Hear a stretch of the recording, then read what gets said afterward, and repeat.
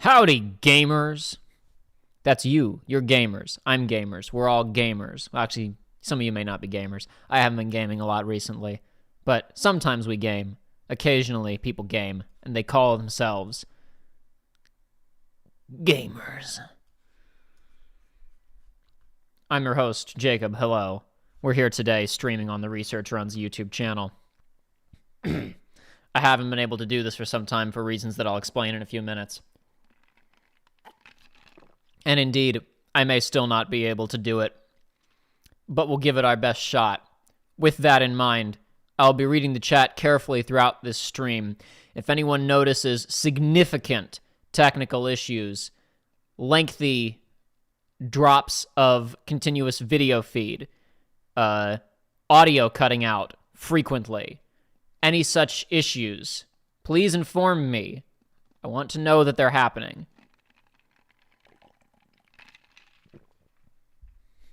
Hopefully, I've resolved most of these issues, but we shall see. We shall see what will happen. For right now, we're just going to sit here and talk for a little bit, and I'm going to turn down the volume on my computer's output, and we're going to listen to some music probably. What music are we going to listen to? Well, we're going to swing over to my stream backing playlist that I have that I've used previously that's been updated only slightly in the last 6 months. So you guys are going to have heard a lot of this before, but who gives a crap? It's totally fine. Don't even worry about it. The main question mark is that there's now FF7 Remake music in this playlist, and I don't know if Square Enix is going to get mad at me or not. So we'll have to wait and see what happens with that. We may possibly play a video game. We may play a game. I don't know yet.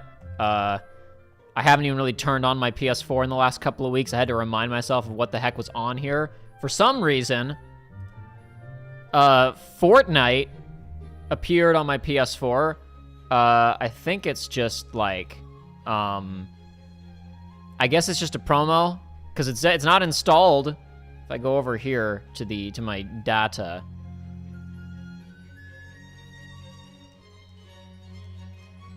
There ain't no Fortnite in here. Only PT Platinum Demo and Episode to Sky. That's all I got. Bye-bye, Fortnite. What was that doing there? Don't know how that happened.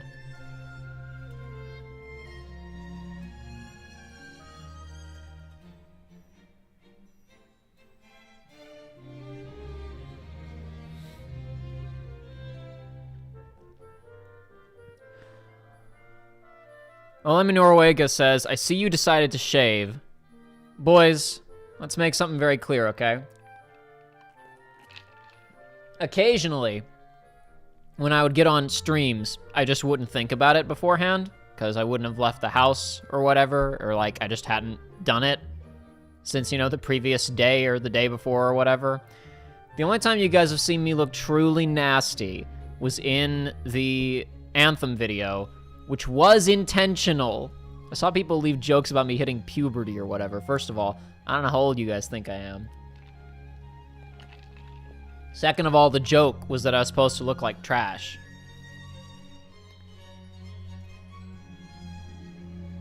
Audible sigh.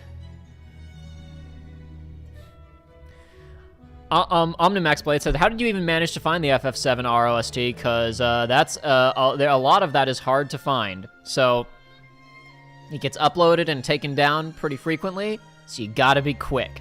I got a lot of it originally before any of it was taken down, before Square unleashed the hounds. And then some people are just still, like, they're just creating channels to upload FF7 Remake soundtrack and then getting taken down, and then it's probably the same people doing it again. So I got a lot of it early days, and then I've picked up more of it relatively recently. Oh look, there's some FF7 Remake OST right now. So we're gonna test this one real fast. Rather, I'm gonna keep the volume relatively low on this one, and I'm just gonna talk over it. Is what we're actually gonna do. Is music too hot? Is the music too high, too low? You guys gotta tell me. If the music's too loud, too quiet, whatever, let me know, and I will make necessary adjustments. Fury Rate, so we can hear your water gulping loud and clear at very least. That's what I was hoping for. Is this ASMR yet?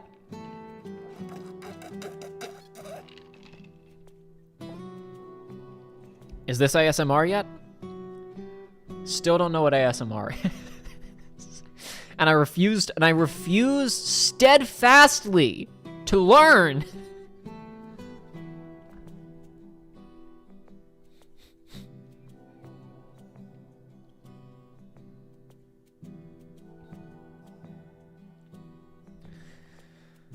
Yeah, the remake soundtrack isn't out yet. I'll probably buy it anyway when it releases, honestly, but I have a bunch of the tracks that I want in the meantime.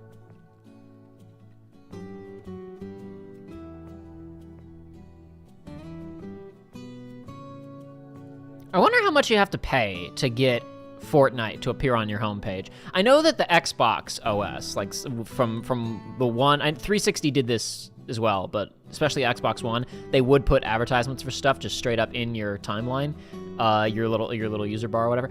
I see it occasionally on PS4, but not that frequently, which makes me think that there must be like a huge fee associated with universal advertising placement on the front of all PlayStation 4 users' timelines. That must be really expensive. Or it's a deal because of the Kratos skin I saw somebody in chat say a second ago. Ah, well.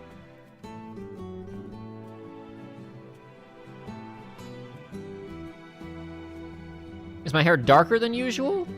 I haven't done anything to it. I don't dye my hair ever. Perhaps the lighting in here is just bad.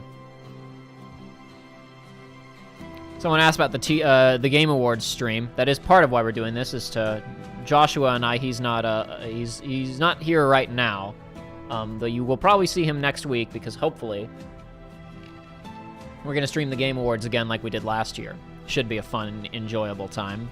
We'll see what happens. Though I honestly, some of you may remember that I said, like, I think it was a month ago. It was like October 20th or something. So it was more than a month ago. I was like, we're going to try and stream, folks. And I had every intent of trying to do what we're doing right now because I thought I had most of the kinks ironed out. And then in a completely unrelated incident to the problems that we normally have, I just lost internet, like completely. I'm pretty sure it was an area-wide thing.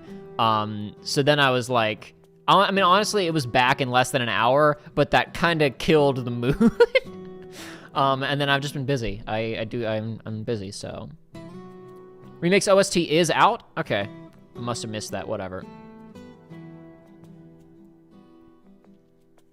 You know what's one of my favorite FF7R tracks? That one that plays during the scene where Cloud is kicked out of the team of Avalanche early on. That track is called The Star of Seventh Heaven, I believe.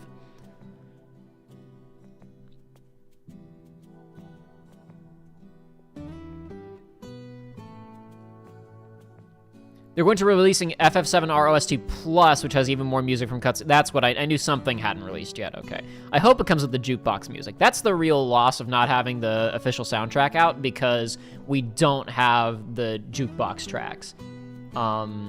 Because, like, right now, nobody's, like, you know, ripped the game files yet or anything, so we don't have the jukebox music from FF7 Remake, except for, like, literally people. There's one part.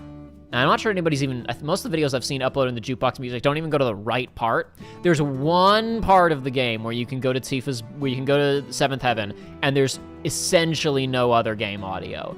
And you can turn on the jukebox and get a pretty clean rip. But I haven't even seen people use that part. There's some other one that I see people using that's in like it's in some other location. I'm not sure it's actually the right one, or the best one, but I mean, I don't know, maybe they know better than I. Yes, the Jeff of the Year Award, says HK47. Correct. I apologize. I should have called it the Jeff of the Year Awards. It's hard sometimes to commit to your own bits.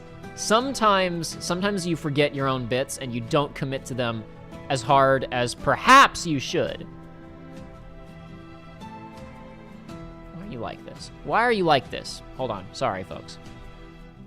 So again, real quick, everybody out there, watching, let me know if you're seeing technical issues. That is the purpose of this, kind of, is to identify technical issues. So if you see anything that, if it does not appear that things are working correctly, you need to tell me. You need to let me know.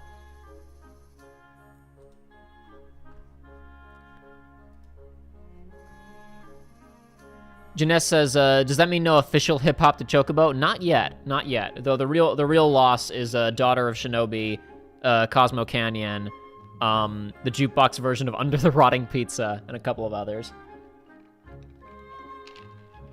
There's some great stuff in that jukebox, man. There's some good tracks. If FF7, okay, so I'm not super invested in who does or does not win any game awards or whatever. People like, I don't know. This is more of a larger discussion. In recent years, people have gotten really uppity about the value of mainstream critics, about like critics are irrelevant, we don't need them anymore, and because critics are all stupid, right?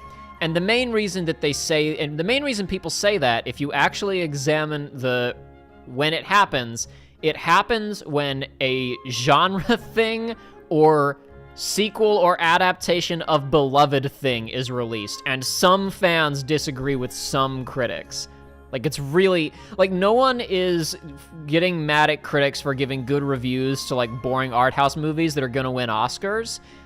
They're just getting mad when critics say Venom is bad, or The Last Jedi is good, or The Last of Us Part 2 is good, or whatever else. Like, they're just it's people who are way too invested in a specific thing getting really upset, and then they look at the Rotten Tomatoes discrepancy between, like, bombed user review scores and the critics scores, and they're like, see, critics are irrelevant, they're outdated, we don't need them. Okay, whatever you say. I'm not saying those people are wrong for having their opinions or whatever, but, like, people who are disgruntled, who are really upset, are going to be more likely to go on Metacritic or Rotten Tomatoes and leave a user score anyway. Just saying. So it's like, you know, I don't care if The Last of Us 2 wins awards or whatever, even if I had strong feelings on that game one way or the other. But, like, you know, awards are really just a chance for certain people to get more attention. And with the Oscars, that became a thing of, it became a way for prestige films to become financially viable. Lindsay Ellis did a video, I think it was Lindsay Ellis anyway, did a video on this, where basically the Oscars stopped being a popularity contest when The Deer Hunter came out. When The Deer Hunter had a really, because they were like, how are we going to make money off of this incredibly depressing, miserable movie about the Vietnam War? And they decided, let's release it in December, and let's do a really hard for your consideration push. And then if it wins an Oscar, it'll hopefully boost our box office revenue. And then that was what happened. And then that became a whole model for an entire section of the industry, right, of making these prestige films. There's not as much of that in video game awards, because video game awards are still, by and large, popularity contests. Most of the people who are nominated for Game of the Year this year are the big games. There's really only been, like, the Game Awards, at least minimum, has done a good job of the last couple of years having one indie game included each time. Like, Celeste was nominated for Game of the Year a couple of years ago, which is kind of a joke when they have an indie game category and then there's an indie game nominated for Game of the Year. It's like, I wonder who's going to win the indie game category. But winning is often not as important as being nominated. You know, it's just about the visibility. I opened all of this to say the only award I have any investment in this year is FF7 Remake OST for Best Soundtrack. It is one of the most incredible soundtracks I've ever heard for a video game. And I don't mean just in terms of the raw quality of the music, because there are probably soundtracks out there that are better to listen to, but the sheer quantity and complexity of music included across a 40-hour package is staggering. There is so much cutscene-specific music, on top of area-specific music, on top of mood area-specific music, on top of engineering to transition between sequences and combat and non-combat and specific locations. Under the Rotting Pizza has 3 versions, if you don't count the jukebox version. There's normal, there's combat, and then there's when you walk through the station, just because they wanted to have a different vibe for that too. Gosh, and when I see people, not to talk about, I don't want to get into any spoilers for FF7 Remake for anyone who still hasn't played it, but when I see people talk about, there's a certain track in FF7 Remake that people, basically every single boss fight in FF7 Remake has 3 phases, and every phase has an individual track. And there's a transition track that plays during the cutscene that takes you from one phase to the next phase, typically. So any boss fight theme in FF7 Remake is really an intro theme, phase 1 theme, transition, phase 2 theme, transition, phase 3 theme, outro into cutscene. So any boss fight theme in FF7 Remake is actually 7 pieces of music, or at least 7 discrete files that the audio will loop and then have a smooth transition into.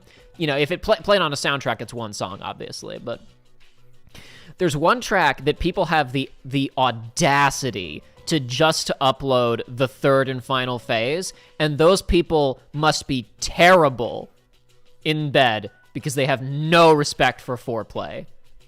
0 respect for foreplay. I was talking with Joey, who still has not played the FF7 Remake, about some of the music from that game. In fact, hold on, just to very briefly give it, because there's a really easy example that I like of kind of, no, you stop that. You stop. Come on. Hold on just a second.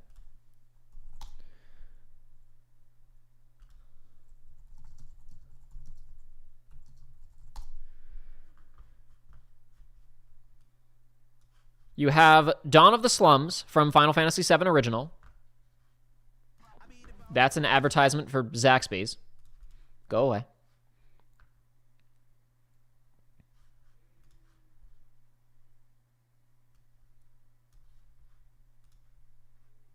Dawn of the Slums from FF7 Original in 3 seconds.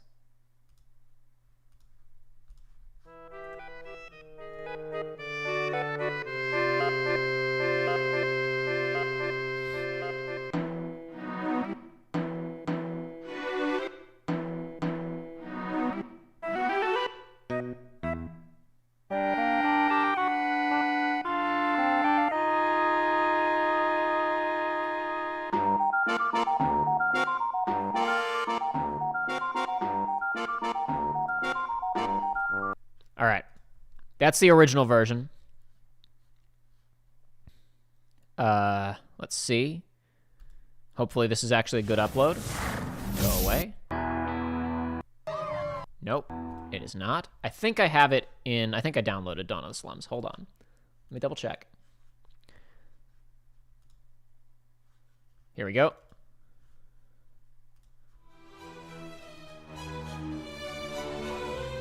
A little quiet. Sorry, folks.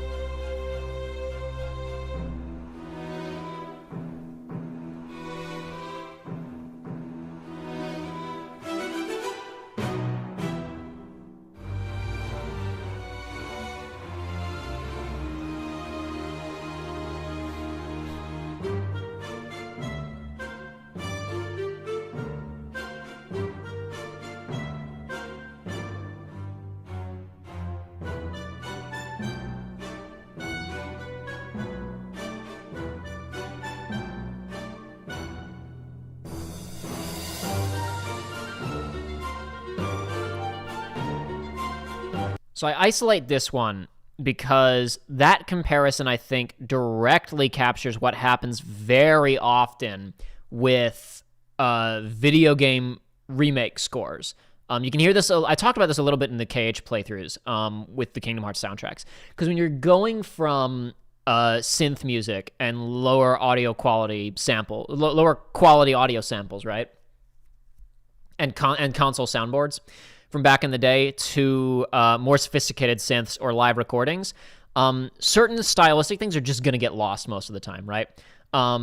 There's just, when you have those types of artificial sounds, it's just going to have a different feeling. It just is. Even if you play the same notes, the same key, whatever else, it's just going to have a different feeling. It's going to have a different sense of impact, right? Now, that's not to say one of those was good or bad, because I like the remake version of Dawn of the Slums, but I think all of us can agree, not a quality argument, those two tracks we just listened to had very different feelings from one another, right? And that was my biggest fear for the remake of FF7, was that every track would be like what we just listened to with this version of Dawn of the Slums. I don't dislike this version of Dawn of the Slums, but if the entire soundtrack of FF7 Remake came out like this, it would have been a shame, because there is so much of FF7 Remake's soundtrack that is just really gross sounds of loud, blaring, borderline obnoxious, and that's part of just what it came through, but it did contribute to the feeling of the game in certain spots where the synth and weirdo sounds that it used contributed to the feeling of the world, especially Midgar being this kind of gross, crappy place, right? Which was part of why when I first was listening to, before the game had even come out and I was watching skimming a playthrough of a leaked copy, or an early shipped copy, because people in Australia got the game like a week or two early. I remember I was watching up to the part where you meet up with Aerith and you complete the rooftop scamper with her and land, and then the guy who was playing it stopped and opened up his menu to start fiddling with Aerith's stuff, right? And then I heard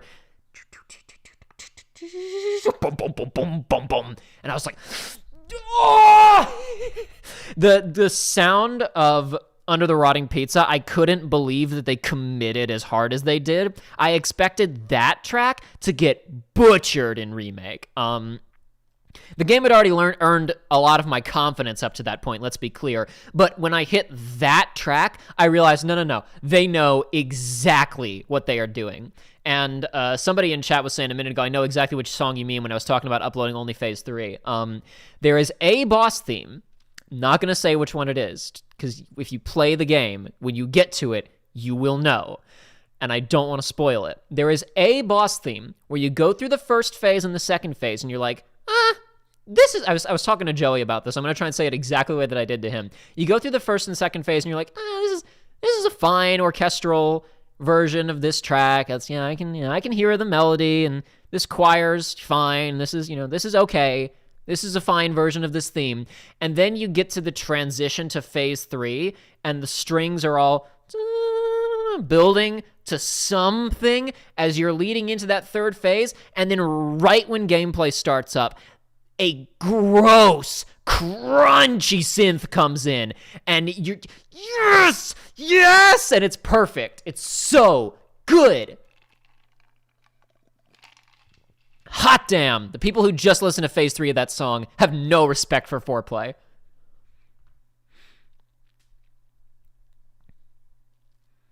I saw someone a second ago talking about Game Awards. Where was it? Hold on.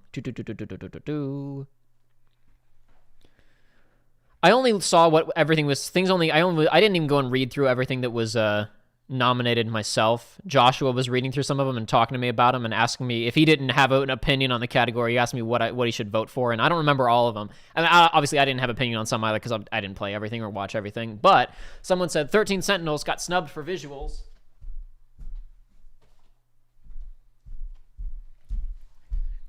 Here's my copy of 13 Sentinels that came in the mail today. There's a look at the visuals.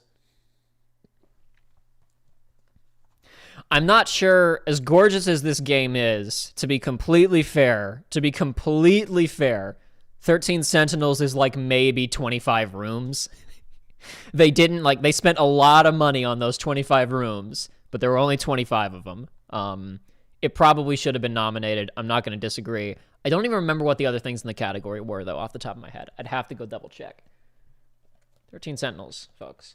I still haven't... I've been watching a playthrough of this, and it's one of those things where I decided, because I bought 999 after I'd watched a playthrough of it, just as like I need to financially support this. I never actually finished playing my copy of 999. I got like 3 endings, I think. But I just like I didn't need to finish that final one because I'd watched it already. I was like I started it and then just kind of got bored because it's like I was doing it again. My brother, when he went through 999, he played that copy. So I don't know if I'll play this in its entirety.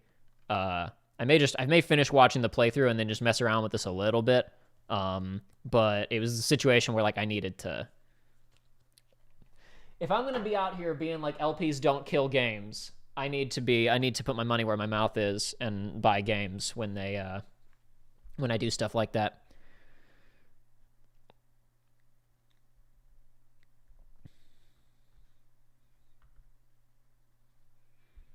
But yeah, my game of the year for this year is gonna be FF7 Remake. It's so good. It's so good.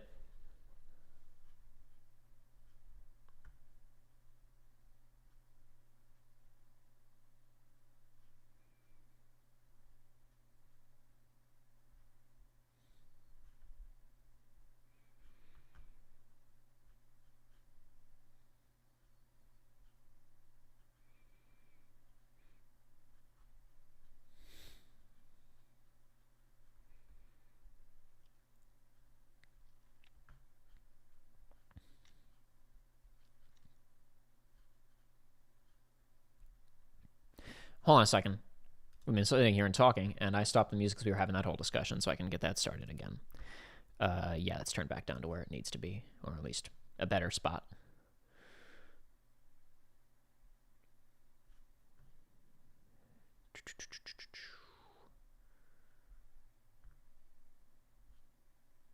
Where? Yeah, whatever.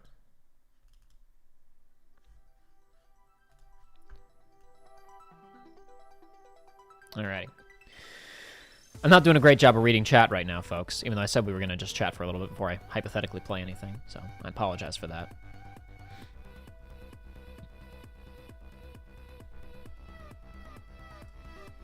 I haven't seen any of Tsushima, so I can't make any judgment call on whether or not. Like, I was interested in that game during the initial trailers, and then when the gameplay trailers started coming out, I was like, oh, it just looks like an open world game, and I really lost interest. I don't know, maybe the story's amazing, I really don't know. If The Last of Us 2 wins Game of the Year, I won't be mad. I haven't played it yet, but I've watched enough of it, and I've watched more than enough reviews, positive and negative, to think that I would probably like the game more than I dislike it. And I just have so much respect for people who try. Honestly, I think people think that I think maybe people assume that my standards are, like, incredibly high, and they're really not. I just can't stand when things don't try, which is why Kingdom Hearts has gotten really frustrating for me recently, and why Ruby became unbearable. Like, Season 1 of Ruby, despite being kind of bad, is like the definition of, wow, they're trying, because they had no money, and then as it goes on, they don't start, they stop trying, and you're like, oh no, this is terrible. Okay, so I'm not talking about FF7 spoilers, but Thomas Davis asked Jacob, how do you feel about how they're moving away from the original FF7 story? We don't know what they're doing yet. Let's all chill out let's not talk about Part 2 until Part 2's here. Let's all calm down about that, all right? Let's be very clear about something, okay? Let's be very clear about something right now, okay? If I receive my copy of Final Fantasy VII Part 2, and I open it up, and there is a pile of human excrement inside, I will still like Part 1. All right? Let's be very clear about that right now.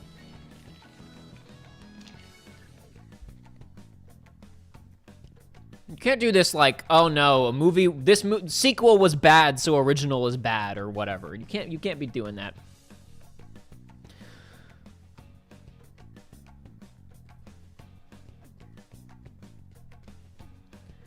Not Friendly Name says, Game of the Year 2021 will be nuts thinking about it. Zelda, maybe. God of War, Horizon, Cyberpunk. Who knows? Is God of War slated for next year? Did they say God of War is 2021? Because that seems kind of fast. When did God of War come out? Was that 2018? I guess that's I guess it's not that fast. Like, if the game looks... If they don't really, like, try to push the power of the PS4 and it looks about the same that the last one... Is that slated for 2021?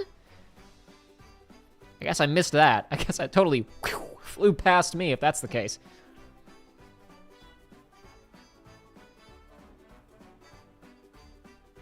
Thomas Davis, I'm well aware that Part 2 of FF7 Remake will probably not be entirely the same.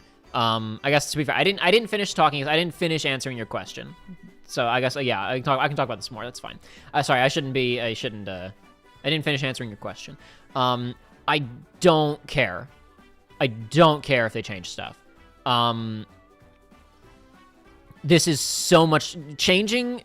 Okay, sure. If what they change it to is bad, then I'll say that it's bad, right? It's not like change for the sake of change is good.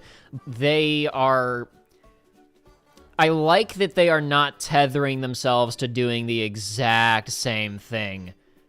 I mean, they were already doing slightly different stuff, and I would have hoped from minute one that they would have done slightly different stuff. They've basically just, instead of making some minor changes, they put a big billboard down that said, hey, listen, we're gonna make some changes. You need to be okay with that ahead of time.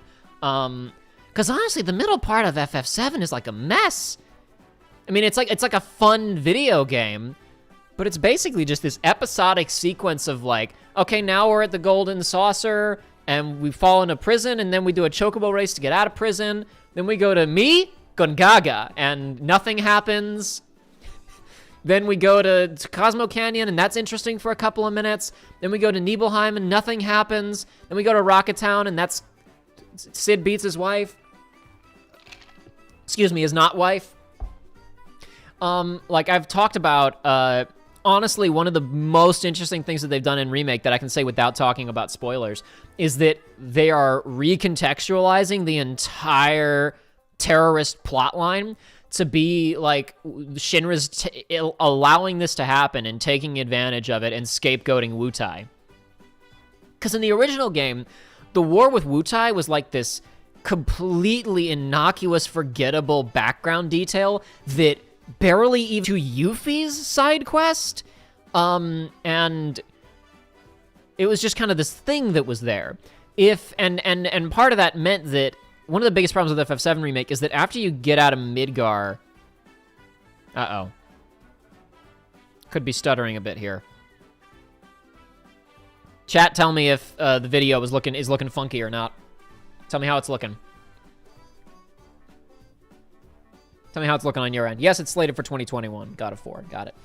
One of the biggest problems with FF7 Original... Oh my god. What is wrong with you? What have I done? What have I ever done to hurt you, huh? I've done everything that I can to make this work properly at this point. You stable now? You stabilizing? Okay, thank you. All right. One of the biggest problems with FF7 Original is they set up the board... They set up Shinra.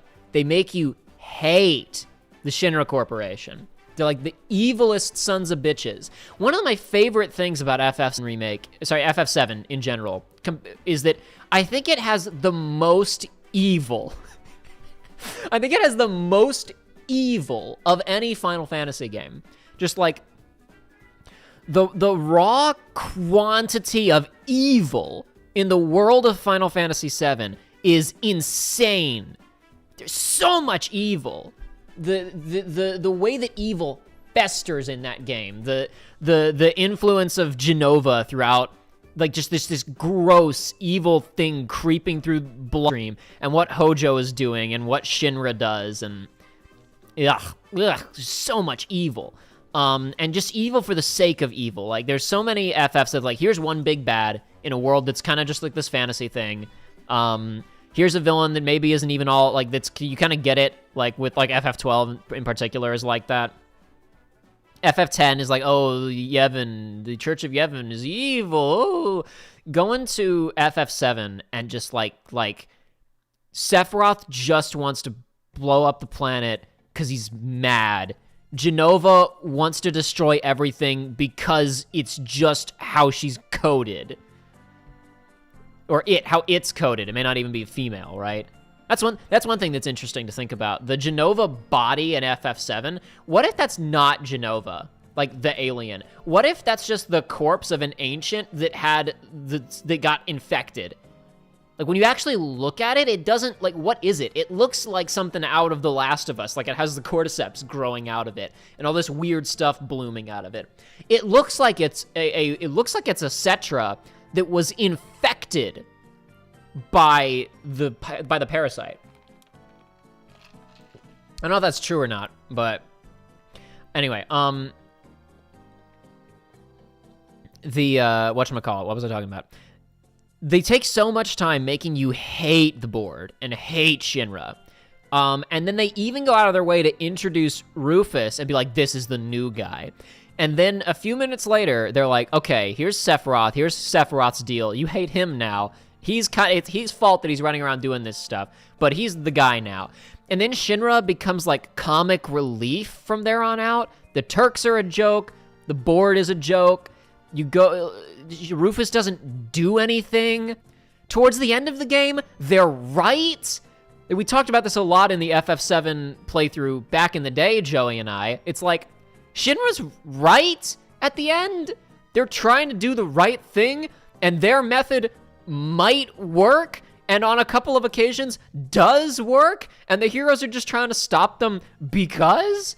And, like, you go through the entire middle section of the game, and you're just wandering around following Sephiroth, and nothing is happening. The remake seems to be building towards, I've talked about this on Twitter a couple of times, a ticking clock element of they're gonna go carpet bomb Wutai again. Because why not, right? Like, it would be, I don't know if they're gonna do it or not, but it would be so easy. You know, like, the parade sequence that happens at Junon that feels really silly? Like, why are they welcoming President Rufus as the new head of Junon, which isn't even the capital of the Shinra Empire? Why are they doing, he just gets on a boat and what's happening? I mean, I guess, you know, it does work that it's like a corporation is having a military parade for its new leader who only got in because he was the second in command of the, like, I mean, it works. I'm not saying that sequence is pointless. I'm not criticizing the parade sequence from the original game. Imagine if that converts into a literal war rally where he's like, and by the way, my first action as president, I am reinitiating hostilities with Wutai in retaliation for their vicious attacks on the city of Midgar. And then Yuffie's involvement in the plot goes from, haha, lol, gotta steal the material because whatever, dude, to I've gotta kill this guy before he carpet bombs my family. Again! Again!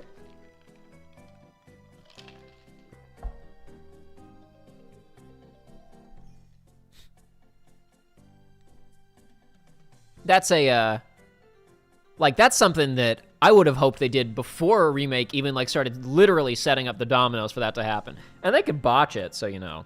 I got something in my eye. I think I got it that time. Just a little trash. Skipping every almost 10 seconds. Fantastic. Hiccuping just a couple of seconds at least on occasion now. Why are you like this? All right, is there something going wrong? Oh, hold on. Well, I mean, obviously something is going wrong. Is there something that I don't know about that is causing this, perhaps? Let's have a look around. Anything running in the background that shouldn't be? Am I pulling internet from somewhere that I shouldn't be? Why are you like this? I hate it. I hate it. All right. Hold on, folks. What else could be done? What else could be done here? Well, yeah, that doesn't need to be there. That was probably pulling some information. That doesn't need to be there. Okay. We're gonna let that... It's not because it's a Mac, Yush. I was able to stream successfully previously. I've had literal internet, like actual literal internet problems at my house. Let's make sure that that's not causing... Oh my god, I hate you. Stop doing that. Thanks, YouTube. Your new interface is great for streaming. It's super duper useful. Okay. Looks like it's stabilized a bit. Nope. Back down. Fantastic. I love it. I love it. It's really good. I like it a lot. But I think it would be better if it didn't.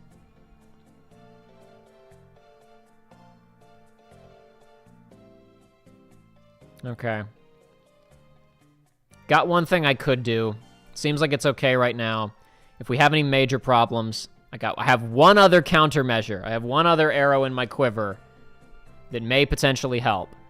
Fact of the matter is, Comcast really needs to get off their ass, but,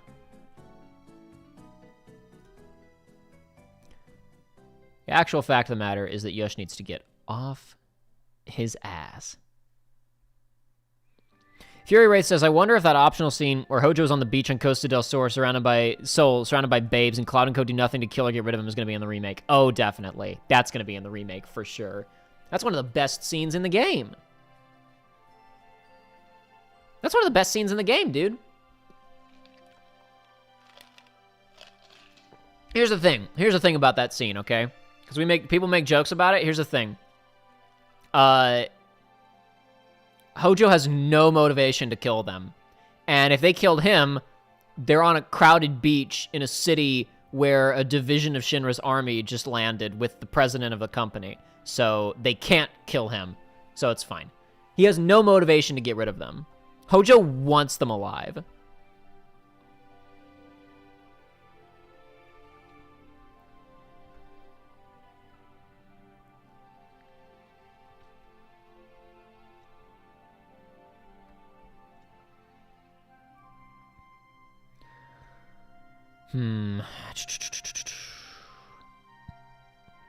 All right. Okay.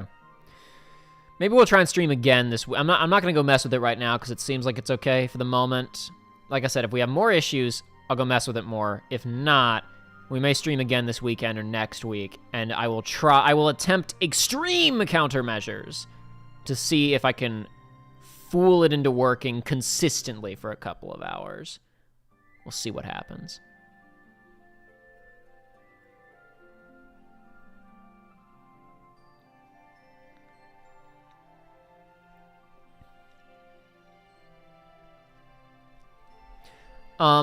To talk just a tiny bit more about, over-under on a bad CPR minigame, 100%. We will have to give that little girl CPR for sure. We will absolutely have to do a CPR minigame. That's 100% going to be. Dude, they kept the squats. They added pull-ups. We're going to give that girl CPR, and we are absolutely going to ride a dolphin. I guarantee it. I don't know what they're going to do in part 2. We will give that girl CPR, and we will ride a dolphin, because this is the thing. Like, I think about people, like, talking about... I think about Kingdom Hearts fans saying, like, oh my gosh, Tetsuya Nomura, he knows exactly what the fan base wants. It's amazing. And it's like, he clearly doesn't. On that, at least. With FF7 Remake, they have got such a firm grip on the pulse of that game's legacy and fan base. It's kind of astounding, honestly, which is also part of why I'm really not concerned about what they're going to do with part 2. Like, oh no, are they going to ruin the game and go against everything the game stands for? No. They're showing a better understanding of what Final Fantasy VII is about than they have since perhaps Final Fantasy VII released.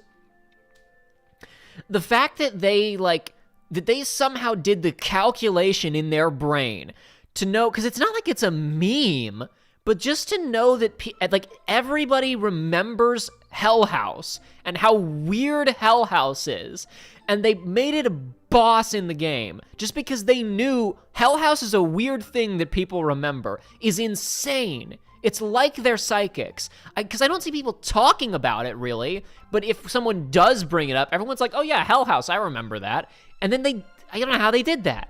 It's incredible. Pretty impressive.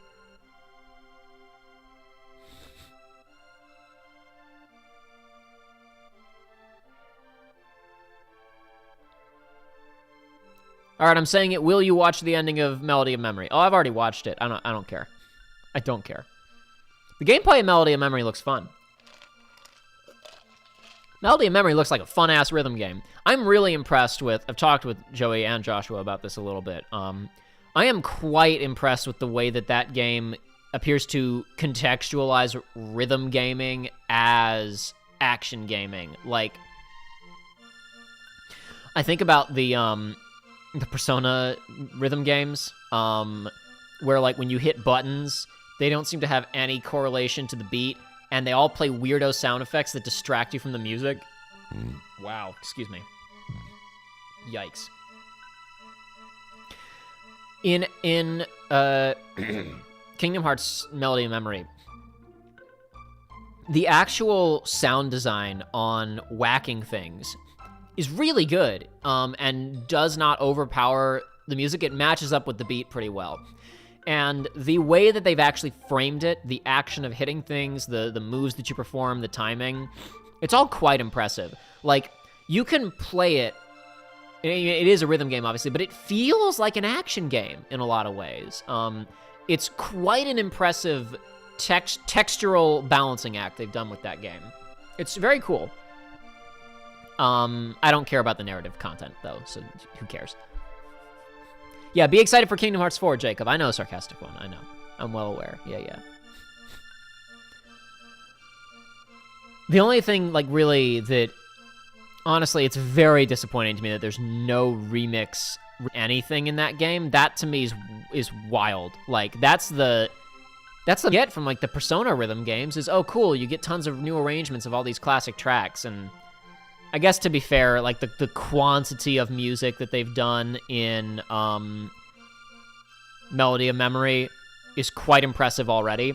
And the way that they design levels, both in terms of the actual literal layout that you're flying through and the way that they design, like, enemy placement, is a lot more complex than a conventional rhythm game. So to then take the, whatever, like, 120 tracks there in the game, and then say, okay, we're also going to make, like, 20 new tracks and levels for them... To be fair, the campaign of the game isn't that long, it seems like. It's like, it's like 7 hours or so? I mean, that's not bad. Was it 60? Did they sell it for $60 or $40? Because it kind of seems like a $40 thing, but I'm not going to be too mad at it if they sold it for 60, because it, like, if you're going for high scores and doing performance mode and stuff, then it's like, that's fine.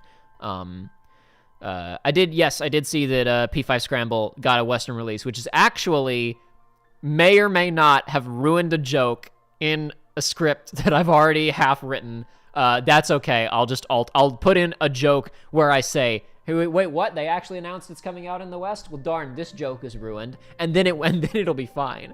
Full 60? Yeah. I'm not too mad about that. It's okay. Roxas 180 says, Kingdom Hearts KH3 had little representation in the game. There's no conspiracy behind that. It's because the game is built in Unity, and they're dumping assets from all of the older Kingdom Hearts games on the older engine. There's no Unreal 4 assets in that game.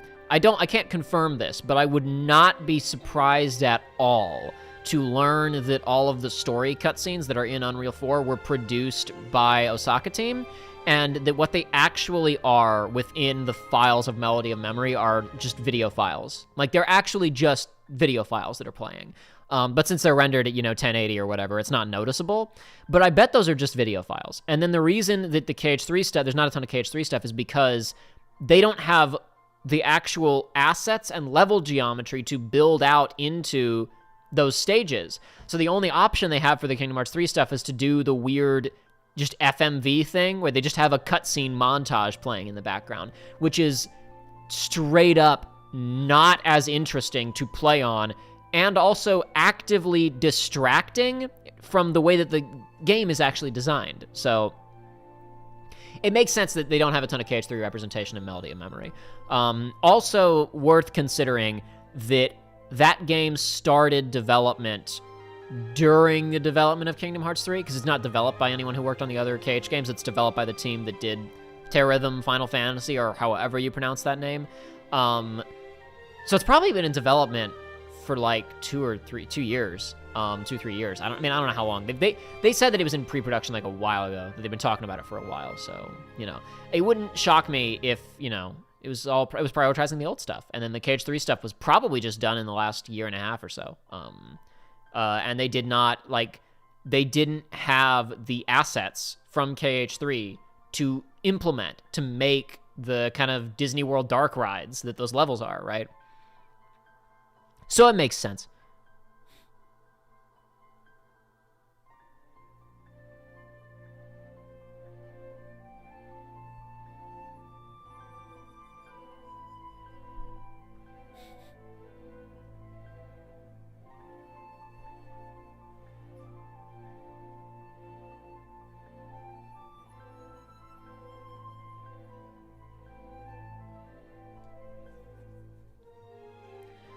Jacob, conspiracy theory time. Melody of Memory has no Pirates of the Caribbean representation? I don't know. To be fair, that Hans Zimmer, it's Hans Zimmer, right? Would be pretty intense to rhythm too. So, I wouldn't imagine there's a legal problem. Great, now I'm dipping again. Dipping again. Oh, I probably just cut out there a little bit again. Fantastic. Whatchamacallit? What was I saying? I wouldn't imagine there's a legal issue with the Pirates of the Caribbean theme, so I don't know. Maybe they just didn't want to do it. Is there seriously no Pirates of the Caribbean anything in Melody of Memory? I watched most of it. I skimmed. I wanted to see what the stages looked like. So I've seen probably like half the stages, just because I was curious how they were all designed. So I'm sure, I know I missed stuff. I know I skipped over a bunch of worlds and tracks. I guess if you say they didn't do that, then that's fine. Oh, no Tarzan is no surprise. They can't do Tarzan anymore. They can't do Tarzan anything, Ethan. Disney, don't ask me the details. That legally, they can't do the Tarzan stuff. Tarzan is not owned by Disney. Tarzan is an IP that people license to do a movie or a project. Disney licensed Tarzan. They did that one movie. They real quick, while they still had the license, cranked out a TV show and straight-to-video sequel. And then it was in Kingdom Hearts 1 while they still had the license, and they do not have the license to Tarzan anymore. Don't ask me, because I don't know how that works. I assume, they obviously they still have the rights to sell their own stuff.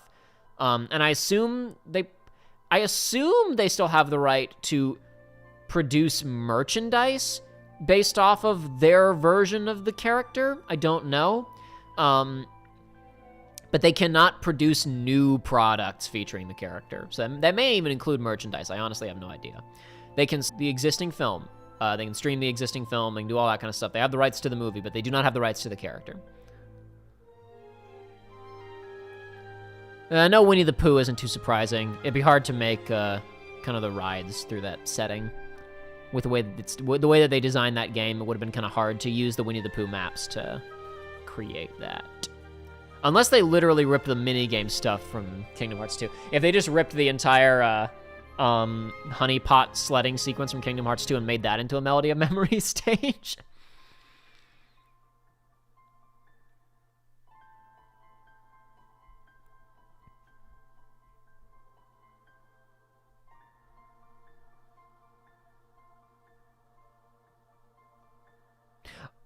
Amelia makes a good point that I completely forgot about. Lol, I don't know if I wanted to play the original PS2 Pirates theme song. That's correct. Melody of Memory uses, I totally forgot, all of the original release MIDIs. So it would have been that terrible meme version of the Pirates of the Caribbean theme. That completely slipped my mind. In my head, I was thinking, oh, they have you do... Because you do a couple of just the songs, right? I know Let It Go is in there. Is Under the Sea in there? There's a couple of just the actual songs, Disney songs that you rhythm along to, right? You would honestly, that doesn't surprise me. That seems normal for a rhythm game to throw in a couple of the Disney songs. But that's right. Unless they counted it as essentially a legacy song, like the Let It Go or whatever. It was just this is a Disney musical song, and they just said this is from the soundtrack of Pirates of the Caribbean. They would have. To keep consistency, they would have used the MIDI, and that MIDI's terrible. So that could have... There's Atlantica, isn't there? There's totally an Atlantica stage, and Ariel's a party member. I've seen that. I saw that footage. Yeah, KH1 Atlantica is in Melody of Memory.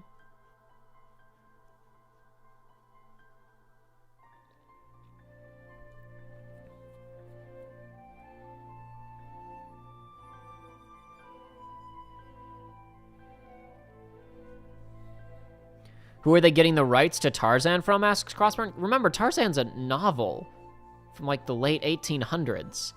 It's been licensed by, like, 100 different movie studios over the years. Who owns... I don't even know who has the film rights to Tarzan right now.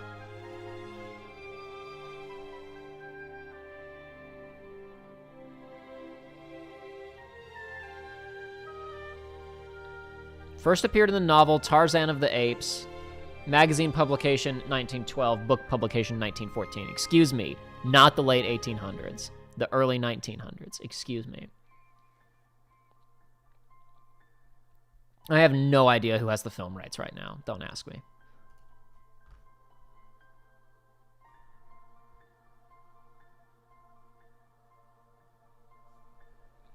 Max Byte says, KH1 and 1.5 and 2.5's OST are my favorite remaster/remixes of a soundtrack ever in a video game, by the way. Almost every single song is only improved.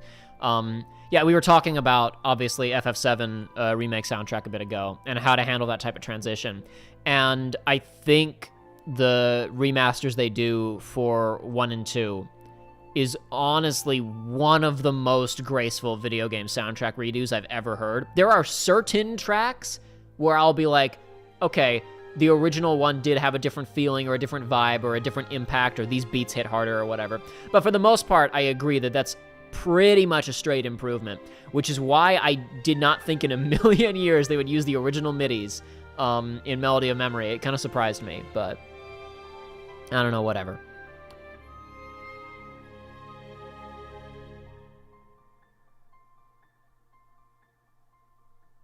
It's not public domain, no. Tarzan is not public domain.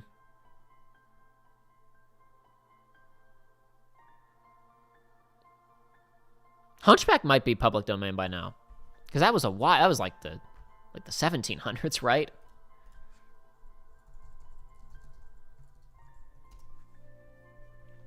Guys, when an author of a book dies, like, it's not like, oh, enough time goes by and it just is in the public domain. Like, their estate can maintain control of it.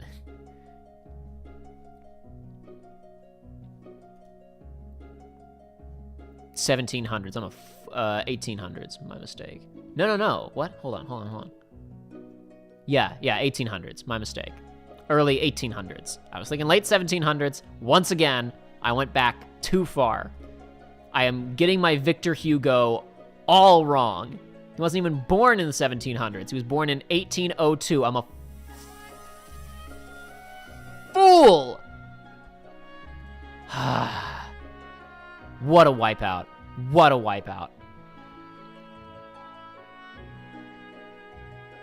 I will say, because I saw somebody a second ago talking about playing through Melody of Memory, showed them like how much the soundtracks are worse Birth by Sleep onward. I will say, I do, since there's a track from Birth by Sleep playing right now, I do like the soundtrack for Birth by Sleep a good bit.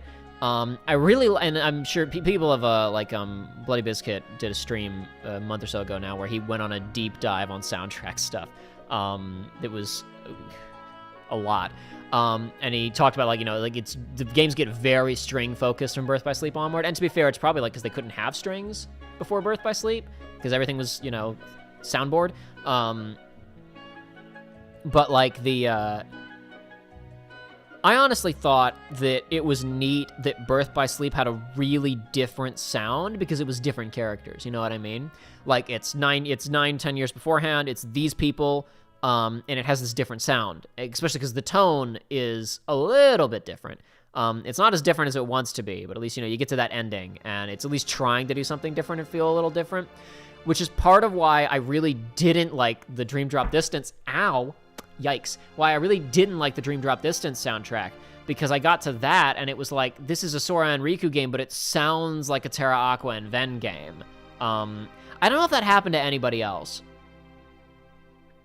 I'm not even making a slam about the quality of that soundtrack or whatever, but it just like, it was very odd because to me, I associated the sound of Birth by Sleep with those characters and that time period and that vibe. And then to hear that in a game with Sora and Riku felt really weird. I don't know if anybody else felt that when they played Birth by Sleep.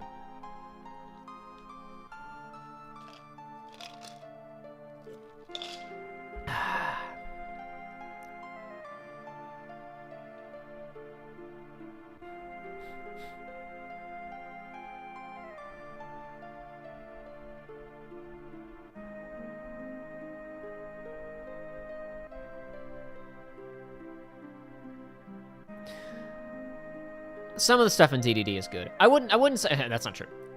All of DDD is good. None of DDD's soundtrack is bad. It's all fine. It's just there's not very much of it that's stellar.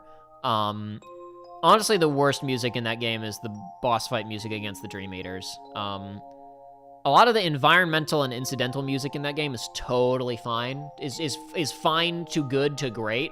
But the Dream Eater boss fight music is like, how do I put this? It's not even that it's necessarily like a bad raw composition of music. It's that I don't know what I'm supposed to feel. Like when Majestic Wings plays, am I supposed to be excited? Am I supposed to be excited or worried or stressed? Am I supposed to be intimidated? Is this supposed to be fun? Like, the vibe is so unclear. That's one of the biggest problems with the tracks in DDD that aren't great. It's not that, like, they sound bad. It's that, like, what am I supposed to feel? Most songs you listen to and they have a feeling. They have a way they're supposed to make you feel. There's no tone to some of the tracks of Dream Drop. That's the weirdest thing about its soundtrack. Oh, the Dream Eater menu theme is just bad. I guess I forgot about that. La la la la la la la. That's bad. That one, that's the only track on the game, off the top of my head, that I can think of that I will say is bad. It's not good. Honestly, I say that. Honestly, even it's not that bad. It's honestly, yeah. The harsh transition from other menus into that is bad, but that track's honestly not that bad. The Dream Eater theme, not the menu theme, but the Dream Eater theme, the one that is la, la, la, la, la, la. That one I don't like. That one I actually do not like listening to. It's annoying. The rest are like fine to good.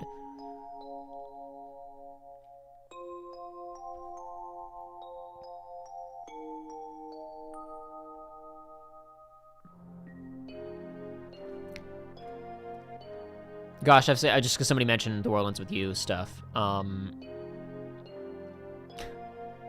seen people talking about, like, because I did that video on The World Ends With You Neo, or Neo The World Ends With You, and people are like, I'm sure Nomura was advocating for this because he's setting up for Twiwi with the Kingdom Hearts. And no, he's not.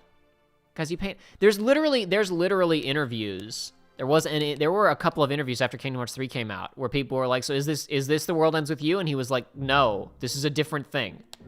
The World Ends With You is not going to be in...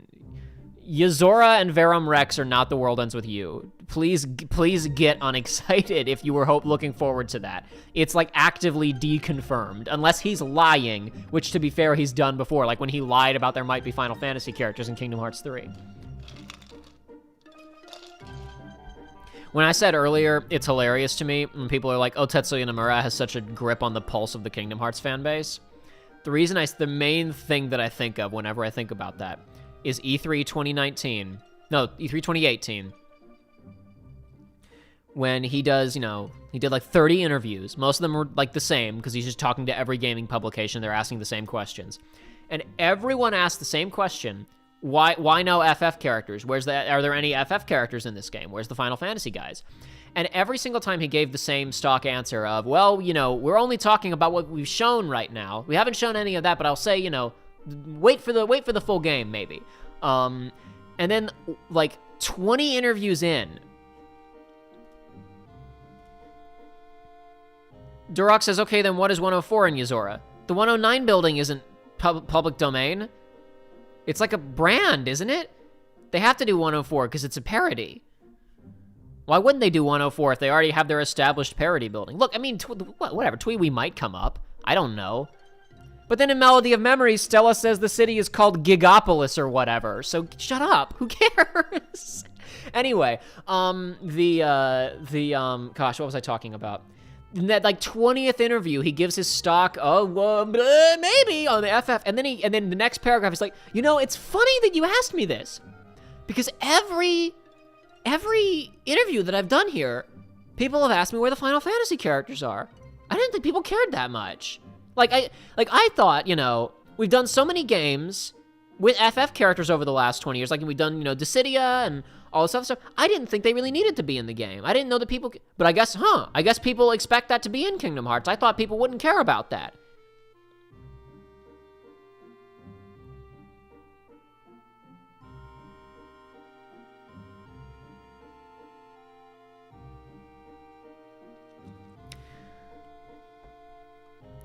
When I see people talking about, like, I don't want to talk about Kingdom Hearts too much. I've talked plenty about Kingdom Hearts. I'll talk more about it some other time. Quadratum, whatever. Who cares? Quadratum. He'll probably change his mind before the next game anyway, so it doesn't matter.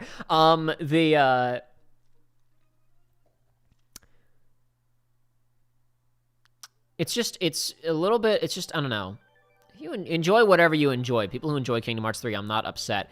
But when people are like, what's especially weird to me is people who have gone through their entire, like, last 10 years of being like, oh boy, I can't wait for Kingdom Hearts 3 to resolve all these plot threads and for all this stuff to happen. And then even people who are, like, really liked Kingdom Hearts 3, I don't say this like I'm trying to call out some kind of hypocrisy or, like, got you, proven anything. People can like whatever they want to like. It's fine. I just want to demonstrate something that I've observed. I've seen a lot of people who are like, okay, Kingdom Hearts 3 wasn't everything that I wanted it to be. I still enjoyed it, wasn't everything I wanted it to be, but that's okay, because honestly, I'm really excited for what happens next. Every time I see people get into arguments about Kingdom Hearts on Twitter, invariably the argument that one side comes back with is, I think Kingdom Hearts is going to get really good now. I think that it's going to get really exciting going forward. I'm really excited for what happens next. Why? Why couldn't it have been good right then? Why, okay, the reason I bring this up after talking about the FF stuff is, like, I think about people who are like, oh, dude, I can't wait to see how the Cloud and Sephiroth plotline gets resolved. Tetsuya Nomura, I don't think cognitively processed that as a plot line. I think that was just a thing in his head.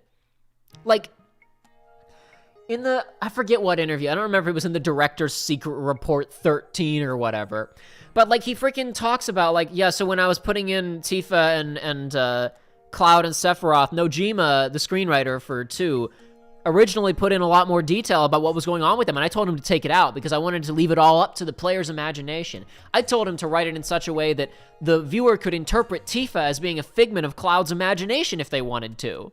Which, first of all, wait, so Sora, Donald, and Goofy can see a figment of Cloud's imagination? What? But, okay, let's move past that. That's fine. Like, okay, in Kingdom Hearts 1, Cloud is like, I'm looking for something. I'm on some kind of mission. And the audience goes, ooh, that's Cloud Strife from Final Fantasy VII, one of the most famous video game characters of all time, and he's doing something in this setting. Cool. Final Mix rolls around. He and Sephiroth have a cool fight, which it's important to recall, because I like Mr. Klemps. I like Klemps' videos. I have some umbrages with his takes on Kingdom Hearts, and one of them being his proposal that, like, the fight between Cloud and Sephiroth in Kingdom Hearts is, like, in Kingdom Hearts 1, is, like, purely masturbatory. If it happened in Kingdom Hearts 3, and all that it was just what was in Kingdom Hearts 1, I would agree. Because now we've had Advent Children and Dissidia and FF7 Remake and all this other stuff. But it's really important to remember that part of why Kingdom Hearts 1 was so magical for FF fans, and this is what Nomura was talking about when he said, I really didn't think that they needed to be in Kingdom Hearts anymore, is because back in the day, once credits rolled, and you had the outro screen and you had to turn your PS1 off or your SNES off. That was it. Those characters were done and gone forever, right? As soon as you get to the Starfield in FF7, that's it. You're never going to see Cloud Strife again, except in Irka's God Bless the Ring. So to see him show up in Kingdom Hearts 1 in a higher level of fidelity than he has ever been seen before, and to have a cool fight with Sephiroth was insane in 2002/2003. Now, post-Advent children, it seems a little silly, but then it was a big deal. So in Kingdom Hearts 1, it's just Cloud's doing something, whatever. He fights Sephiroth and they fly away, right? And I think if it had just been that, then people could have read it as just fan service, fun, tease, whatever, right? But then he's back in Chain of Memories, and he alludes to, I'm trying to do something, but we don't know what. Then we get to Kingdom Hearts 2, and he's trying to do something. And Sephiroth is trying to do something. And Tifa's trying to do something. And it's like, okay, now it must be going somewhere, right? Because we're just doing what we did last time with slightly more information and one extra character and a few more interactions. So, like, it must be going somewhere. But I think that it was entirely just functioning on the level of, hey, wouldn't it be cute if Cloud showed up and fought Sephiroth? And we'll make it a weird thing for fans to speculate about on forums. And that works when you do it once. If you keep doing it, then people are gonna go, so where's it going? And you can't just stop.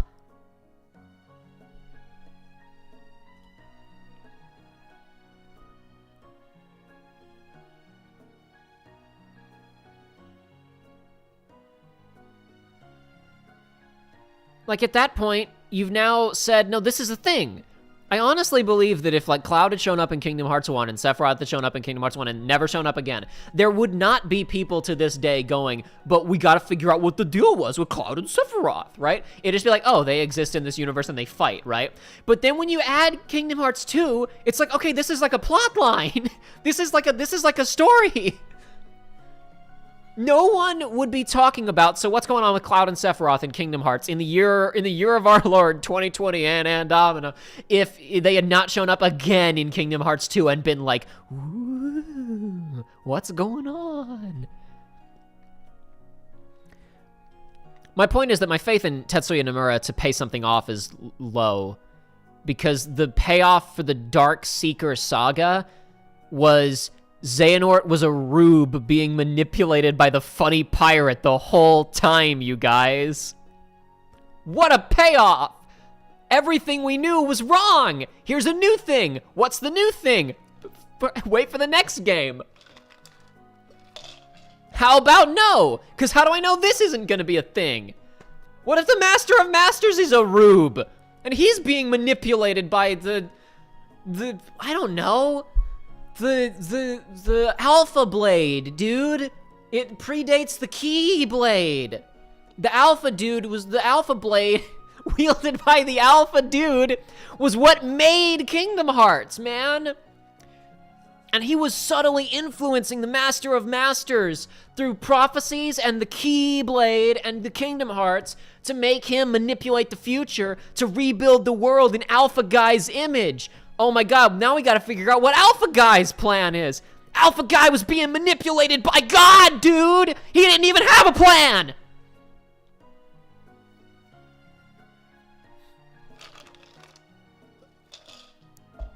Show me the money.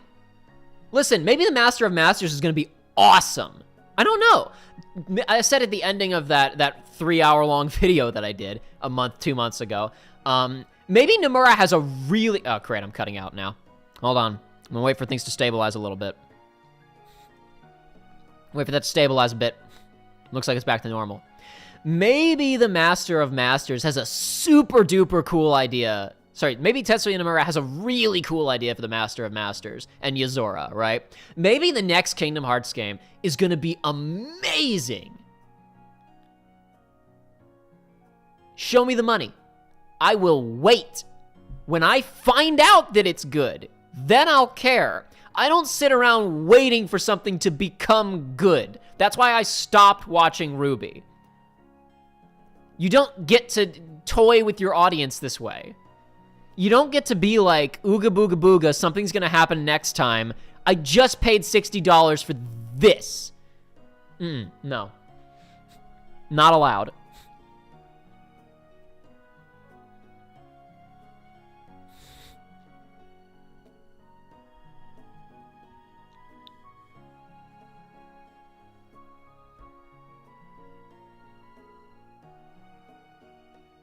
Master of Masters was a pawn of Sephiroth. It all comes full circle. Entirely possible.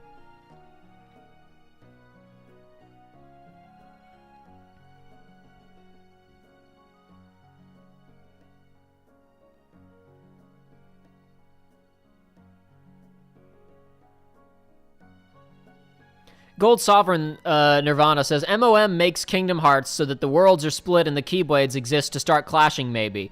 To what end? To what? Like, okay, so first of all, we don't even know that the Master wanted any of this garbage to happen. Because, like, it's entirely possible that his statement of is immutable is true. We don't know.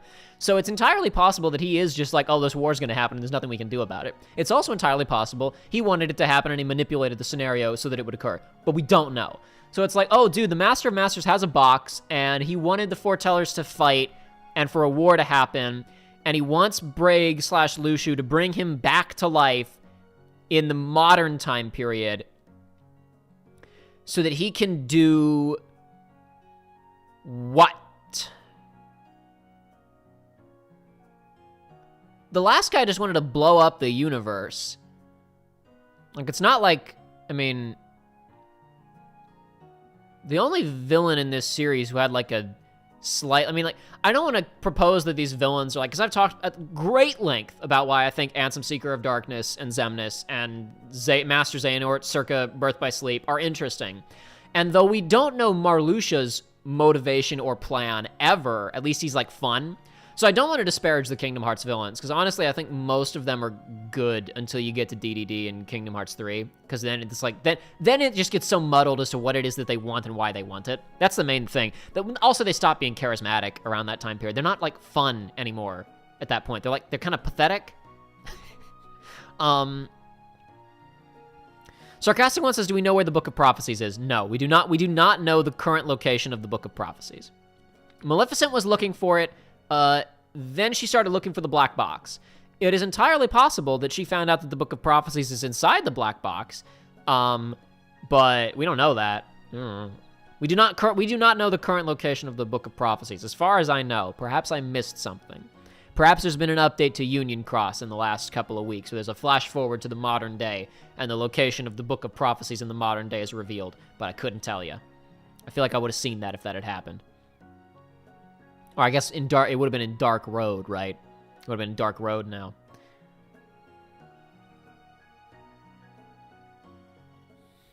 The MOM, Master of Masters was manipulating Xehanort, who was actually manipulating Master of Masters, because the Master of Masters wanted Xehanort to think he was manipulating him while he was actually manipulating the manipulator, precisely. And then Xehanort will return. After we defeat the Master of Masters, it will be revealed that this was all part of his master plan, that defeating the Master of Masters was the necessary thing to be able to open the gates of hell for Xehanort to come back, so he can return from hell with Ericus, who sits corrupted to be into darkness, and he's going to be the new villain after the Master of Master saga. Then the Xehanort saga is going to start back over again, and it's going to be the Return Dark Seeker saga, and then he's going to die, and it's going to be returned. That was all part of Master of Masters' plan, and Master of Masters is going to come back. Whatever. Book of Prophecies is the Winnie the Pooh book, no doubt. It's most likely. Ethan, I never said I was streaming Doom. I said this was a stream. I said this was the stream of Doom. Like the Temple of Doom. Because I didn't think it was going to work properly. And it's barely working properly, apparently. So I guess I might as well explain a little bit about what happened.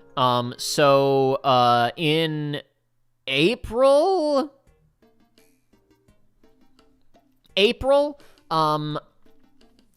we had a complete internet loss in my house entirely. And it wasn't like an area blackout, just my house stopped working for like a week or so. We got it fixed. It was functional again. But I discovered that my upload rate was not good enough to stream. Basically, if I did a conventional stream test, like a speed test, right? My ping was good. Actual upload speed was what is expected from our service. But if I were to actually stream something, not like upload a file to YouTube or send an email, which is what upload speed measures, you know? If I was to continuously send data, be it a Skype call or a Discord call or OBS stream to YouTube, I discovered that I had extremely inconsistent packet loss, where essentially I would go for 5 seconds of the speed was maxed out and everything was working properly, and then my kilobytes per second would plummet to anywhere between 10 and 1,000, and my packet loss would leap from 0 to anywhere between 20 and 70%. And it would do this for about a second, and then it would jump back to normal. And sometimes it wouldn't do that. I would turn stuff on to run tests and see if I'd fixed anything, and it would be fine. And then I would test it again 2 hours later, and the problems reoccurred. I thought perhaps this is everybody is at home and the pandemic is happening, and maybe I just live in the middle of nowhere and there's a lot of system strain because everybody is on Netflix. So I decided, I thought that's pretty unrealistic, but I don't know what else would be causing this problem.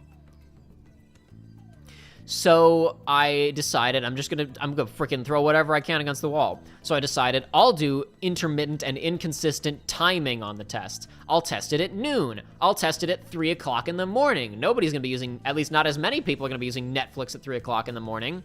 Consistently inconsistent across the board. So after a month or two of this problem, I just stopped running tests because I didn't have the patience for it anymore.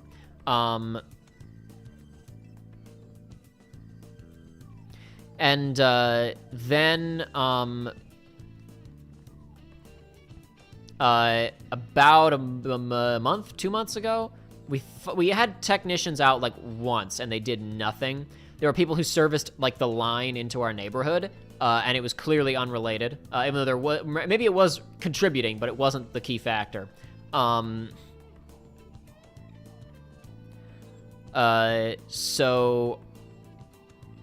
Sorry. About 2 months ago, we had a guy come out here and take a more thorough look at the situation. We had our switch fixed. We had our new switch installed, I believe. I think so. A couple of other things fixed. What we did not have, and we still haven't had, is literally having the modem replaced or have the modem upgraded. We're also considering a couple of other things that we can do, but the technician we got out here was like independent, and everything else at this point we would have to do through Comcast, and not happening right now. So basically, I identified a couple of things. I don't want to talk about it in too much detail, if you guys don't mind, about the specifics of some of the setup at our house that could be contributing. I still think that there are problems. It's probably we need a new modem and a couple of other things that I don't want to get into that are just things that are beyond my power to fix. But recall that, because like this was, I could do this, you know, before. We had stutters occasionally. We did have video stutters occasionally, but I didn't usually have hard audio to drops. It would just be like the video would freeze for a few seconds, but the audio would still be there. I've had in the past streams skip. I've had issues. I've fixed most of them, and I had things essentially functioning at a level that I found acceptable for the scale of what I do. And then this happened, right? So, I imagine that there is a hardware factor that needs to be corrected. However, I was able to identify in the meantime a couple of other things about our home setup that I could do to strengthen the signal that I'm getting here on my desktop where I'm streaming, to make it more stable. which seems to be doing the job because I've run a couple of tests having done this, and the type of, like, you know, the dives that I'm talking about having aren't occurring. While we've been going today, during this stream today, we've had, like, I think so far over how long we've been going, an hour and a half, we've had maybe 4 times where we had dips, but it wasn't what I had during those experiences where it would be, like I said, like, it would dip to 100 or whatever and then back up to 4,000 kilobytes per second. The dips we've had today were, like, kind of fluctuating between 2,000, 3,000, then back up to 4,000, which is, like, not ideal, and you don't want that, but it's, like, relatively expected. You know, just sometimes, oh, there's a bit of a stutter with the internet for whatever reason. Those are just kind of the sort of things that happen. They don't happen to professional streamers who have, you know, business lines into their homes and pay for, and, you know, live in a city and they have fiber or whatever. Or at least they don't happen that often. But you know, like the losses we've had today are, like, predictable and somewhat expected, like they're normal.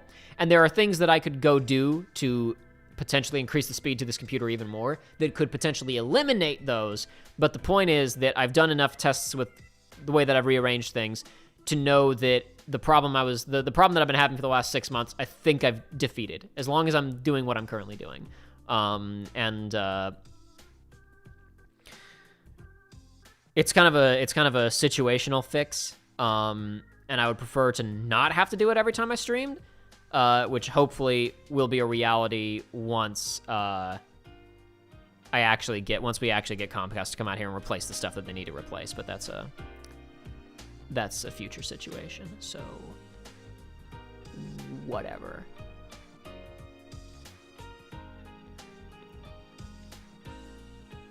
Yosh said, thoughts on the FF16 website. No more thoughts than what I previously had in the FF16 video that I made.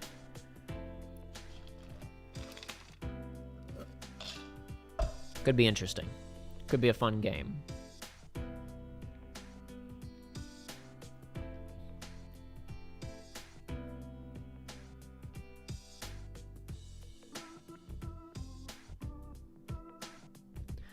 Thomas Davis says, the biggest problem with Master of Masters is his identity. Like, they're hiding it to make it feel like a big surprise when we find out, so it should be a character we know, right? This is another problem with the way that they write this story. When they make things this big of a reveal, the payoff, like, let me put it this way, right? Like, okay, how do I put this? If the Master of Masters had handed Lucio a gun, if he had just said, take this 9, right? Then, like, it would just be a thing. Because it's the box, now it's like, what? I don't know what could be inside the box that would be satisfying to people. You know what I mean? I don't know what could be in the box that would be satisfying at this point. Because they've been building up this thing since 2017. And they've been building up the Master of Masters indirectly since 2013. If you just introduce a character, like, imagine if, imagine Birth by Sleep introduces Master Xehanort, right?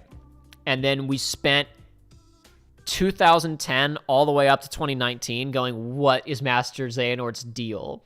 And then it turned out Master Xehanort's deal in the final game, Sora defeats him and says, all right, Master Xehanort, what's your deal? And he says, my deal is that I want to blow up the world with darkness and create a new world. Okay, and now you're dead and removed from the story. Like, wouldn't that have been so lame? Birth by Sleep introduces this character. You say, oh, okay, who is this character? Interesting. Xehanort, I know that name, whatever. What's this guy's deal? You beat the game, you read the secret reports. Oh, he wants to blow up the universe to make a new world with blackjack and hookers. Okay, cool, I get it. That's an interesting enough character. That was fun. If you got told that 9 years later, you'd be like, this is the lamest thing ever. You can't be like that, okay? Holding off information for that length of time can be catastrophic for storytelling. Honestly, it can be poisonous. The Last Jedi experienced that a little bit. Because like for me personally, I walked out of Rise of Skywalker and said like, not Rise of Skywalker.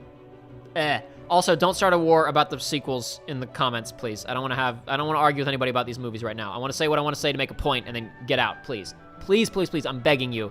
Don't start any Last Jedi, Rise of Skywalker arguments. I saw The Force Awakens, and I was like, that was a fun movie. And I walked out of the theater, and I think maybe for the next 2 hours, I thought about it. And then it left my brain until like 2 years later, right? Like, I mean, I rewatched it once or twice, and like I thought about it occasionally, but it wasn't like important to me because like the theory mongering of that film is not important. Like, let me put it this way. Rey is a clearly enough defined character in that movie that who is she was not, like, I did not care at all because like her origins are unimportant. I liked her personality and she was fun. And like the Luke, like JJ really did not do the next filmmaker any favors with that ending because, okay, Luke is on an island because like everybody had 2 years to think about why Luke was on that island. No answer was going to be satisfying. It just wasn't. And then like, the really weird thing is people were pissed off that the answer was Luke went there to hide. It's like there was no other answer.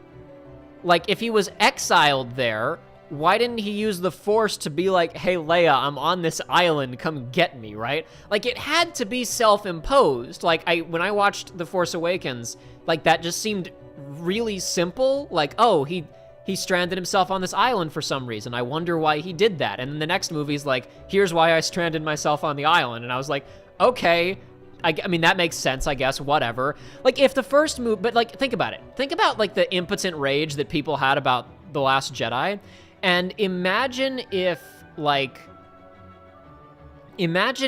in the first movie, there had been a scene where Han was like, the last time I talked to Luke, he was really worried. He said that he thought he was making the situation worse and that things were going to go sideways if he stayed around any longer. He thought that he was a danger to everybody and that he thought something was going to go wrong. He didn't really explain himself.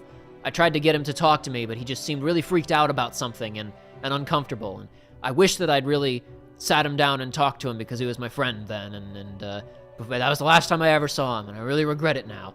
Like, if that had happened in The Force Awakens, then getting to The Last Jedi and Luke going, I came here to die because I think that I'm a problem. Like, nobody would have been like, because it would have been like, oh, okay, sure, whatever. Anyway, oh, Camille, moral of the sequels is that maybe planning out a story is a good idea. To be fair, I've said this many times, the only Star Wars trilogy that was planned out was the prequels, and it's the least cohesive one. That's the only one where Lucas knew the beginning and the end point. He knew he wanted to start with a kid in the desert, and he wanted to end with a fight on the volcano, and he mapped the whole thing out ahead of time, and it has a whole movie you could cut and lose nothing. It has a whole movie where Obi-Wan is like, I'm gonna solve this CSI detective mystery, and he doesn't learn anything. He has all the pieces, and he's too stupid to learn anything. Oh, boy. People who are like, I don't care if you don't like The Last Jedi or whatever, but people who are like, unironically, it's better than, the Attack of the Clones is better. Like, oh, boy. Boy, you sure did watch that movie when you were 10 years old.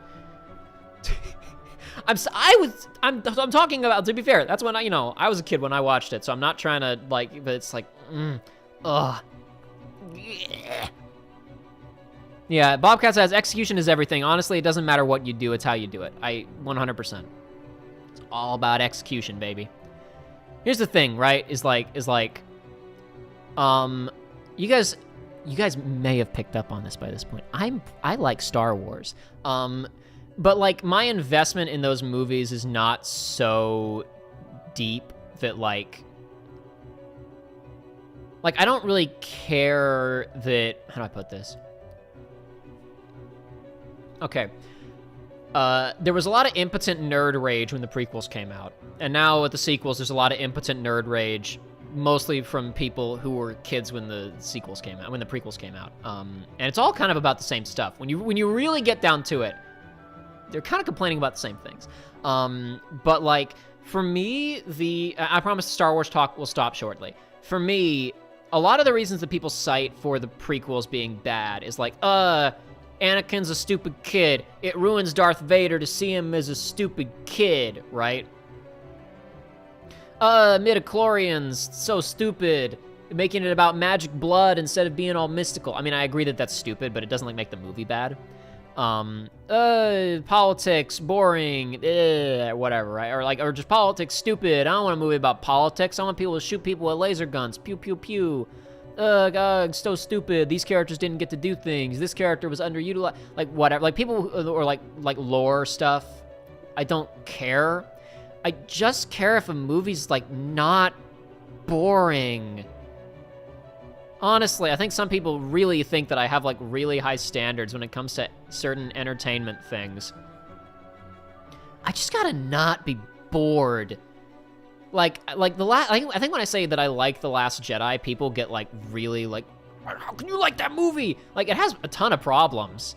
I could talk about things in The Last Jedi that are weird for a long time.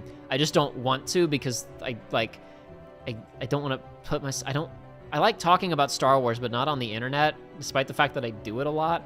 But, like, I walked out of The Last Jedi, and I had, like, stuff to think about. Like, the movie had themes and ideas. And, like, the Rise of Skywalker was boring in the opposite way that the prequels were boring. Like, to be very clear, like, you know, having a bunch of stuff happen does not make a movie unboring. Like, it was boring in a different way from the prequels, but it was also just boring because it was too much. You know, the action of Rise of Skywalker becomes white noise. Like, I was into that movie for a few minutes at a time occasionally when it slowed down.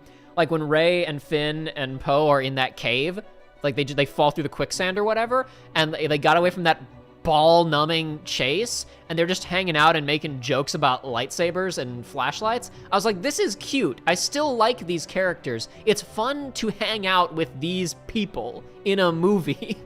But it's just like it's the opposite problem of prequels, where, like, it's just lengthy stretches of just nothing happening.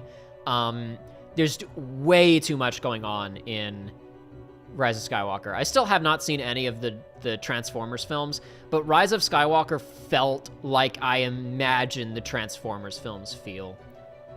I still like that movie better than most of the prequels. I honestly haven't watched Revenge of the Sith in a while. Revenge of the Sith and Rise might be tied for me personally in terms of quality. I'd probably have to rewatch them both again, but I just don't particularly care to.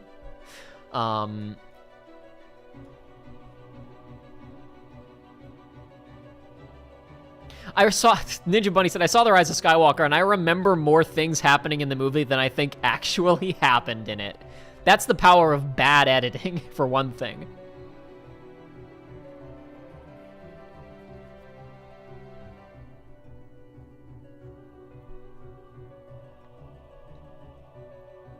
This is also why I like Solo, because Solo's just, like, fun.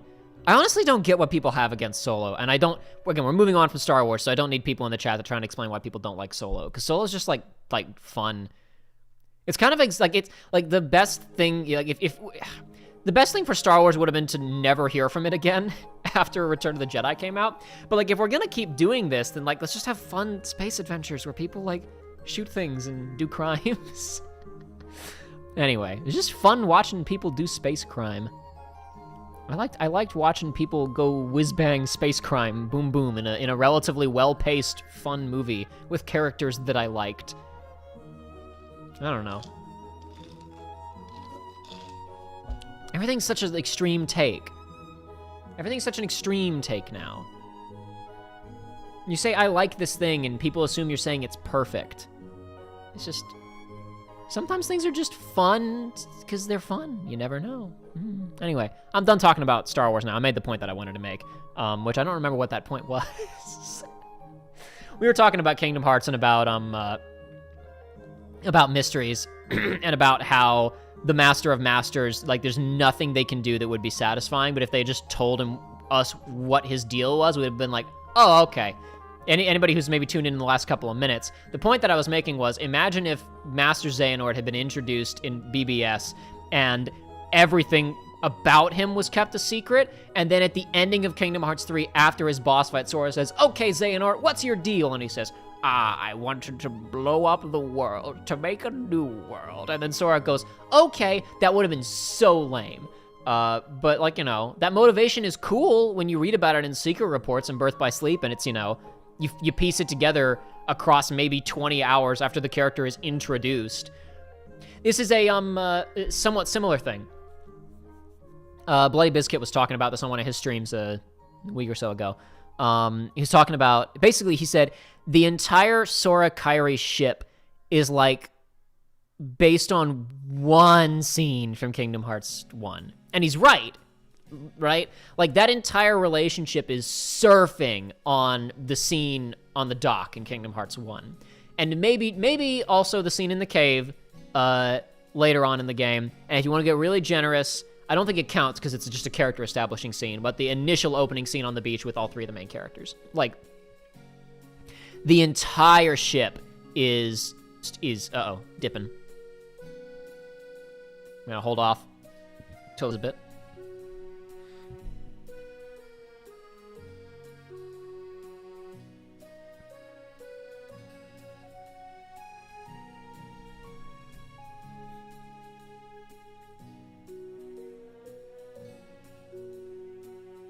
Okay, looks like it's done now.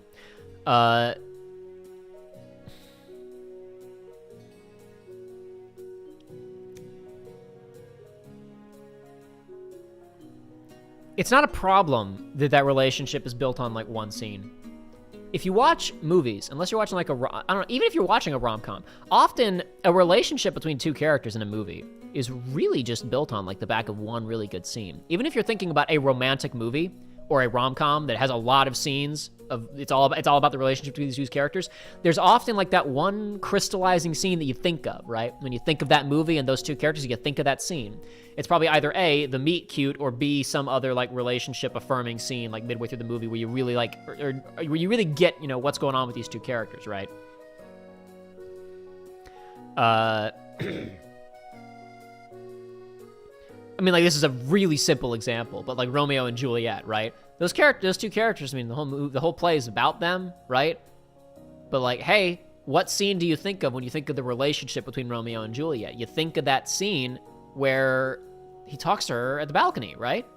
Because it's really powerful imagery. It's extremely iconic, interesting imagery, staged in an interesting way, presented in an interesting way.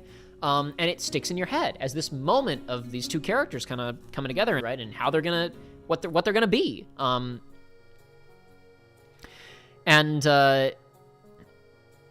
know, there's plenty of stuff like that. So, like, you know, Sora and Kairi sitting on the dock being the main, like, backbone of the relationship is not problematic. We're dipping again. You know, folks, hold on a second. I'll be right back. I am going to, just to see if it stops. It may not. I'm going to go attempt those other countermeasures I was talking about previously, just to see if it even leads to anything. It might do absolutely nothing, but I'm going to give it a shot, and then if it does nothing, we'll learn that it does nothing, and if it does something, then we'll learn that it does something. We will have gained more information than we had previously. This stream is primarily about testing long-term whether or not I was going to have issues. We're having minor issues. Okay, we've learned that information. Now we're going to test something else. So this will give me an opportunity to refill my water real quick. So hold that thought in your brains that I was just saying a second ago. I will be right back.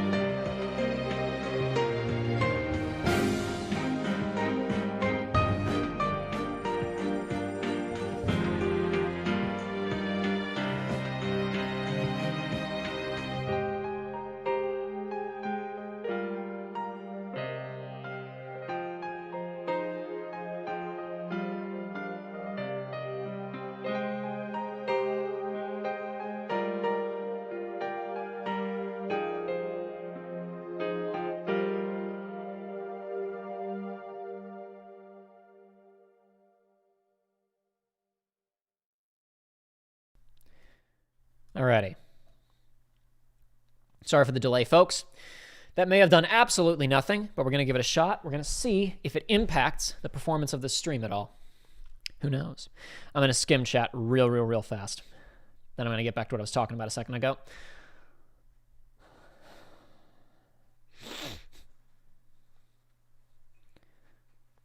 ZDBZ Tumble says, the little kid section of Anakin's story is the most competently executed in the prequel trilogy. Hard agree. The Tatooine section of The Phantom Menace is actually good. Not great, but it's like watchable. It's competently paced. The cast has been in some ways expanded, but in other ways narrowed. It's focused. There's a clear objective. We got to get this thing so we can leave. Oh, we can't get it. How do we get it? Here's a possible solution. It's a pretty dangerous solution, but it's really the only one that we have. Also, bonus stakes of Anakin's freedom. Basically from the Sandstorm happening up to Anakin saying goodbye to his mom is like, I wouldn't necessarily say that it's even, because there are other parts of the prequels that are like good. I would say that that is the longest continuous stream of, wow, this is totally watchable in the entire prequel trilogy. I'll get back to what I was talking about in a second, though.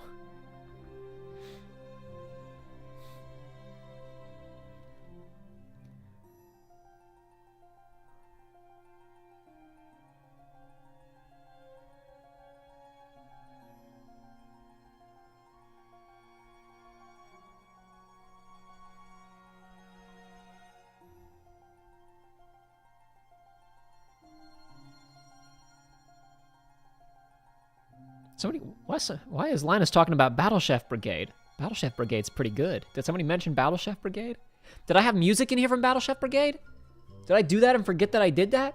Whatever. You guys are gonna hear me talk about Battle Chef Brigade in a video relatively soon.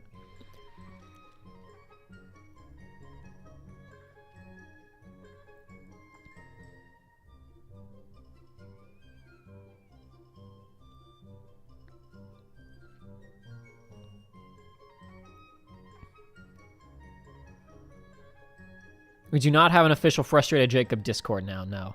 I still don't know what Discord is.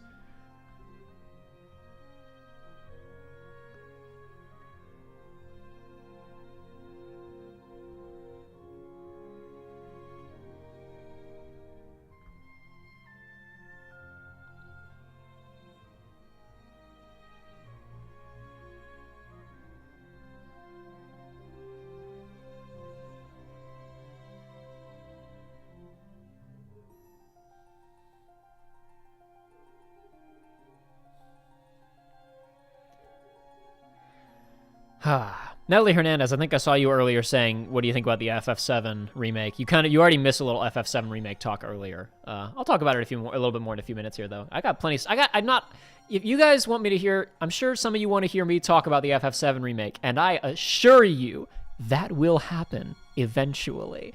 But it's like, there's a lot, like, I really hesitate to make a video about it because, like, I really think that, and I don't mean this in, like, the video that I did on Kingdom Hearts writing recently that's 3 hours long because it's a unscripted, unorganized, disorganized mess. I mean this because it would be like tightly edited and scripted. I don't want to make a video about Final Fantasy VII Remake because it would probably be like 2 hours long. I have a lot to say. It would be a lot of work. I have other things I want to do first. Someday I will find a way to talk about that. Someday I will find a way to talk about that in like a measured, more manageable way. But I haven't been able to put that into a like clean idea yet. Well, Natalie Hernandez, I mean the archive will be around later, so you can always go back and watch that section. But I guarantee you, I'll talk about it a bit more during this stream, and I'll definitely talk about it more later. But anyway, back to the point that I was making. Like I said, a week or so ago, Bloody Biscuit was doing a stream that I was watching where he was talking about the fact that the Sokai ship is entirely built around that one scene. One, maybe two scenes, right? And I was saying, you can do this. You can have something that is only really sold by one scene. Even in romance movies or rom-coms or whatever, you can have like that one crystallizing moment or one or two crystallizing moments that if you call to mind those characters and that relationship in your head, you go to that scene. The example that I gave before we left was Romeo and Juliet the balcony scene, right? Which is a very stereotypical, easy example to make, but it's kind of, perhaps because it is stereotypical and easy to make, it's a perfect encapsulation of what I'm talking about. And often, in fact, a relationship can be sold entirely on this scene, because a lot of action movies do not have time for this type of tomfoolery. So they really got to sell you on the relationship between characters quickly, you know? Like, you can obviously build up a relationship over the course of an entire film, and usually it's good if you have stuff change up and move, but especially if two characters aren't going to spend an entire movie together. Or even if they are, it's good to have one scene that really, like, when you think of these two characters, you have this thing that you zero in on, right? During that Bloody Biscuit stream, he actually said something that I found interesting, which was he basically was making it doesn't matter why he said it. He made a comment about that he did not buy Zidane and Garnet in Dagger, Garnet, whatever, in FF9, right?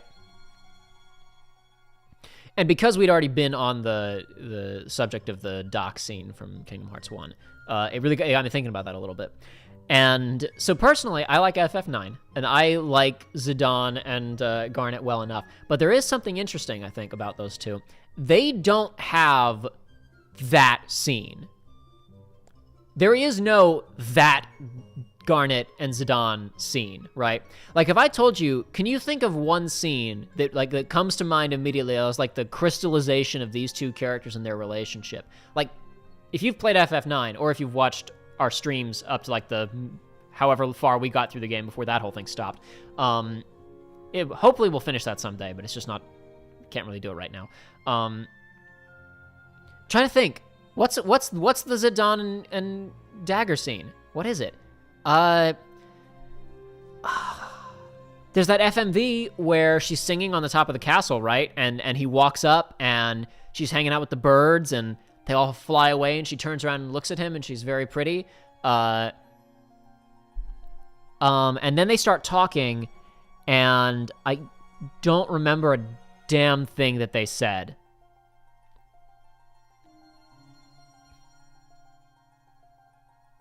I think he asked her to go on a date, and she said no. You get my point, right? It's like, oh, maybe the part where they're at the town that oh gosh, I'm blanking on her name. The little kid's abandoned town, I forget. There's that bit where they're on the boat, and he says something dramatic like, I want to be closer to you, and then the boat starts drifting away, and the romantic music swells, and you're like, oh, this could maybe be a scene, possibly. And then she has a PTSD flashback at the cliff face, and you're like, oh, this is an exposition scene, never mind. I like those two characters, but I don't know what the scene is. Immediate comparison. Can any of you think of the scene between Squall and Renaud? The dance. The dance. How about other than when he jumps out of the escape pod to go and get her? The part on the Ragnarok where she's sitting in his lap and they're talking.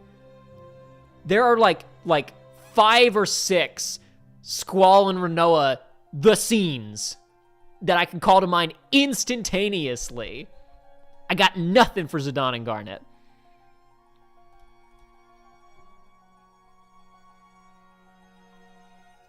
Gilbert says, do you mean the meet cute? It can be the meet cute. It doesn't have to be. Specifically, I'm talking about a scene that really captures the essence of two characters and sells you on their relationship. It can be a meet cute.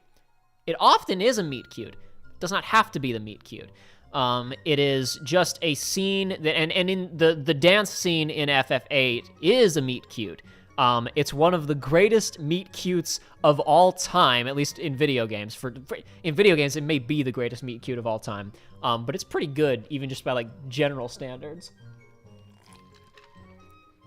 Like, God, that scene is both characters, like, perfectly in a matter of like a minute and a half.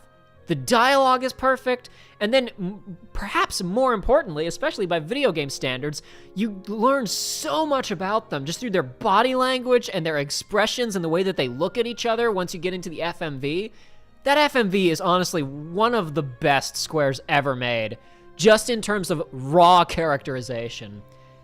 Like, God, it sells you on those two so hard. And then it tries so hard to unsell you on Rinoa for the rest of disc 1. But they fix her later, so it's okay.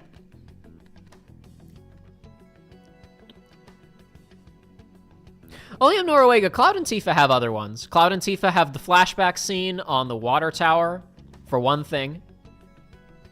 The date scene obviously becomes it for her or Aerith.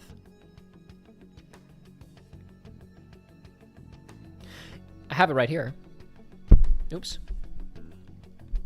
In 13 Sentinels, there is a relationship in this game that is... I haven't finished it yet, like I said. If you've missed the beginning of the stream, I've been watching a playthrough of this. I just got my copy today. Yesterday, today, sometime, whatever. Iori Fuyasaka, right here. That's her. Not one of my favorite characters from the game. She has a literal love at first sight subplot. She literally sees a dude and says, "Oh my God, I gotta break me off a piece of that." Now, it does turn out that the dude in question is, to keep the spoilers vague, a hardened, cold-blooded assassin, so she has phenomenal taste, but she didn't know that when she fell in love with him. She just has really good instincts. But there is a scene, because I was like, love it for her. She's like, he doesn't even know that she exists. This is dumb. But there is a scene where, again, this is like talking about, I'm pretty easy to please when things like attempt something. There is a scene where they're being chased by some goons, and he's like, get on my bike, and they get on a cool motorcycle, and they drive off together, and they're weaving through the traffic of a 1980s Tokyo City at night, and Vanillaware is spending all the money in the world on this gorgeous background, and the music is playing, and she decides, oh boy, if I don't do it right now, I'm never gonna do it. And then she confesses that she loves him, and he says, what? You don't even know me, right? And then she's like, I don't care. I know that I love you. And it's dumb, and they sell it so hard, dude. I did not give a crap. And I still don't, like, ship them or whatever. But when I got to that scene, I was like, dude, I'd confess my love if I was riding on the back of a motorcycle through a neon-lit 1980s city in Japan, and this music was playing. And I was wrapped around the... I'd confess my love in this scene. Cloud's best meet cute is with Zack and Crisis Core. Don't at me, says Ninja Bunny. Me? Gungaga. Me, Gungaga, I'm from Gungaga. There's nothing else out there except the reactor.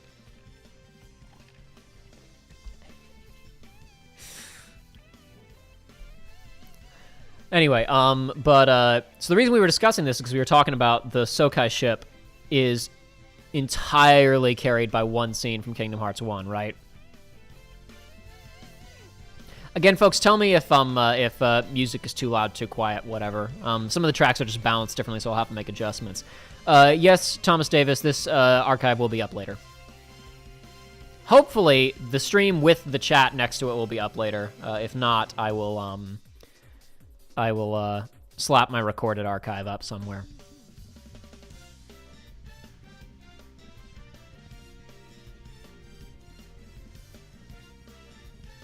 Sarcastic One says, Sarah and Snow actually get a kind of decent scene with the fireworks, as much as I really don't like Snow. That scene is really good visually, but it does so little for the characters.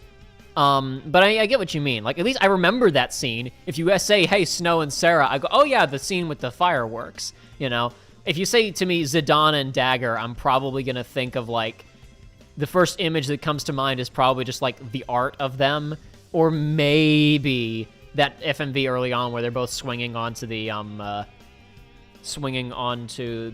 boat airship, right? You know, but no, I mean, yeah, I excuse me. The point that I'm generally getting at is specifically on the way that the characters are sold, right? is basically getting the entire, like, essence of these two characters into the audience's head and keeping it there. This is important. We've been focused on romances. This is important for a lot of other things where you need to be able to crystallize a relationship between characters real fast because there's not a lot of time otherwise, right? This isn't a great example, but I'm starting to cycle through my mental Rolodex of movies, trying to come up with good examples. Very brief, another Star Wars reference. Empire Strikes Back. Han and Leia really only have a couple of, like, scenes together. They're in the movie together most of the time, but for a lot of it, they're adventuring. They're trying to get out of a crumbling base. They're being attacked by things in space. But in terms of actual scenes of the two of them talking, you get their initial argument in the hallway on Echo Base, which is... you cut a butter with that. You could cut that tension with a knife, baby. I don't know why I was trying to say, like, butter knife, and then I realized that wasn't where my brain was supposed to go on that. I was making the wrong analogy. And then the scene of them when they're trying to fix stuff, when they're hiding on the asteroid, with the first kiss scene, right? Other than that, they really only have a couple of scenes where they just kind of get to talk. They're usually busy doing the business of the plot, right? But that movie really needs you to care about these two when you get to the Carbonite scene. Like, it really needs you to care about them. And there's really only two scenes doing the brunt of that work. It's the argument in the hallway, and it's the first kiss on the Millennium Falcon. Obviously, they just have kind of a general rapport throughout the entire movie, and they're bickering with each other and bantering with each other. But you need those scenes to really sell things sometimes. Especially think of, again, I'm really struggling to come up with an example right now. Try to call to mind an action movie where two characters aren't together the whole time, but you have to sell us on their relationship, like, up front. I'm trying to think of a good example. I'm really struggling. I'm struggling to come up with one off the top of my head. Not great. But anyway, the point that I'm trying to get at, because I've now wasted way too much time in the weeds here. The point that I'm trying to get at is that you can have relationships in a movie or a story that are basically built off of, like, one really solid scene, right? And Kingdom Hearts 1 does that successfully. There's really only a couple of scenes between Sora and Kairi at all. A couple of them are more about plot business and establishing the entire friend group. The establishing scene on the beach where the three of them are just talking is, like, almost perfect. Other than at the end when they run off, there's some awkward editing and Kairi's laugh is weird. Until they start running, that scene is, like, almost flawless. I don't know, I shouldn't say flawless, because it's not like a scene there's no such thing as an objectively flawless scene. It can only be measured on whether it accomplishes specifically what it wanted to accomplish, and there's always potentially a way it could have been done differently. The point is, I should say, not that the scene is flawless, but that the scene is extremely effective, that it seems to be accomplishing all of its goals. It's telling us who these characters are as individuals, what their relationships are with each other, kind of the power dynamics of the whole thing, how they feel about one another. Like, you're getting everything. You're getting Sora as a person established, Kairi as a person established, their relationship established, Riku as a person established, his relationship with Sora established, his relationship with Kairi established, how they function as a unit. You get all of that banged out real quick. That scene's super efficient. And fun, because, like, it feels like it's, like, moving and going somewhere, and you're, like, learning things, and it's entertaining. But anyway. Do Ash and Wrestler kind of count? Ooh. I don't know. Because I don't feel much for Ash and Wrestler together as characters. I would say that the opening montage of Final Fantasy XII does a good job on selling you the whole big picture situation. I think that the opening montage of Final Fantasy XII is amazing, but I don't think it does a particularly good job on selling you on any of the individual characters. And that one flashback that you get of Wrestler and Ash talking is, like, fine. You're like, okay, I get it. Sure, yeah, like, they love each other or whatever. I'm being sarcastic. Like, that scene is functional, and I'm glad that it's in the game, but it doesn't make me, like... how do I put this? I don't care about Ash and Wrastler and Wrastler's ghost because I care about Ash. And when Wrastler's ghost shows up in 12, I don't care because I care about Wrastler and Ash. I care because I care about Ash, and she cares, so I care. That's kind of a totally different thing, but a good question to raise. And that is a lacking thing in 12, I will admit, is that Balthier and Ash don't really have that moment. The closest, there's a couple, really, not any that aren't extremely subtle. There's a lot of really subtle moments tied in. If you ask me about Balthier and Ash moments, the ones that come to my mind are him demanding her ring, which is really more of an antagonistic moment, but once you have the big picture of the game in your rear view, that kind of becomes something different. But it doesn't function the way that this functions. The way that what we're talking about functions. And then similarly, there's a really good relationship scene between them where Balthier tells Ash his past. That does more than... It goes beyond raw exposition, because you really feel in this scene that Ash is seeing him completely differently for the first time.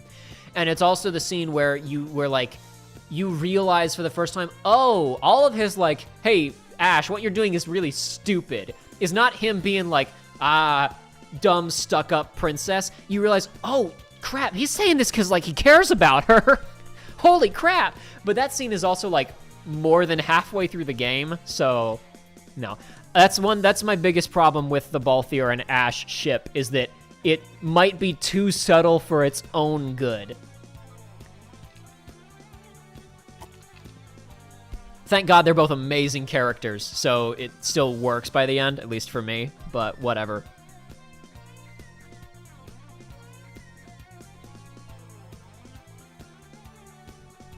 Yeah, Omnimax, but I know exactly what you're saying, just out on the top of my head, because we were struggling. I appreciate the recommendation. But the, anyway, point that you keep getting sidetracked here. The point that I'm trying to get to with Kingdom Hearts, when I was talking about this thing when Bloody said it on that stream a while ago, is like, the fact that there's only one scene that really sells that relationship hard is not a problem in one game. Because there are plenty of movies that sell you on relationships with one scene. The problem is Sora and Kairi have not had another scene in 20 years. The biggest problem with the Palpu... I'm skipping ahead. Like, Chain of Memories, you know, important. He just remembers her. Like, in fact, no, he doesn't remember her. Like, it doesn't matter, right? Like, they don't need a scene. They don't need to have anything. Kingdom Hearts 2 makes a point of they're separated. It's like, it's okay. And it even throws you little bones in there every now and then. You get, like, that scene on, that slightly awkward scene where he imagines himself dancing with Kairi on Halloween Town. It's not amazing, but it's just a little something. By the time you get to the ending, boy, is their reunion a little awkward. And part of the reason it's awkward is because you do not feel like I feel like we've been building up to this, because they haven't been. Because they're expecting us to just kind of buy into it based off of the weight of the previous game. And it's like, okay, you know, it's fine, I guess, whatever. It's a little bit weird, but, like, it works. And then, like, 6 more games came out. And they never spoke a single line of dialogue to each other. Except in the secret ending of Birth By, where Sora said, GTFO, Kairi, and she said, okay.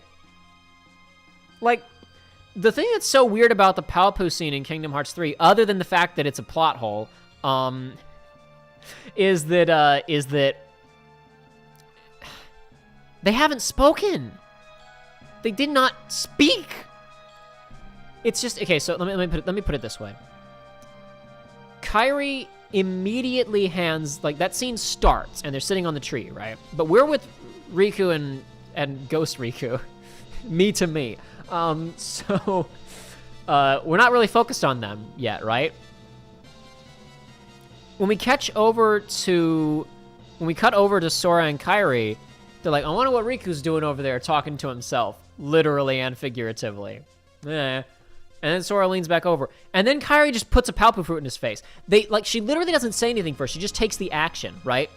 And it's like, it feels like during the playthrough, I was like stunned by what was happening. Went so bold. Like I was trying to make comedy out of it. Like, oh, the bold woman, whatever. Like I couldn't, like, I was like confused. And I don't think I realized why when I was initially watching it. And it's because, okay, let's real quick review everything that's happened to Sora and Kairi over the course of everything, right? Well, actually, we don't need to go over the course of everything. Let's say, like, from Kingdom Hearts 2 onward, right? Okay, they're separated. Kairi gets threatened by a weirdo in a cloak. It says, I can take you to see Sora, and she sees through the transparent nature of his BS, and she runs away. She gets captured. She gets broken out by Naminé. She finally runs into Sora. She helps reconcile him with Riku. They hang out for a little bit. They get separated. She's probably pretty worried. He comes back safely. They get separated again. Probably pretty worried. They come back safely. They reconcile. He gives her the Lucky Charm back, right? Okay. Sora, at some time after this, goes into the secret place. He goes into the cave. And he finds the drawing. He sees that Kairi reciprocates his feelings. I'm pretty sure he has a little teardrop too, doesn't he? Like she does in the ending of Kingdom Hearts 1, because they're trying to do like a direct, like it's shot the same way and he's animated almost the same way. I feel like that happens. And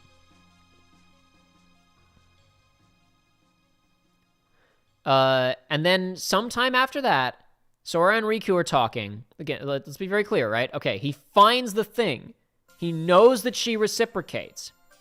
Sometime later, let's assume at least a few weeks, he's talking with Riku on the beach. Kairi runs up with a letter that says, adventure must happen. Sora says, okay, Riku and I are going to leave on an adventure now. Stay here, bitch. And he and Riku leave. Sora goes on a big adventure in the sleeping realm. He makes some new friends. He finds new merchandise. Kairi is recruited by Riku to come and do stuff. She leaves to go train before Sora returns. Sora has a whole adventure. Kairi talks to Axel about how she has big feelings, but not really. She just says, I'm writing something to Sora. And he says, okay. More time passes. They're both in a boardroom meeting together with Yensid, where they do not speak to each other. Kairi only gets to speak when Aqua recognizes her. Okay. Then we move on. And the next scene is they've flown back to Destiny Islands to hang out for a bit, presumably just for the day. And from our perspective, they still haven't said anything to each other since Sora said, bye, bitch. And she hands him the fruit. Okay.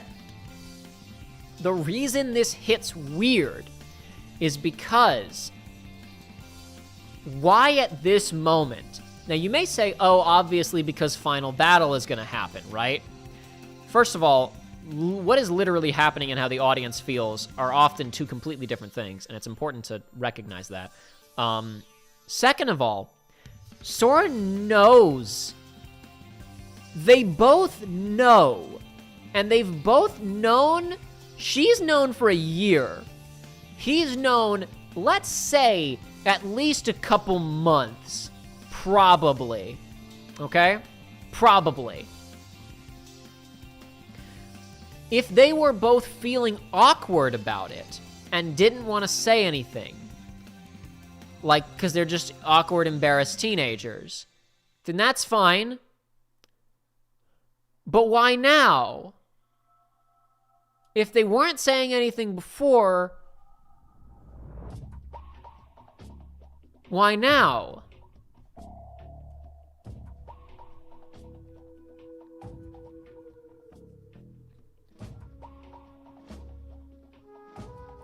It feels weird because the relationship has not changed since last we saw them.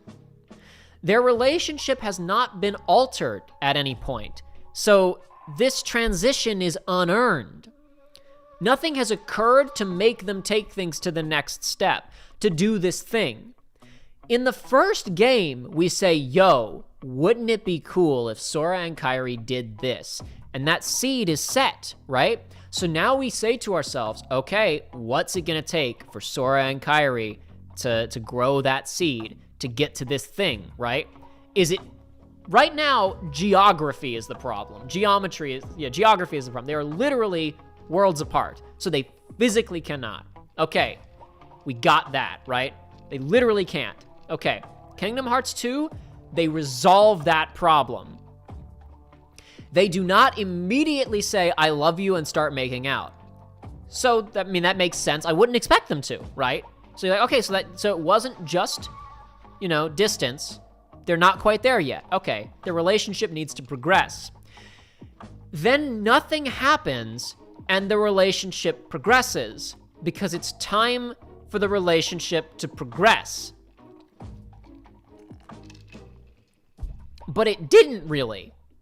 They just checked a box of a thing. Their relationship doesn't change when they do that. And it has not changed since Kingdom Hearts 1.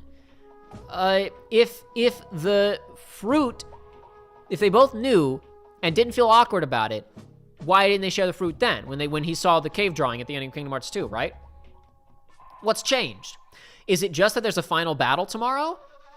Number one, that's kind of lame. Number two, nobody seems worried. I mean, let's be real, right? If they put in scenes where everybody was nervous, like, we could all die tomorrow, dude, then, I'd buy it, right? I would totally buy it. If there were scenes where, Ventus and Aqua were like, we just got our lives back and we could die tomorrow, that's, I'm a little bit scared, but hey, at least we're going out together. If they did scenes like that, if there was a scene where Mickey was like, I'm gonna go home and see Minnie, just in case. Not saying they should do that. Instead of having a pointless conversation with Riku replica, Riku was reflecting on boy, I've done so many bad things throughout my life. I really, really hope that I've made up for it now, and I've made up for all the people that I've hurt, because this might be the last shot that I get. If things go wrong, just something.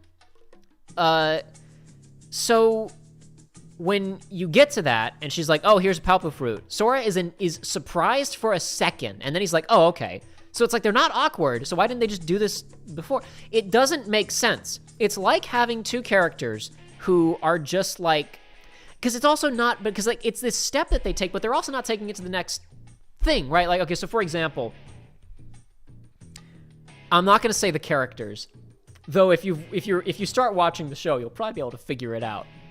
There are two characters in The West Wing who they are clearly setting up for a will they, won't they pretty fast. And they toy with this will they, won't they for quite some time. And then in the very late in the show, there is a sudden explosion of sexual tension and they start making out at a very key moment. But when you get there, you're like, yeah, no, they've been getting to this. This makes sense. And then it takes them a couple more episodes to be like, was that weird? Are you sure that wasn't weird? Okay, and then they start sleeping together, right? It's a very clear evolution of their relationship. The problem is and it feels like we've built to that point. When you get to that scene, you're like, yeah, that makes sense. That tracks. When they both go, but you're like, yeah, okay, yeah, that tracks. And then when it cuts to them in bed together, you're like, yeah, okay, that tracks. And all of those things are both escalated too, but then also there's a line of the relationship. I guess I'll start over here. I have more screen space. There's a line of the relationship increasing, right? But then there's a tick where there's an actual hard change, right? That's them kissing. There's a little bit more transition, another hard tick, they're in bed together, right? Here's the thing. Here's Sora and Kairi's relationship. Hard tick. The Palpa fruit didn't change their relationship. Nothing about their relationship changed to justify eating it, and eating it did not change their relationship. So it feels really, really weird. You guys know me. Y'all know that when asked, I said, barely ironically, the only thing I wanted in Kingdom Hearts 3 was Sora and Kairi violently making out. So you guys know that if there's a person on the planet who was gonna be satisfied by that crap, it was gonna be me, and I wasn't, because it was nothing. They took this thing that they were like, here's this thing that will represent a significant point in their relationship, and they got, like, they've been setting up since the first game, and they got there, and they made it meaningless. How did they do that? This is what I mean when I say that, like, I'm relatively easy to please, but what I can't stand are stories that don't do anything. When there's just no attempt made. Nothing happened.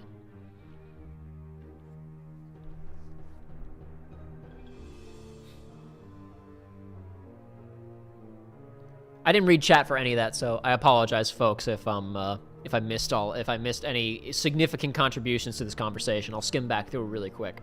But, like, also, just as a point of reference, since I mentioned at the top of this section of the conversation that them eating the Palpu fruit is a plot hole, I said that scene is a plot hole. It is, right? And it's possibly the most infuriating in the entire series. You guys may already know what it is, but I didn't talk about it in the playthrough because I think my brain wasn't working when the scene happened, because it was, for one, Joey and I had just come, I think that was like a 10-hour recording session. It was like 2 o'clock in the morning when Sora and Kairi shared that damn fruit. But like,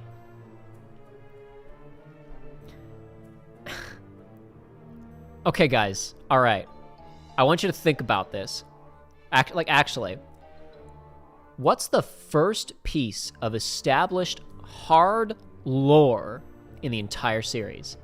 The Awakening sequence doesn't really have any lore. It's all vague, like, here's just stuff, right? None of it is introduced. We see things, but none of it is actually introduced. On Destiny Islands, we introduce our characters, but they don't tell us anything about the makeup of this universe, right? They don't tell us what, a world is or what a heart is. We just learn what our characters are, and then they go pick up mushrooms, right? Then Riku starts to say some stuff about there may be other worlds out there and I'd like to see them someday, right? And you go, oh, okay. Wait, no. I don't think, this might actually happen first. I don't remember. I don't remember the exact order. So this could be first or second. Riku says there's some worlds out there, right? Okay. No, this is second, because Selphie's the next day. Selphie's on day 2. I could be wrong. Selphie's line may be on day 1, but I'm pretty sure it's on day 2. You'll know what I'm talking about in a second. After Riku says there may be some other worlds out there, whatever, he then says, hey, Sora, what's this thing? It's a Palpu fruit. When 2 people share one, their destinies become intertwined. This is the first fact about the in-universe nature of Kingdom Hearts that has been stated. Even, because like we've had, here's who these characters are, here's what the location is. But the first piece of established lore for Kingdom Hearts of here's a fictional thing that exists in our universe, and this is exactly what it is the Palpu fruit. Then 2 minutes later, we cut to Disney Castle, and then we learn there are other worlds, and we get these other things, and there's other bits of lore. One of the first hard thing of here's a line of exposition explaining what made-up thing is here's a Palpu fruit. When you share one with another person, you're dead wind. Then Selphie, the next day, reiterates this plot point. Then Riku says, deal, the winner gets to share a Palpu fruit with Kairi. Gets to share a Palpu fruit with Kairi. Okay, so I thought for sure somebody in chat would call it. I thought for sure somebody in chat would have called this by this point. Do you guys know where I'm going with this? They didn't do it. They didn't share a Palpu fruit. They each ate their own. And you know why they did it, right? Because Sora drew the thing with him handing the thing to Kairi, right? And it's like, oh, I want to share a Palpu fruit with Kairi. But instead of if he just drew a star in between them, it wouldn't be anything. So he drew himself drawing a hand, right? And this is there to do a visual setup for ending of the game. Kairi's indication of, oh, I reciprocate my feelings. Because if she can't talk because there's a new Dada song playing. And just crying is nice, but to really sell it and to really get that message through, she draws the same thing to show that she reciprocates. And then, in the scene where they actually do it, they recreate the drawing, which wasn't literal. It was a visual metaphor to indicate that Kairi reciprocated Sora's feelings. They botched the actual, literal, first piece of lore established in the entire series because they were too busy referencing.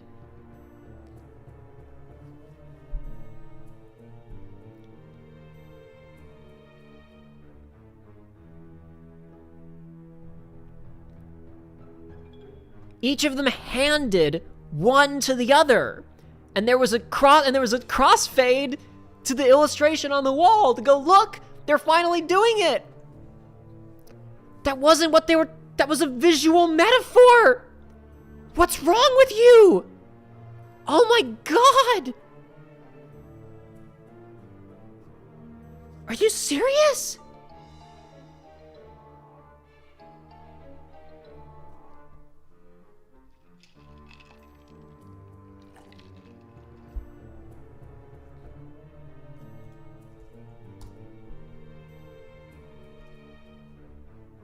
Somebody just left a fat F in chat. Drop a fat F in chat for the frickin' Palpu fruit. Doesn't that take all the romance out of it? So, like, seriously, like, I mean, I've talked about this, obviously. I don't want you guys to think that I'm just upset because lore bad, plot hole, right? Like, what's the romance now? Like, imagine there was a legend around apples in our world, right? There was like, if you share an apple with somebody, your destiny becomes intertwined. The romantic imagery of, okay, I'm gonna take a bite, you take a bite. It's not quite as clean as like the nice star-shaped fruit of I'm gonna take a corner, you take a corner, right?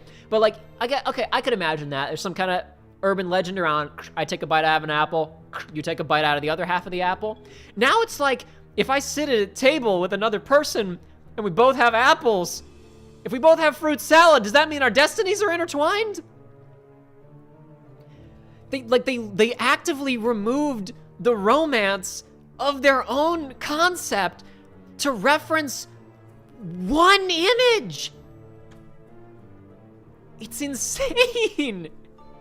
It truly boggles the mind.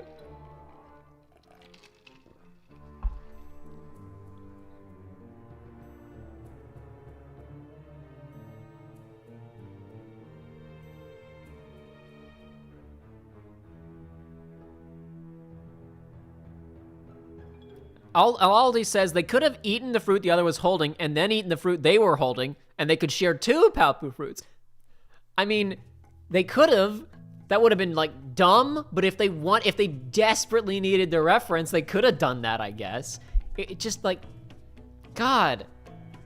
Dude, guys, do you remember that iconic scene from The Lady and the Tramp where Lady and Tramp both have each of them has their own plate of spaghetti?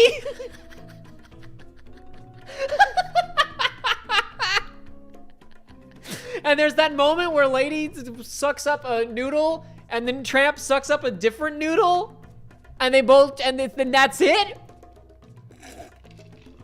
What a fucking great scene!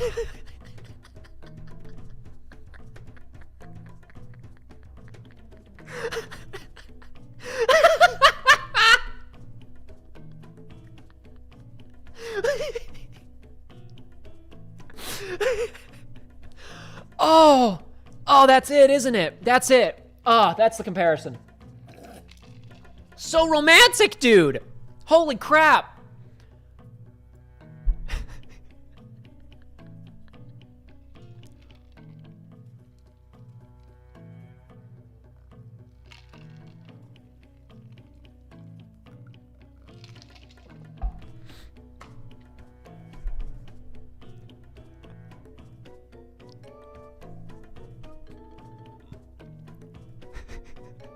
What a great scene. That was fantastic. Oh, what an iconic scene. Did they do that in the live action remake? I gotta watch the live action remake to make sure, like, it'd be hilarious. It would be much more realistic. We're doing this live action remake. They would have put out the 2 plates. They wouldn't have eaten. It would be silly.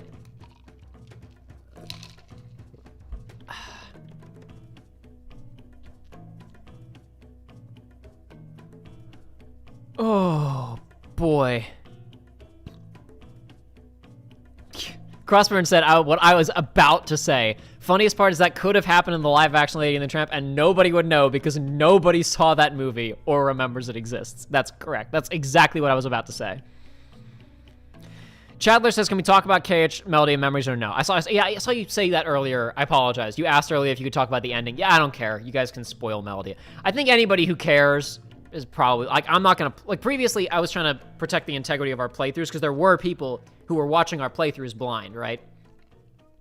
I'm not gonna play Melody of Memory. If anybody's watching this stream and they care, I assume they've already watched or played it, so. Yeah, from here on out, guys, like, I mean, please respect the spoiler policies if you're ever going back and leaving comments on older videos. But from here on out on streams or whatever, like, say whatever you want about Kingdom Hearts spoilers, it's fine.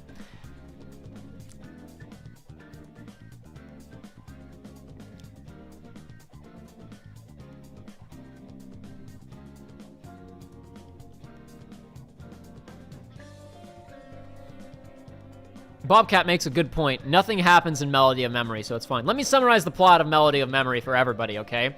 Kairi has a dream where she meets Xehanort, and Xehanort beats her up in her own dream, and Sora possesses her because she's not strong enough to defeat a dream version of Xehanort.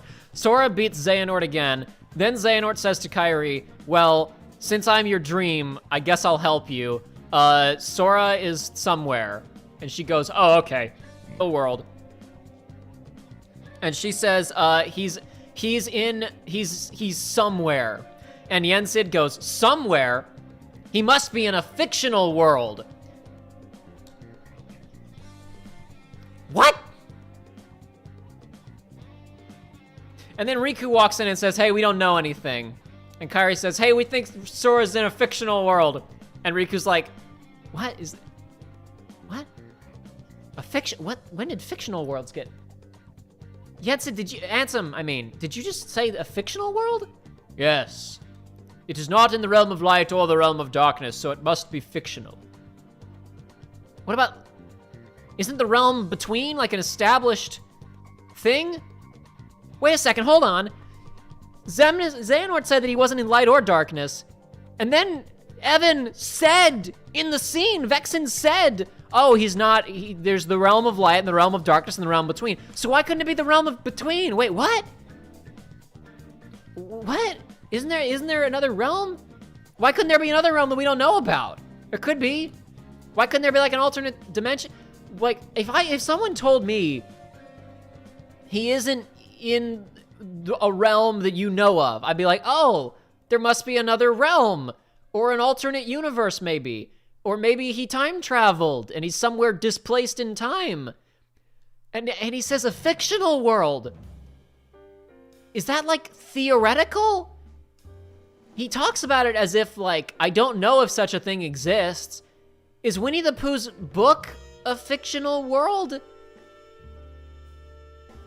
Is the 100 Acre Wood a fictional world?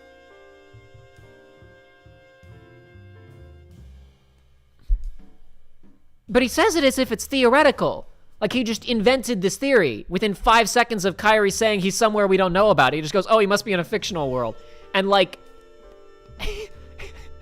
he's right? So I guess, good job, Ansem. And then Fairy Godmother shows up and she says, hey, I know the plot because I'm magic. And then Riku goes, okay. And then they go to the...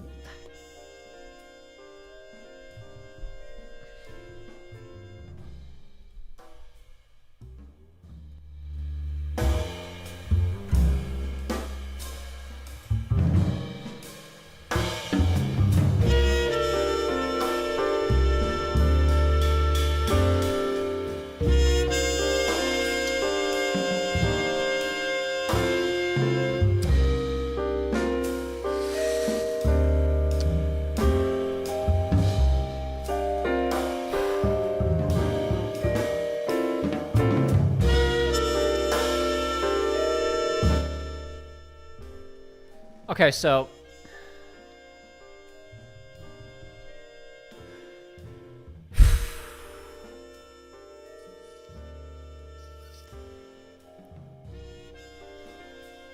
Alright.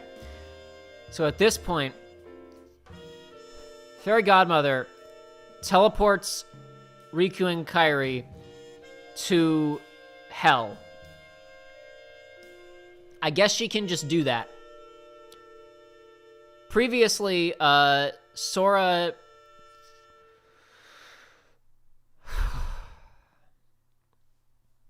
Previously, Sora died and went to Hell. After this, he used the power of waking to go back there, and he and Kairi were there for a minute because they were both kind of like spirit form still, pseudo-spirit form at the ending of Remind.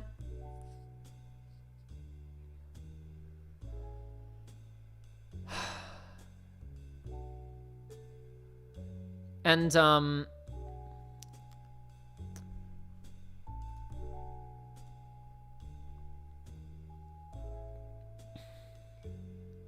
but Fairy Godmother can just get there with magic. Or maybe she has the power of waking. She could have saved Kairi.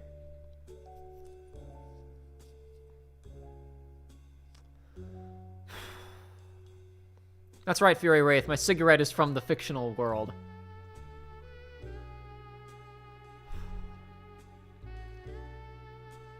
So, okay. So Fairy Godmother can get into Hell. I should care. She can get into and out of Hell for free. And she can bring other people with her. I should care, but I really don't. I really, really don't care.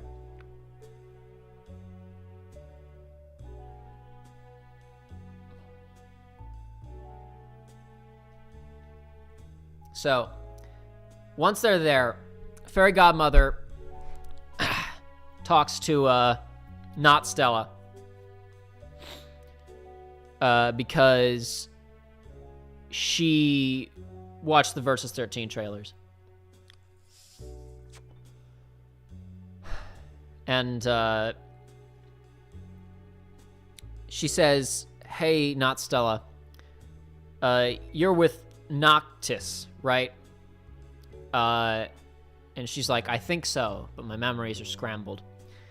And Riku and Kairi have very bizarre reactions that I'm not going to bother to recreate now. Where basically they just like, they treat this as if it's normal.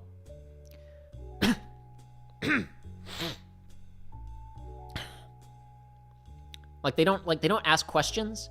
The weirdest thing about, like, this is, I said this in the, that 3-hour video.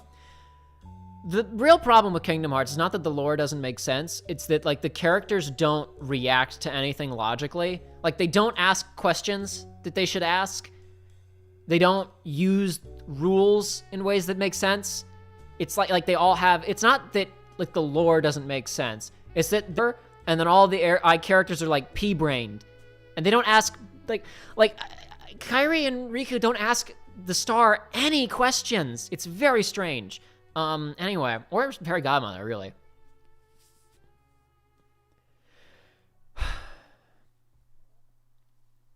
Okay, so anyway. Next up, Fairy Godmother says, she's like, there's like 4 pieces that we need to get to the fictional world.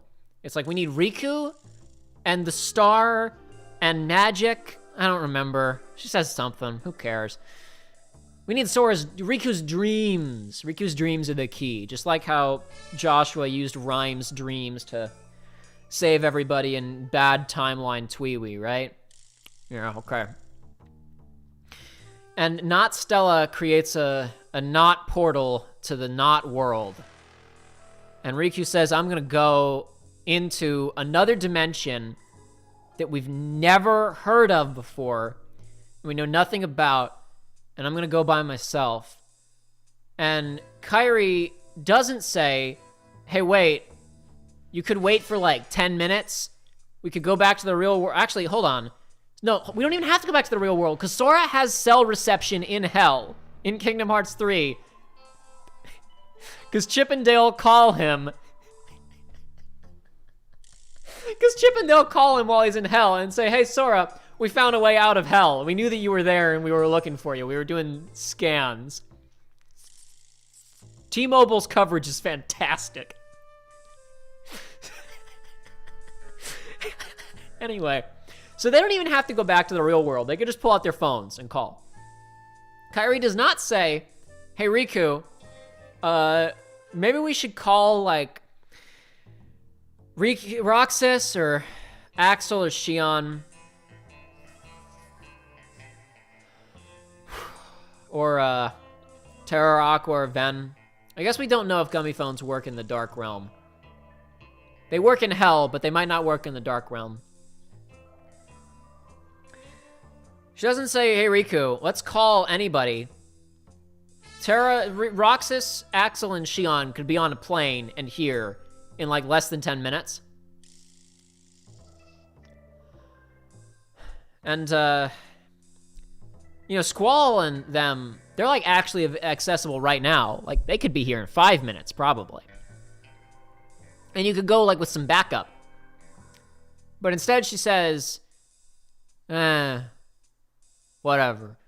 Riku's like, hey, Kairi, you suck! You need to go get some more training. And Kairi's like, right. Uh-oh.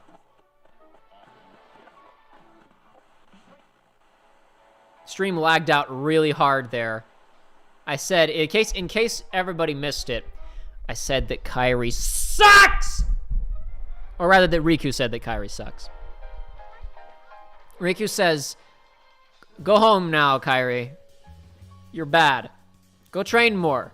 I don't want your help, friend. Do not come with me on this mission to save the man that you love. Don't call for backup. It's not like I could train you while we're in the field. I'm just gonna go by myself. You need to get more training, and you can come when you've leveled your skinny self up a little bit. Go eat a hamburger, Kairi. And Kairi says,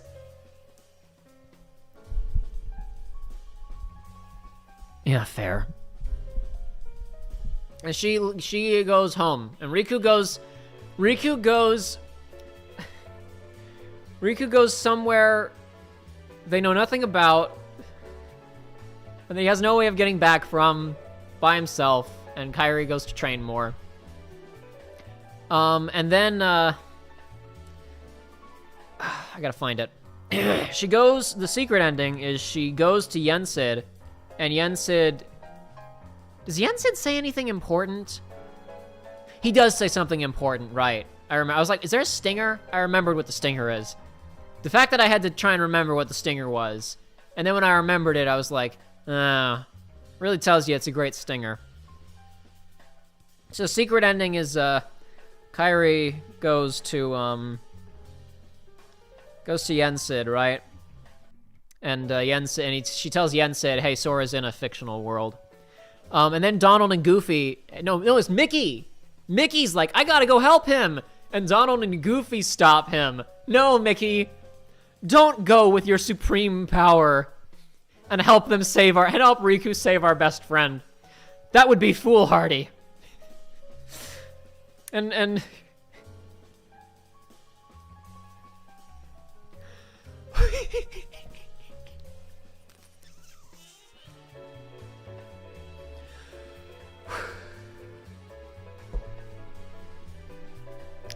And Kairi says, Yensid says, would you like to continue training? And to be fair, Kairi says, nah, bitch, you're useless. I'm gonna have Aqua train me. And Yensid, who knows he's not cut out for this, says, that is an excellent idea. The way that they talk about it is like, you need to go finish your training with Yensid. Yensid never trained Kairi. You just sent her off to another dimension to do nothing with the guy, Merlin. Yeah, that guy. But Joey made a good point. when I told him about this. I said, and then at the end, Yensid asked Kairi, asked if Kairi wanted to finish teaching with him, and she said, actually, I think I'd prefer to finish my training with Master Aqua. Get dunked on, old man. And then Joey texted back and said, glad to hear that she'll be trained to talk a big game and then lose hard and have to be rescued.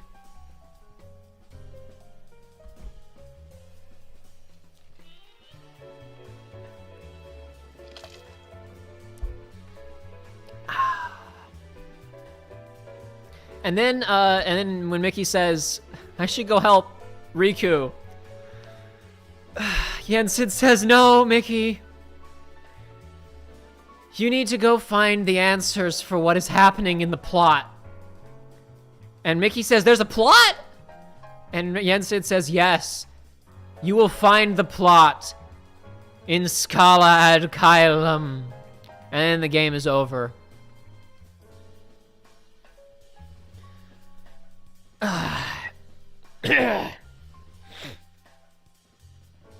And to be fair, my investment in KH is pretty drastically diminished. See, I thought I wasn't even gonna watch the cutscenes for Melody of Memory because, like, I didn't want to feel bad. I didn't want to like get upset, you know. But like I don't like engaging with things that aren't fun or that I don't enjoy. But somewhere along the line, I realized that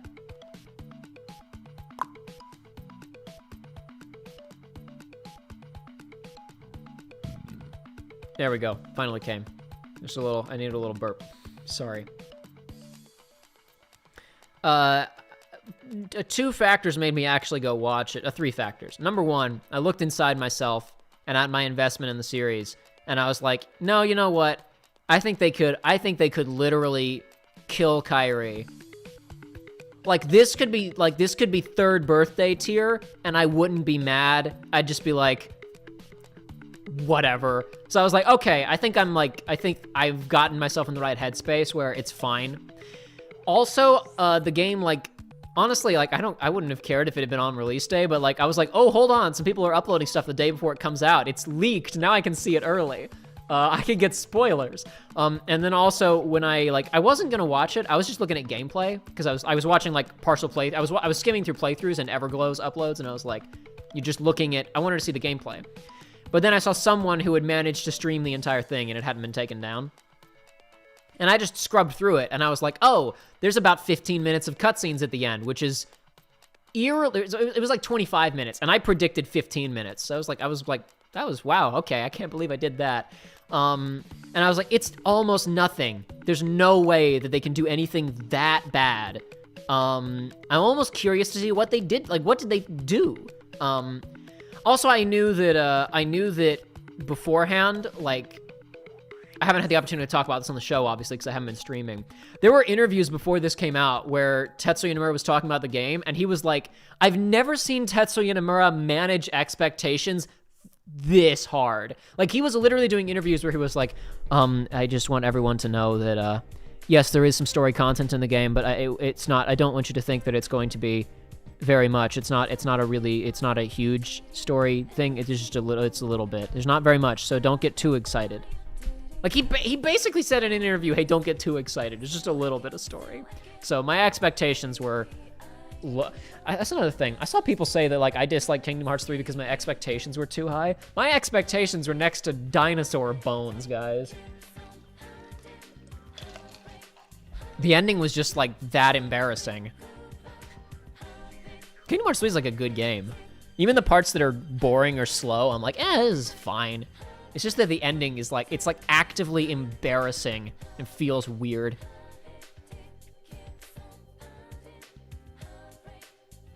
Ninja Bunny says, does Kairi just say she's gonna train, but then is just on her phone or something the whole time? How can you train this much and be that terrible? Well, you can train that much and be that terrible when you're written by people who don't want to tell a story, but really want to get you excited for the next game. Oh, man. And then, like, dude, it's like, think about the goalposts. Kingdom Hearts 2, aw, dude, next game, Kyrie's gonna do something. Dream Drop, aw, dude, next game, Kyrie's gonna do something. Kingdom Hearts 3, aw, man, next game, Kyrie's gonna do something. Melody of Memory gets announced, aw, dude, Kyrie game, hell yeah. Melody of Memory, the secret ending is, hey, dude, Kyrie's gonna do something next game. I guess they don't have a story. They don't have a story they want to tell.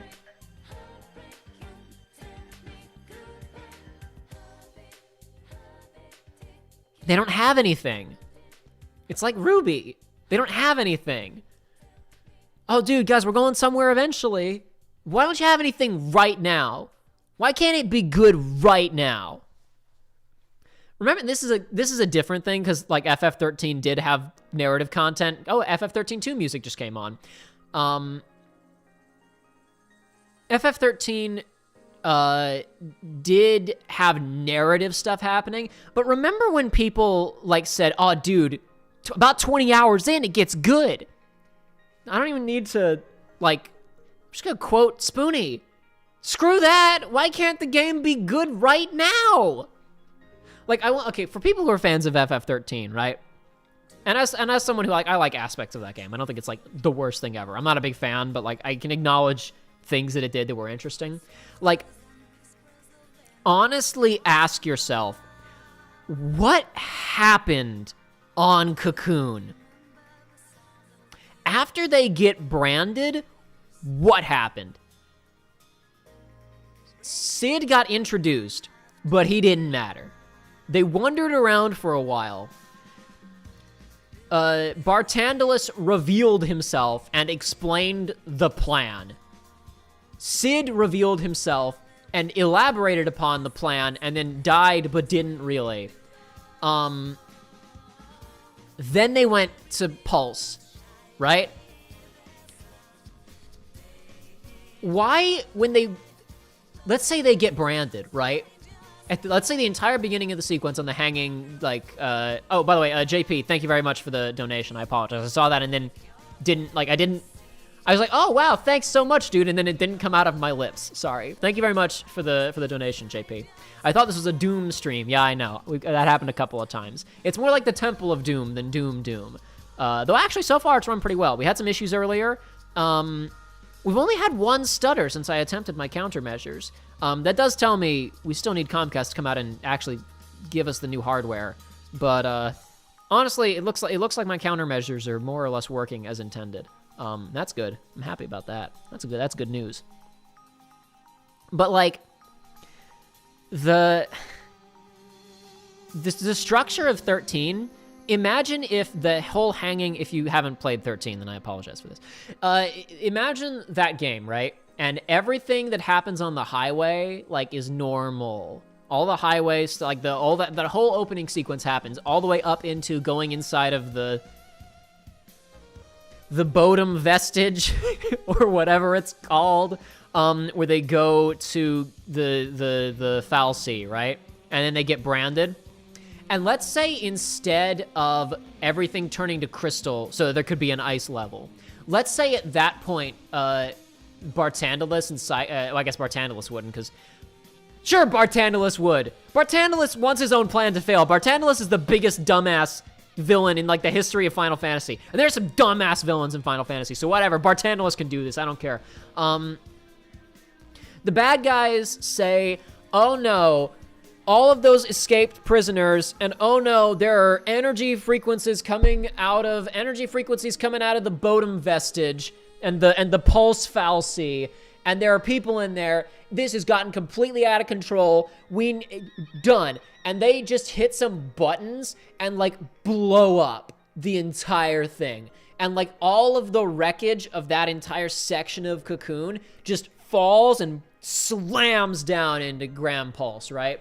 And just our main characters survive because they were inside of the Bodum vestige and the Foul Sea was doing magic, right?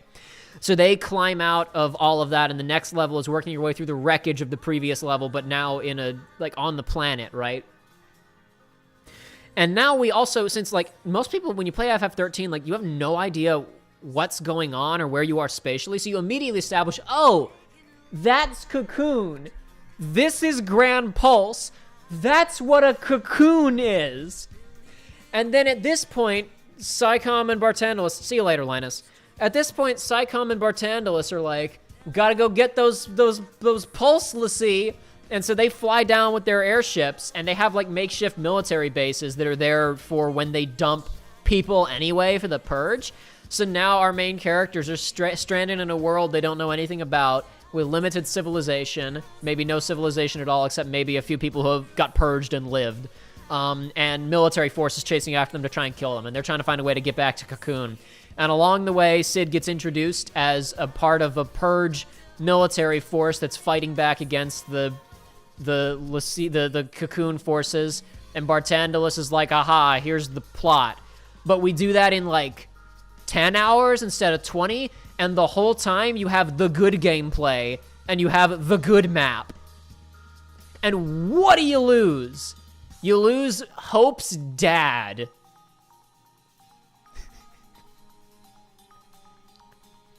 You lose Vanille and Saz doing nothing for like 5 hours.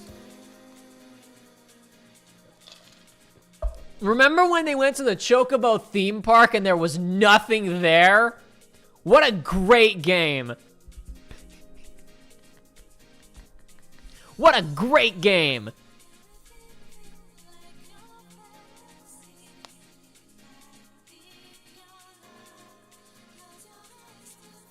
Bobcat, I remember seeing everyone say that Kairi is being useless in Kingdom Hearts 3. It was actually good writing because now she can have an arc where she feels bad about being useless and then makes something of herself. And then Aladi22 says, Bobcat, she was that before Kingdom Hearts 3. Why not have that arc in KH3? And then Bobcat says, that's exactly what I thought. Why not just write her arc now? That's the point, right?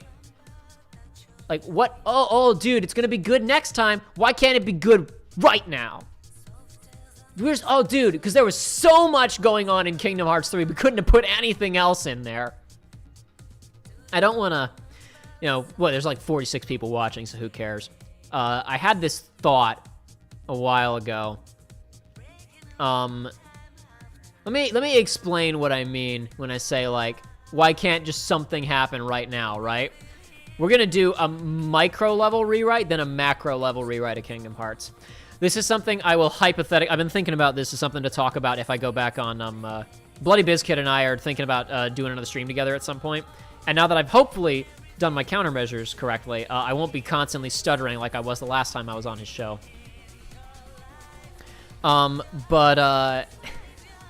Yeah.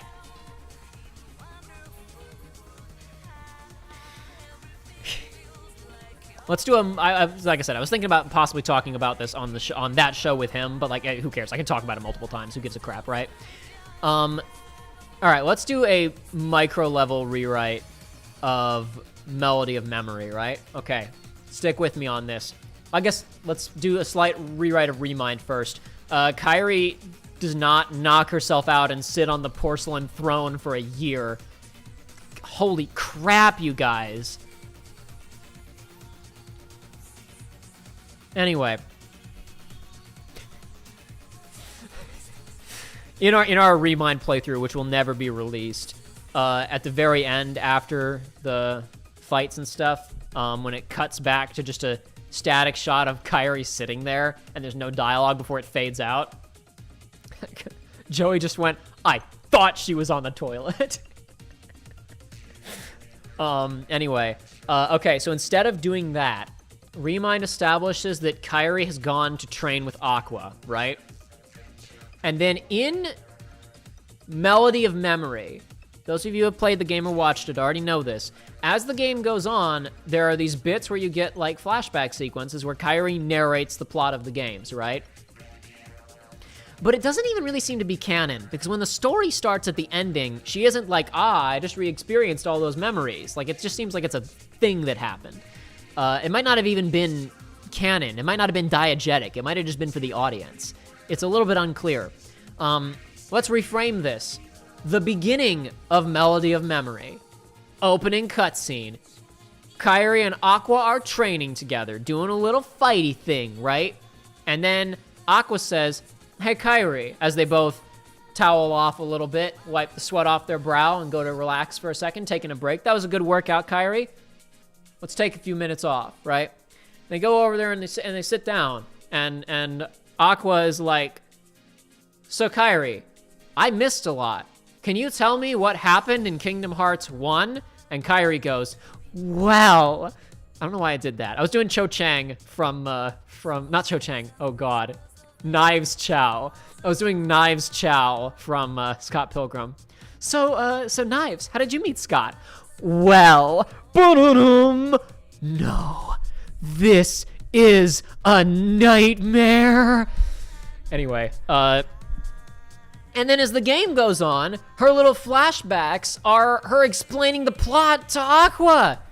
And then after you beat each game, like when you beat Kingdom Hearts 1 section, then it cuts back and Aqua's like, wow, that sure was a big adventure, and we get a little Unreal 4 cutscene. That sure was a crazy adventure, Kairi, but what happened next? And they have a little chat for a second where Aqua's like, that was a crazy adventure, and maybe both of them get to offer some opinions and thoughts on those events, and then Aqua goes, but what happened next? And then Kairi goes, well, I wasn't here for this one, but then you start the Chain of Memories section, and on and on. They get to Days, and she's like, I wasn't there for that one, but I was talking with Shion and Namine, and they explained it to me, so I think I can go through it pretty well. She gives us Days. Then after that, maybe they have a little cutscene where they're training again. She teaches Kairi how to do some magic or whatever if you want to. You don't even need to, because this stuff's being produced on the cheap. Osaka team's probably already working on the next game.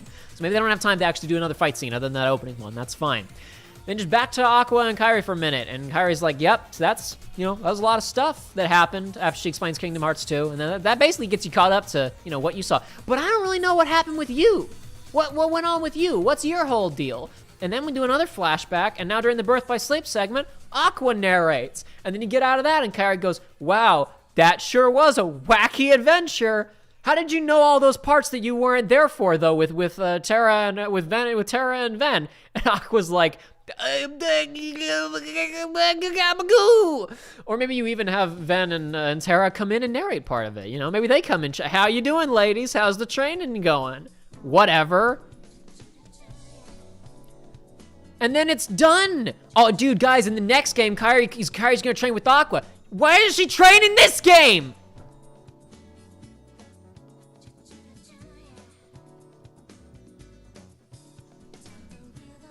I'm not saying that was something that, I'm not saying oh, that was so obvious they should have done it. My point is oh, dude, next time's gonna be good. It could have just been this time. It's so simple for it to just be this time.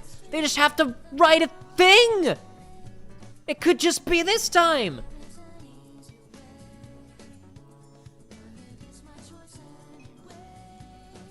See you later, the Fury Wraith.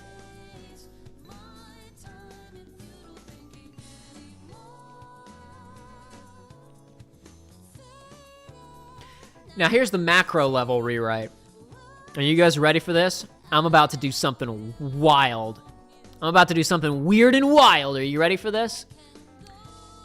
Let's ask ourselves, what has happened since Kingdom Hearts 2? Okay, we introduced Terra, Aqua, and Ven, and they had a little adventure. We learned a little bit more, but not as much as I would have liked about the Keyblade League or whatever. Okay. Yeah, and then Jiminy pops up and says, let me tell you what happened in Recode. It says Puddle Jumper. So, okay. All right. What happens after Kingdom Hearts 2? Well, I guess Days, we'll count Days, okay? Days is its own little adventure, that's fine.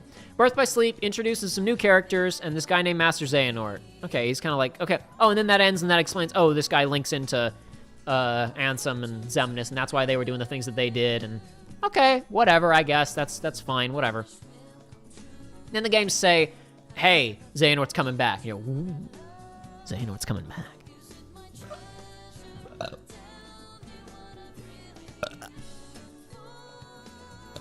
I'm very excited for Xehanort to come back. Hold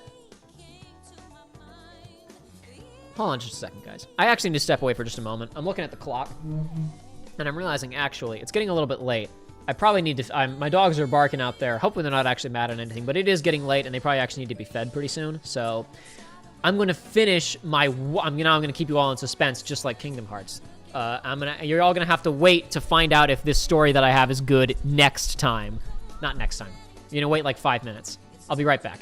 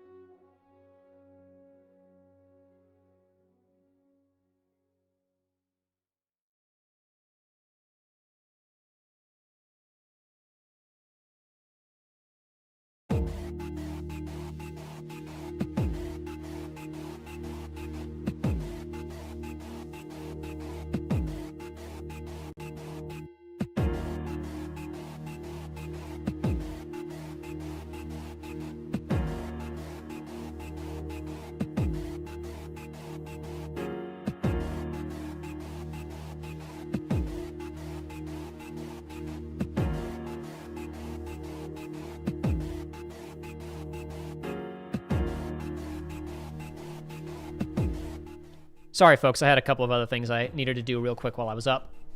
Hiya.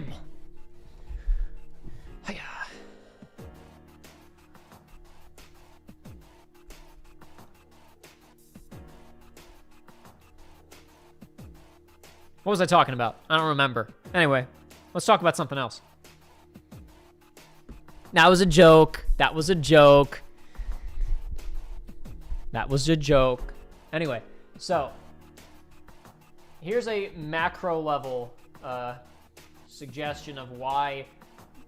Again, I don't want to be like, I don't want to make it sound like I'm saying if people are enjoying Kingdom Hearts, they're wrong or whatever, because it's fine. Like, these games are enjoyable. They're not that bad. They're not, listen, Kingdom Hearts so far has not gotten to the finale of Volume 5 of Ruby for the length of Volume 5 of Ruby. There were individual bits of the ending of Kingdom Hearts 3 that got there, but they usually didn't last that long, so it's okay. I mean, it's not okay, but it's like, you know. My point, I'm not upset at anybody who likes Kingdom Hearts, and if anybody, because I like Kingdom Hearts, again, let's make that very clear, I like Kingdom Hearts. And if anybody is like, dude, I'm super duper excited for what's next, then that's totally fine. More power to you. I hope that what they make next is good too. However,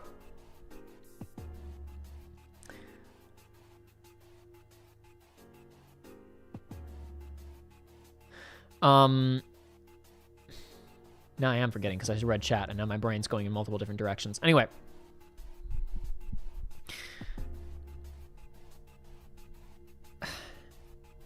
Dude, I'm so excited for the Master of Masters and Scala ad Kylum. And, okay, Verum Rex I can't include in this because realistically Nomura probably didn't think of that until, like, 2015 or 2016. Because, like, you know, he was making verses. He didn't need to make Verum Rex. So, don't need to go into that. So, minus Yozora. Everything I'm about to talk about is minus Yozora and Gigopolis. Somebody told me the name earlier, and I read it out loud, and I've already forgotten it. Anyway.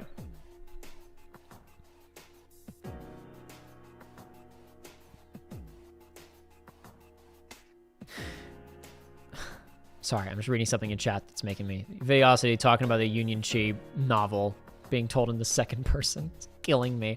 Anyway. What an amazing idea. So the... Dude, I'm so excited for the Master of Masters and the Foretellers and Lushu and... So what's happened since Kingdom Hearts 2? Xehanort is introduced, removed, brought back, removed again. He doesn't do anything. Nothing has really happened. And I'm not saying that the games in question were like all bad or had bad ideas. I'm saying that not a lot has happened. The status quo has never been meaningfully disrupted until Sora dies at the ending of Kingdom Hearts 3. That's the first real major significant disruption. There's the suggestion that a disruption might occur because Xehanort's coming back to life, but he didn't really do anything.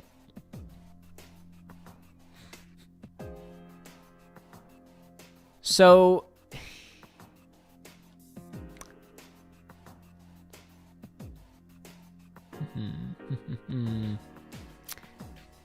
All right, here we go. Here's my idea, right? Okay.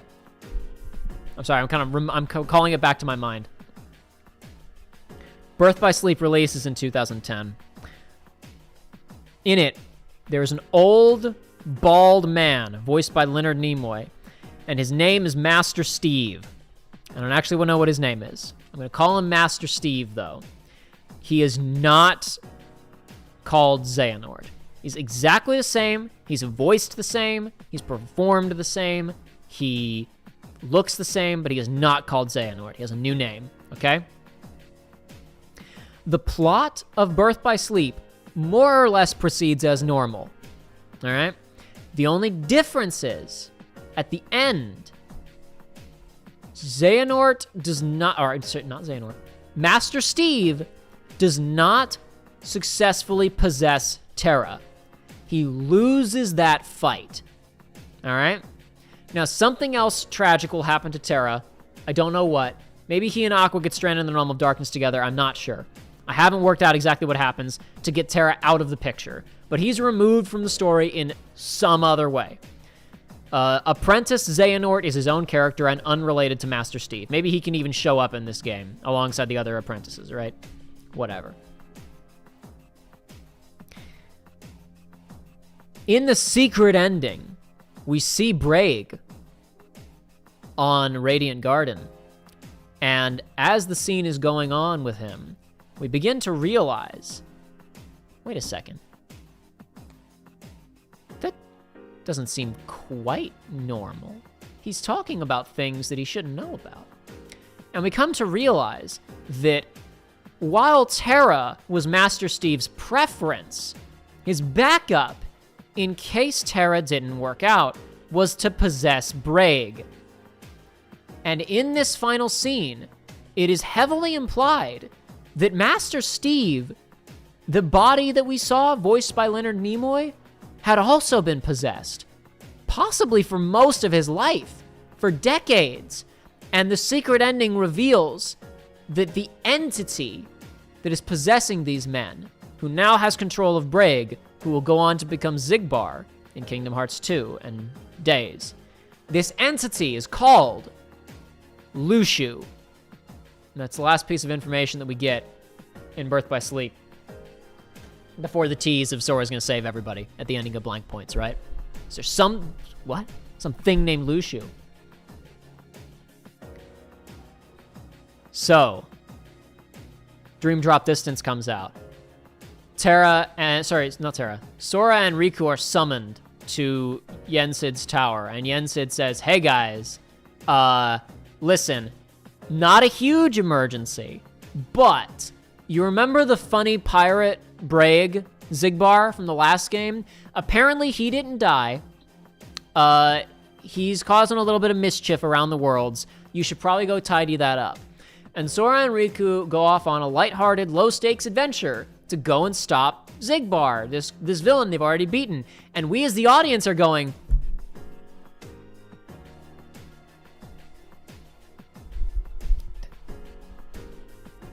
that might not be as easy as you think it'll be. Because now we've seen Master Xehanort, Master Steve, doing all of his stuff. And that's inside of that body. This completely recontextualizes the characters we previously knew him, and now we understand that for whatever reason he was going along with Organization 13, he was clearly holding back when we fought him previously. As the adventure goes on, it is revealed that Braig is clearly up to something. He has some kind of mischievous plan that he's engaging in. Lushu, whatever. Xigbar. Oh my god. Xigbar is up to some kind of mysterious plan as Dream Drop Distance continues. Maybe he goes into the sleeping realm. Yeah. And Sora and Riku pursue him in a sleeping realm, and then it can still be called Dream Drop Distance. Or they can run around worlds in the real world. It doesn't matter. Who cares? They can do whatever. Let's just go with sleeping realm. Why not? It turns out that Xigbar was involved in Organization 13 and was manipulating it from the inside to try and accomplish something. He had some kind of weird ritual he was trying to perform. Our characters realize and the audience realizes as we collect the Xigbar reports. But we don't know what. And now he's in the sleeping realm. What's going on here? It turns out here in the sleeping realm, which will be much more dreamlike and weird than it actually was in Dream Drop Distance, here he can perform a more simplistic version of the ritual that he was trying to perform with an Organization 13, but that he couldn't before. And he will summon into existence from the distant, we don't know this yet, summon 4 weirdos in animal masks and reveal himself to them while Sora and Riku watch to be someone named Lushu. And before these people can be fought, he and these strange people in animal masks flee. And Sora and Riku are left wondering what mysterious new enemy they are facing, because clearly this is not just some random hanger-on from the organization. Something weird's going on here, right? And then in 2013, the next year, a video game called called Kingdom Hearts Chi comes out, and the guys with the animal masks are in it. The guys with the animal masks are all in it. And there's an extra one, this Ava lady. Who's she? What's up with that? What's going on, huh? Who's Master of Master? Look, the missing apprentice, who's that? The game, what, the missing apprentice is named Lushu? Oh my god! And the Union Cross goes on, and hypothetically it's rewritten to be like good or whatever, but let's not worry about that right now. Oh my god, guys! And then we get to Kingdom Hearts 3, and it's like, hey, Sora, so I'm Yensid. I've been going through my book, looking for people in animal masks and a guy named Lushu. And I have some bad news. It turns out these guys may be from a mobile phone game. They're gonna fight us with microtransactions. And Sora's like, oh no! Damn it! How are we gonna defeat this enemy? And Yensid will say, the only way we can do it is by recruiting all of our friends. And then Kingdom Hearts 3 can happen like virtually unmodified. And you go to a bunch of Disney worlds, and I mean hypothetically we could make it like good, and they're like related to the plot, but whatever. You save Aqua, you save Roxas and Xion and Terra, and then I don't know how Terra comes back, because again I don't even know how he went away. Maybe he's your party member in 0.2, and he's with Aqua in the Realm of Darkness. I don't know or care, because these are not the details that I'm trying to make a point about right now. And then at the ending of the game, it is revealed that the final battle that Lushu and the Foretellers have arranged is itself yet another ritual to summon a man called the Master, who we've seen previously in the mobile stuff. And the Master is brought through.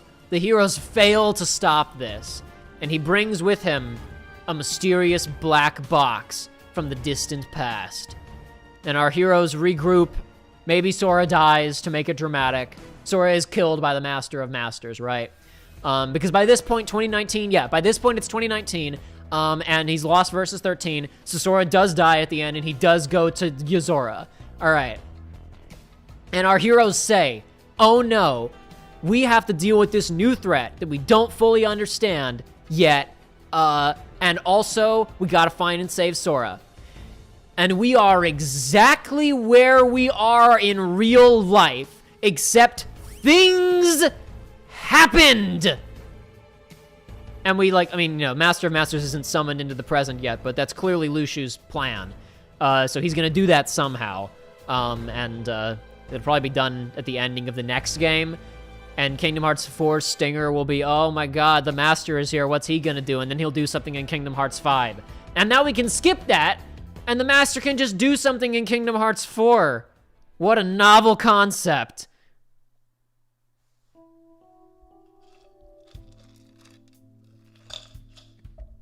I do want to see what you guys think of this, so I am going to go read chat now. Ninja Bunny, I don't know if, I assume this is responsible I'm talking to. Oh yeah, when I was doing DDD, you said, I like how Kairi is still getting shafted and isn't going on a fun adventure, lol. I mean, sure, any of these things could be changed. I'm trying to make a point about how you could do exactly what was already done, but just like, if all of this was just like, oh, and then it turned out that Xehanort was a misunderstood good guy, and also he was being secretly manipulated by Braig the whole time. Why not just get to Braig? Why not just get straight to Lushu? Why are we wasting our time with this guy? Like, I liked Xehanort in Birth by Sleep, man. Seriously. If that didn't come through in the playthrough because I was nitpicking stuff and talking about, it would have been better if it done this way or that way, or if it had been more clear. Let's be very clear. I still liked him. He's still fun. But it's like Kingdom Hearts 3 is just embarrassing. We could have just had, because, like, here's the thing. He's such, like, he's, like, close enough in personality to Braig / Zigbar anyway. It could have just been the same dude.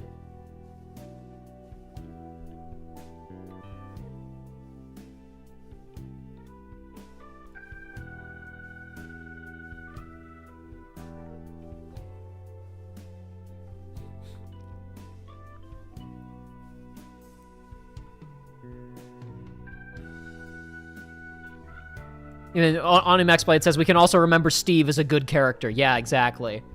Steve is like not, Master Steve from Birth by Sleep is not ruined. I mean, I guess if Lushu is ruined later, if Braig is ruined later, then retroactively the original form or the earliest chronologically we've seen would also be ruined, but hopefully not quite as embarrassingly.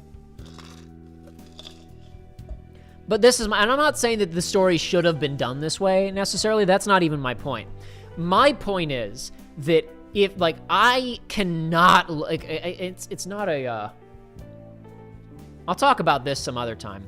I saw some folks writing some stuff about that 3-hour-long video that I did on the writing in Kingdom Hearts, whatever, right? That I did a month or so ago. And it was mostly a critique of me and of that video. And there were some valid points made. I'm not perfect. I do a bunch of stuff that isn't great.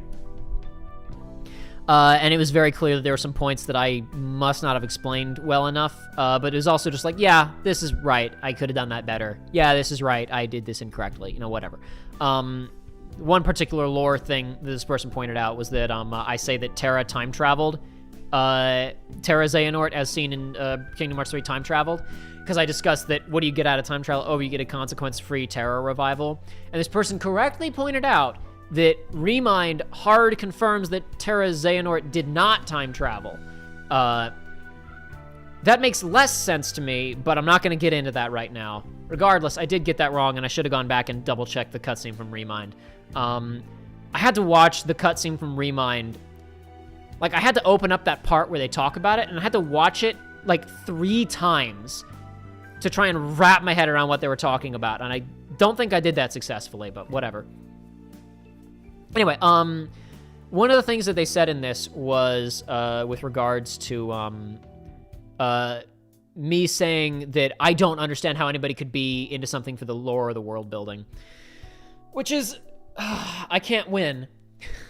So the reason that that video turned into a 3-hour thing, if you watched it, you know this, was because I was making a stream highlight where I said, hey, here's some lore stuff that doesn't make sense, and then I realized I should probably elaborate and say that I care more about character stuff. And then somebody interpreted this as me saying that because I say I always care about characters and drama first, that I don't understand how you could be invested in a just world building or lore narrative. I can't win. I'm not saying that either. I'm saying that I gravitate towards one over the other. I still get why people are into that kind of thing. My problem is not that it's impossible to be into a story like that. It's that, number one, I do think it's less engaging, generally. Number two, Kingdom Hearts does not manage its lore well enough to be engaging to me on that level. If you're into Kingdom Hearts because you like learning all the lore, that's fine. I can't, it's when I discuss all these other perspectives of like, oh, this thing in Kingdom Hearts is not good. It's because I'm looking for something to enjoy. The characters and drama aren't good, so let me look for what else there is. Could it be that I should be really into the world building? Should I be really into trying to piece together this mystery? Oh, the world building is inconsistent and shoddy.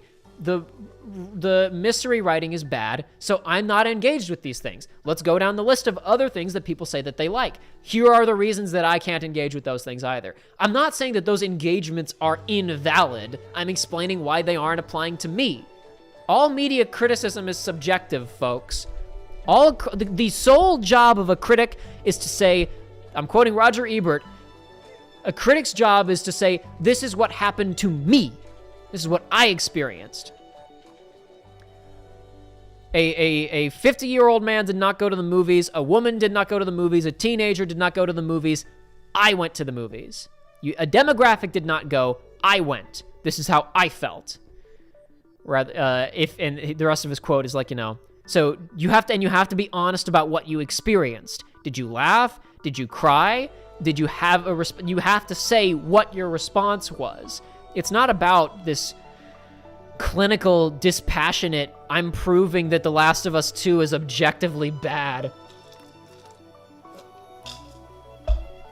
Wow, Donkey's such a bad critic. He said that he enjoyed The Last of Us Part 2. Doesn't he know that Mahler proved the story is objectively bad?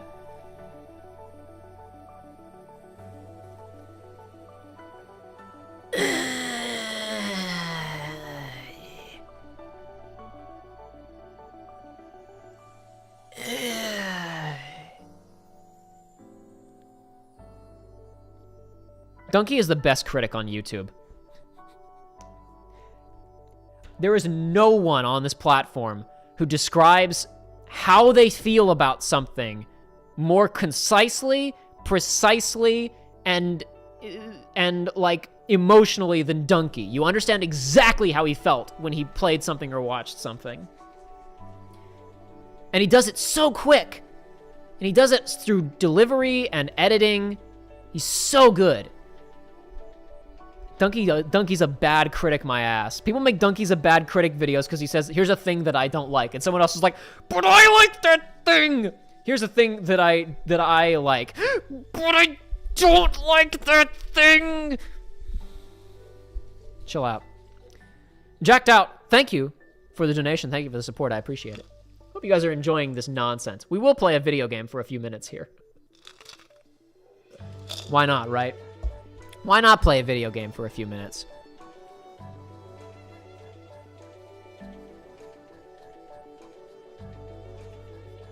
The Mathematosis is also good.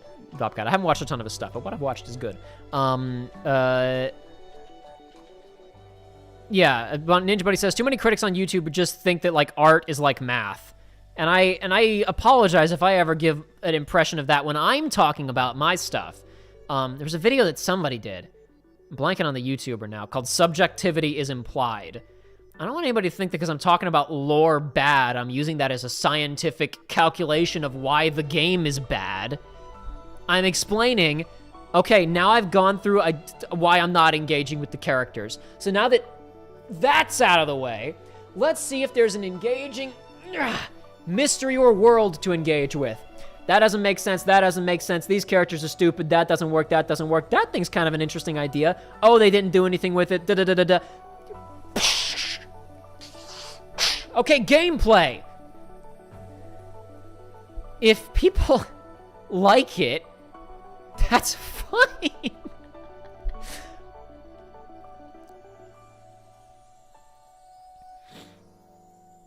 I watched Mahler's review of The Last Jedi. Just because I watched a lot of negative reviews of The Last Jedi, just because I wanted to hear other people's opinions. But people were like, "This is the one." I was like, "Okay, I'll give it a shot." It's like 6 hours long, but I'll give it a shot. It's not that he doesn't make good points. Again, like I've said before, I don't think The Last Jedi is perfect. The Last Jedi has a bunch of problems, and some of his suggestions would have improved it. No movie's perfect. There's always something better can be done, and a lot of times you can't see it until the movie's finished. But like, I think the point, he lost me completely really early on. This is not important at all. But there's the scene when Finn is trying to leave, right? He's trying to escape early on. He's taking the tracker with him to go and find Rey, or rather to make sure Rey doesn't come back to the fleet. And this is when Rose is introduced.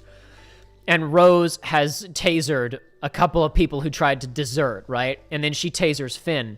And Mahler is like, what the hell? What's she doing this for? Who gave her the authority to do this? She's tasering people who are trying to save their own lives. She's punishing people who are trying to get out of this deadly situation alive. What a horrible person. Why would you do that?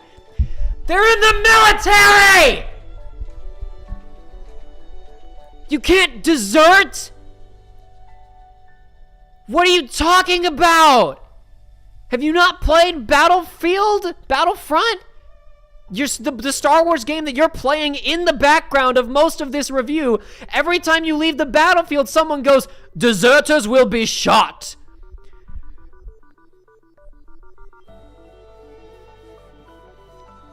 He really lost me with that one. I was like, you are just looking for something to complain about. That's insane. Are you kidding me? You're upset at this character for stopping people from deserting a military outfit? You are just looking for stuff to be mad about. That's insane.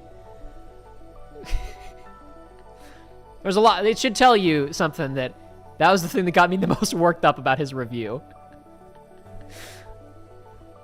Not friendly name. Tim Rogers, technically, Tim Rogers he's a lot of things. Tim Rogers was an independent writer and game developer. Tim Rogers has worn many hats over the last 20 years. He was with Kotaku for about, I want to say like 4 years, but he's not with them anymore. He left Kotaku Mid last year, late last year, I'm not exactly sure. He's back to, I think he's back to game development now. Or at least he's, trying to get back to game development, but in the meantime, he's doing, one new video a month, the Action Button reviews. Action Button was one of the names of his previous blogs. He's had several, and it's also the name of his game development studio. The Action Button reviews are, number one, phenomenal. He just released last week, his 3-hour-long review of Pac-Man. Yes, of Pac-Man. And yes, I watched all of it.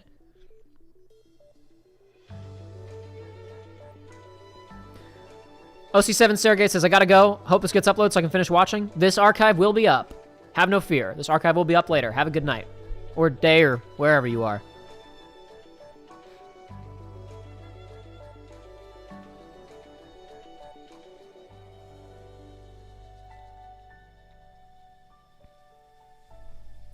Lost my train of thought a second there, and Besaid Island's been going on for 10 minutes. This is an extended track. I'll just go ahead and jump to the next one. I lost my train of thought there a bit. I do not remember what I was talking about before I remembered that Mauler got mad at Rose for stopping people from deserting. That's like, I think that's the dumbest thing I've ever heard somebody say about The Last Jedi. There's plenty of stuff in that movie to be mad about. I think that's the dumbest thing I've ever heard.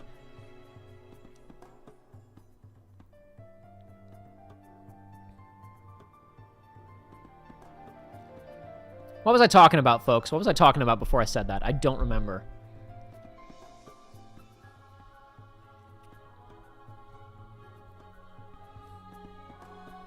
I know I was running through my alternate scenario a little bit.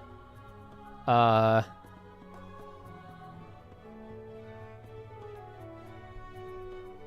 don't remember what I was doing. Darn. I ran through my alternate kind of... I was talking about how there's no... I got onto that because I was talking about objective criticism and saying, like, when I'm talking about stuff, I'm not trying to lay some kind of objective claim to, you know, saying, oh, the game doesn't make sense, so bad. That's not what I'm saying at all. No, I knew that I was talking about Dunkey. I couldn't remember why I got on to Dunkey and on to YouTube critics, and it was because I was trying to defend... trying slightly to defend my model, but to be fair, you know, I could probably... I'm not saying Dunkey is my model. I'm saying that my model of talking about things. Though, to be fair, perhaps I need to explain myself better since people are still confused. So, that's fine.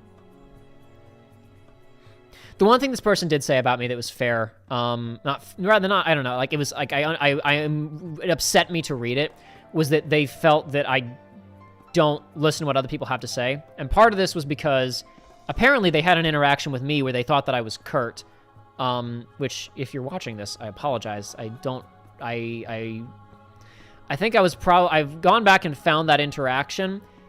I wasn't trying to be curt or dismissive. I've realized that despite the fact that I'm a nothing nobody YouTuber with no subscribers, I can't be too casual with people because they might get the wrong idea and think that a joke is not a joke, or think that a casual comment or disagreement is like a, no, shut up, because I have a platform and you're wrong.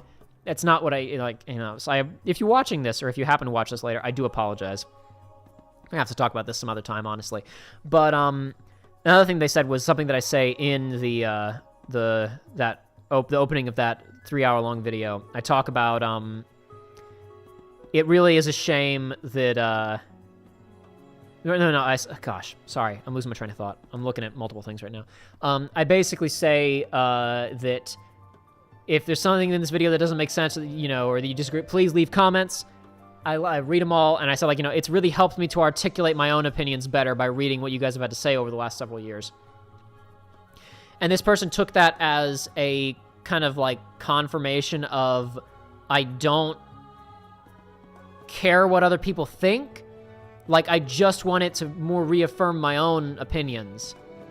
Number one, my opinion on a lot of things about the Kingdom Hearts series have changed over the last 6 years, explicitly because of the production of these LPs. Be it me re-experiencing something in a new context, or input that I've received, for just a thought that Aiden or Joey have offered at some point that I never really thought about. They came at it from a new perspective. Stuff that people have said in comments are like, I've never considered that character that way before. That's really interesting. I've never considered that gameplay mechanic that way. I didn't know people felt that way about that. That's really interesting. But again, media criticism is about how you feel. And while certainly things that people have suggested or talked about in YouTube, in comment sections on these videos, and when people have challenged my points, have certainly offered me a different perspective, have offered, oh, interesting that somebody else feels that way about it. And certainly if I ever get around to making those reviews, I'm going to talk about a lot of other perspectives, which you have no obligation to do as a critic, but I do kind of want to talk about. By the way, though I don't feel this way about this game, it's worth mentioning that a lot of people feel X, Y, and Z about this, and let me go into why that is for a little bit. You really don't need to do that as a critic. I kind of feel obligated to do it in the reviews that I'm working on because, like, I shouldn't say that as if they're coming out anytime soon, because they're not, and may never. If I never release them, I'll release my notes or something, because I have an insane quantity of notes. But, like, I just want to cover stuff really thoroughly, so I'm going to do that. But, like, when I say that reading comments has helped me articulate my own opinions, I'm not saying that I'm reading someone saying, Jacob, you're wrong, and then going, but I'm right, though.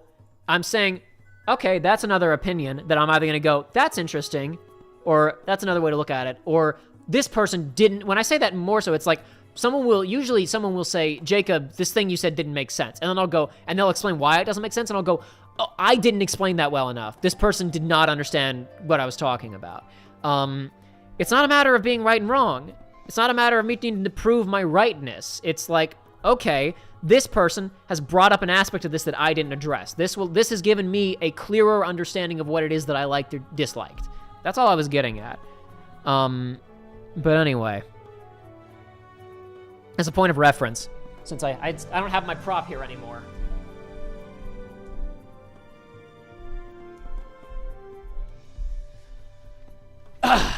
13 Sentinels is a game with 13 characters. I like 5 of them. I like 5 of these characters. Maybe. I don't know. I shouldn't say I only like 5. There are 5 who are awesome, and then the rest of them are like, okay. The scale goes basically Natsuno, Tomi, some other characters that are pretty good, some okay characters, Megami, but whatever. I don't know if there's anybody in here who's played 13 Sentinels, but whatever. Anyway, this game has 13 main characters. 5 of them are stand out from the crowd. I shouldn't say that there aren't more who are likable, because most of them are likable, and even Megami, the character that I just mentioned a second ago, she's a good character. I understand why she does the things that she does. It's just that she's the worst. It's just that she's the worst. But anyway, this game is non-linear and nonsense. It is all over the place. None of these characters, because it's got like 13 different story campaigns that you jump around between, none of these characters are given enough attention to become legitimately interesting.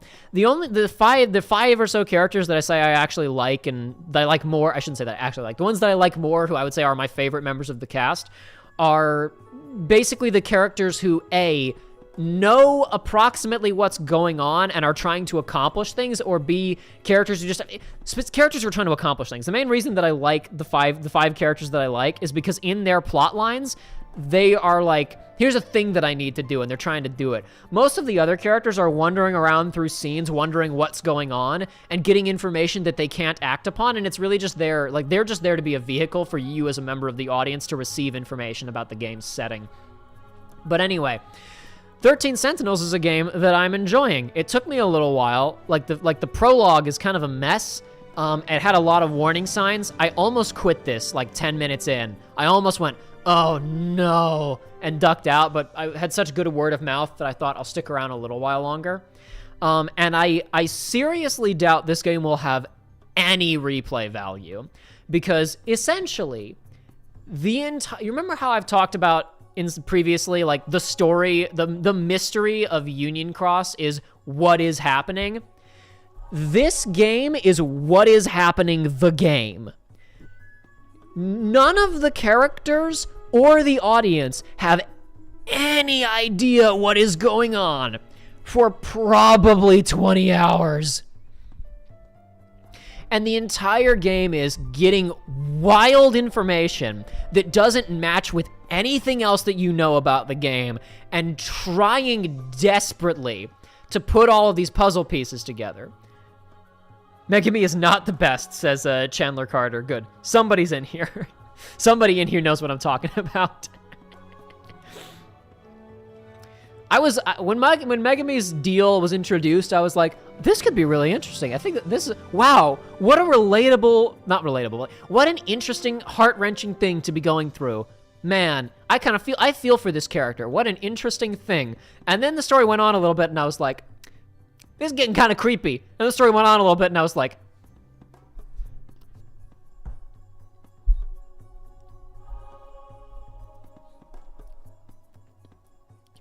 pump the brakes! Anyway. Pump the brakes a little bit there, Megami. 13 Sentinels as a game, the primary narrative engagement is trying to figure out what is happening.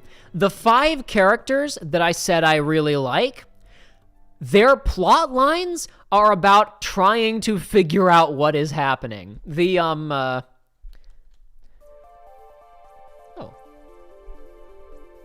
Juro, Iori, this lady whose name I do not remember, this guy, Megami, and Dude Man.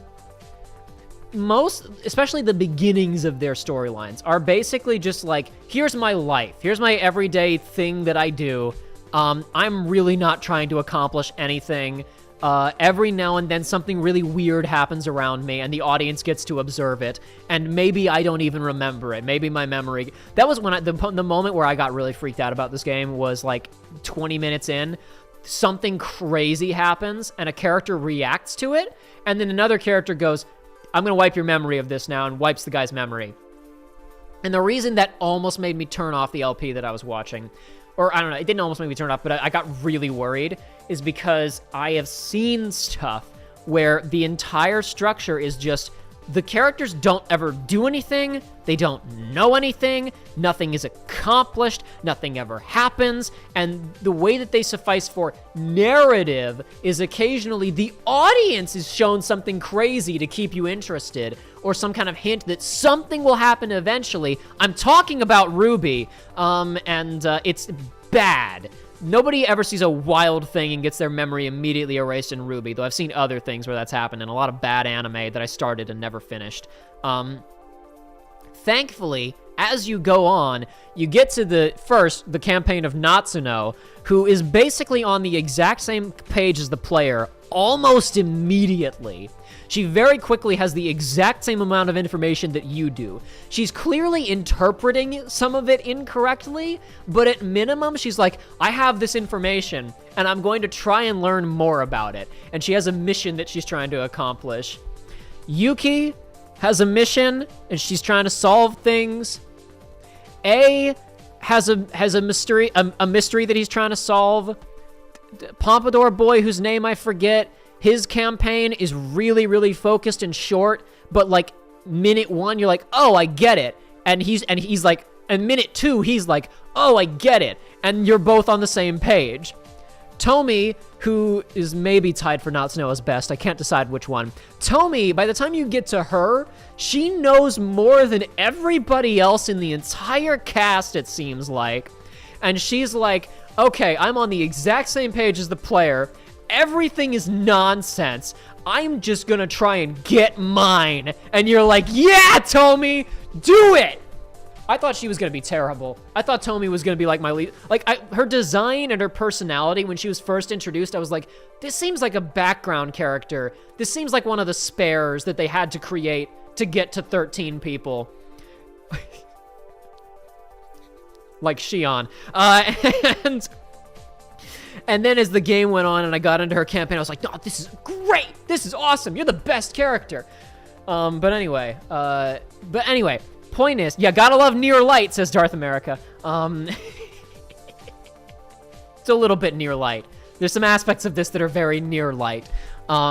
Structurally, it's near Uber. Conceptually, it's Near Light.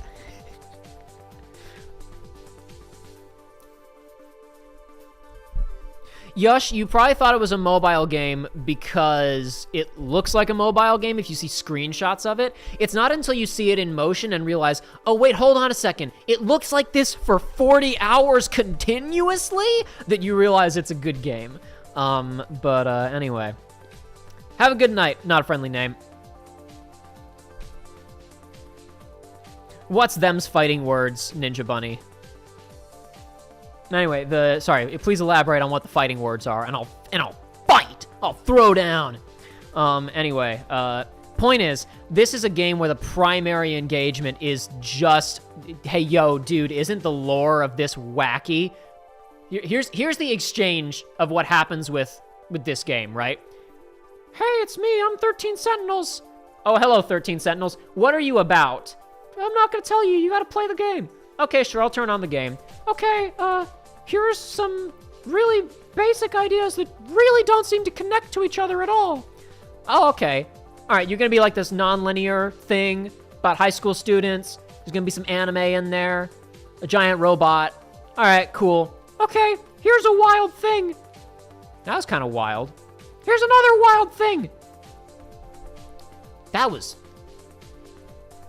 didn't make any sense at all. Yeah, I know, you're gonna have to wait 15 hours. Huh? And as it goes on, you're piecing together all of this, like, it's not a game where it's not like a Sherlock Holmes mystery where it's like, oh, somebody's dead. We have to piece together the clues to figure out how they died and who killed them. This game is literally something is going on, but we're not gonna tell you. And it takes you I don't know. Depending on how good your plot prediction powers are, mine are pretty decent. You're probably gonna get a decent idea of what's happening around hour 10, but you're not gonna really know until hour 20. And that was fun. It was enjoyable to put those puzzle pieces together. Problem is, on repeat playthroughs, this is my main problem with lore as the point of engagement. It's not that I don't think that a story that's just a bunch of crazy bullcrap and trying to piece together a mystery can be fun, but there are a couple of really important factors. Number one, the mystery better be interesting enough to engage with in the first place, right? Like, I better actually have something that's fun to put together. Number two, it better form an interesting picture. If by the end I put together the mystery and I've discovered, a gallon of cat piss, then then that was a waste of my time and I'm burned. That's why I don't trust stories like this. That's why I almost turned it off when the guy said, you're gonna have to forget about this now, and then wipe the guy's memory of the wild thing that happened. Because I've seen too many things that go, ooh, what's going on? And they obfuscate it just to hide the fact that they don't know what's going on. And then they get to the end and they say, here's an 8-pack of cat piss. And you go, great, awesome. Glad I wasted 40 hours on that game or TV show or whatever. That's why I can't stand stuff like this usually. I used to be able to engage with this a lot more, but I got burned by one too many products like this, including but not limited to, in some regards, Kingdom Hearts. So I'm very wary of these types of stories now. If you know anything about 999, you know that 999 is kind of one of those stories, and you also know that it's one of my favorite games of all time. So why is that? Because it's good? Number one, it builds to a satisfying resolution. Number two, 999, the mystery is not what is happening. Because the immediate premise of 999 is there are 9 people, and they're in a boat, and the boat's gonna sink. And they've been set up by a madman who has put a bunch of puzzles on the boat, and if they don't solve the puzzles fast enough, a bomb is gonna go off in the boat, and the boat's gonna sink. And you got that immediately right out of the gate. Okay, cool. This is the thing where there are these 9 people who are strangers, and they're gonna have to learn to work together and solve mysteries and get out of here to stay alive. And relationships develop between the characters. We learn more about them all as people. By the end of the game, there are characters who you were like you thought you were really gonna hate, and then once you learn, like, there's a difference between a character being introduced and they're this way, right? And then at the ending of the game, they're like, at the ending of the story, they're like this way. And looking back, you go, oh, the authors just wrote the character this way to screw with me. And then it turned out that they were acting or whatever. And then they're revealed to be this way. My favorite example from that game is there's a character named Lotus. And when you meet her, I forget which, this is the beginning. I think I did this incorrectly. When you meet Lotus, she seems one way, both in terms of her personality, what she's wearing, how she acts, what she says, how she treats other people. And then at the end, you don't find out, oh, she was actually another person all along. You find out why she behaves that way. And as she gets more used to all of you, her behavior, all the other characters, her behavior naturally changes. And when you go back and replay that game, you don't go, oh, the Lotus at the beginning of the game is a fake. And she's just behaving that way to be mysterious, because the writers needed a mystery. You go back to the beginning of the game, and Lotus is behaving the way that she is, and you're like, oh, Lotus, you'll learn to like these people by the end of the game. Oh, Lotus, I know why you're acting that way now, because I've seen the whole thing. And then 999 is also crazy and has tons of nonsense lore and mysteries in it.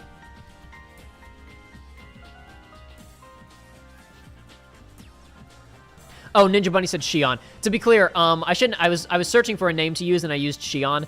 I did not mean that she was I didn't even mean that as like, oh, she's number 14. I meant literally in the context of the plot of Kingdom Hearts 3. Oh, because I said that we need 13 guys. That, you know, oh, Xemnas, no. Vexen quit, so they needed somebody else. That was what I meant by that. I wasn't talking about Days. I was talking about KH3. I shouldn't have picked... I realized when I said it, people were going to think I was talking about her being the imaginary number. I should have said Riku Replica. Yeah, it was... Yeah, I was about to say, wait, no, it was Dark Riku. And I was like, no, it was Riku Replica. What a memorable game!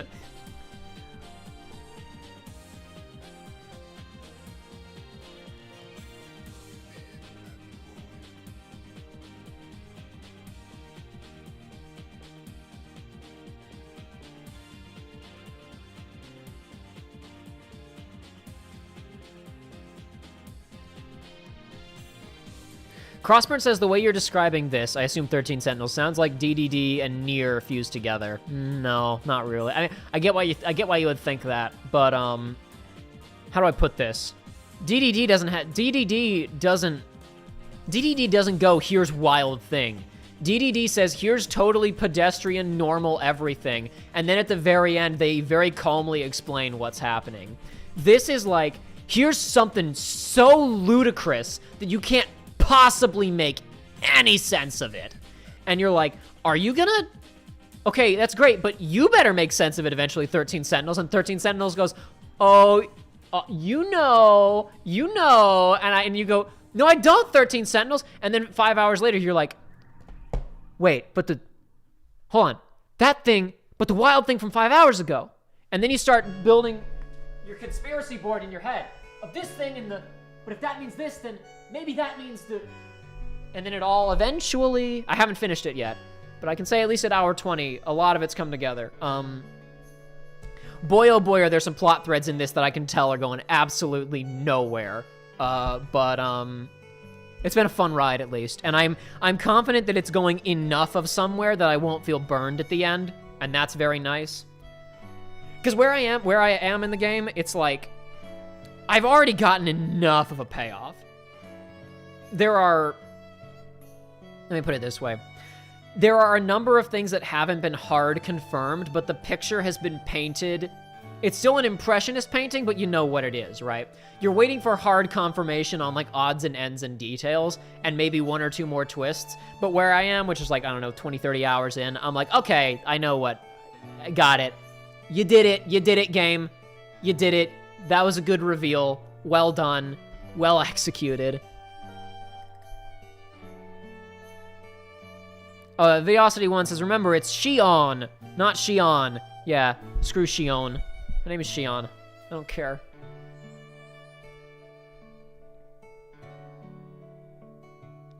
Onimax says, Nier is also very pedestrian for most of the game, kinda. I actually had a conversation about that like 2 days ago, because my brother is watching a playthrough of the original Nier. I said, I was recommending that he watch this, and then as I got a little bit further in, I was like, wait a second. If he watches this first, some of Nier is not gonna hit as hard. So basically, he's watching Nier now, and he got to around the midway point. It was almost the midway point, and he called me, and he was like, This was a little while ago. Yeah, this is several days ago. He was like, Jacob, is this like, I feel like nothing is, he was like, did I miss something?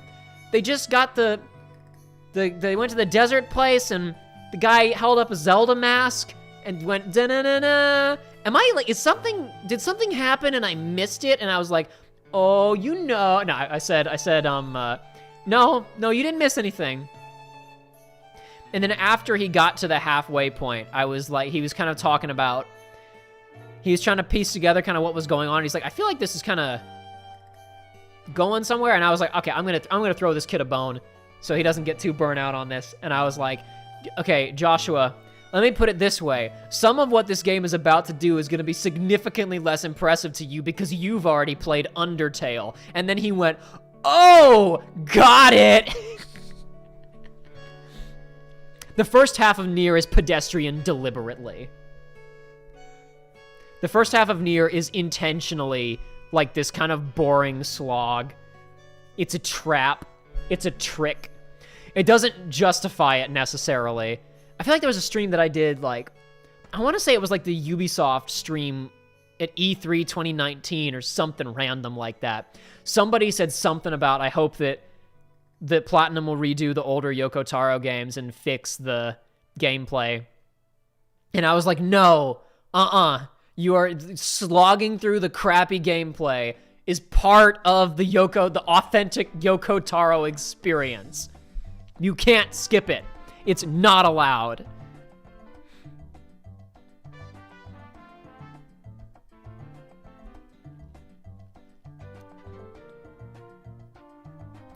Videosity says, since you have the music, when's the Professor Layton playthrough? Effing never. Here's the thing. It's 6 games, and I'd have to emulate all of them. The only ones that I couldn't emulate, that I could do without emulation are, whatchamacallit, Curious Village, I know, came to iOS a while ago, and I want to say that Diabolical Box and Unwound Future also came to iOS. I could be mistaken. And technically, you can do screen capture stuff, like, off of an iPad or whatever, which I probably want to play it on an iPad, not an iPhone, to have a bigger screen.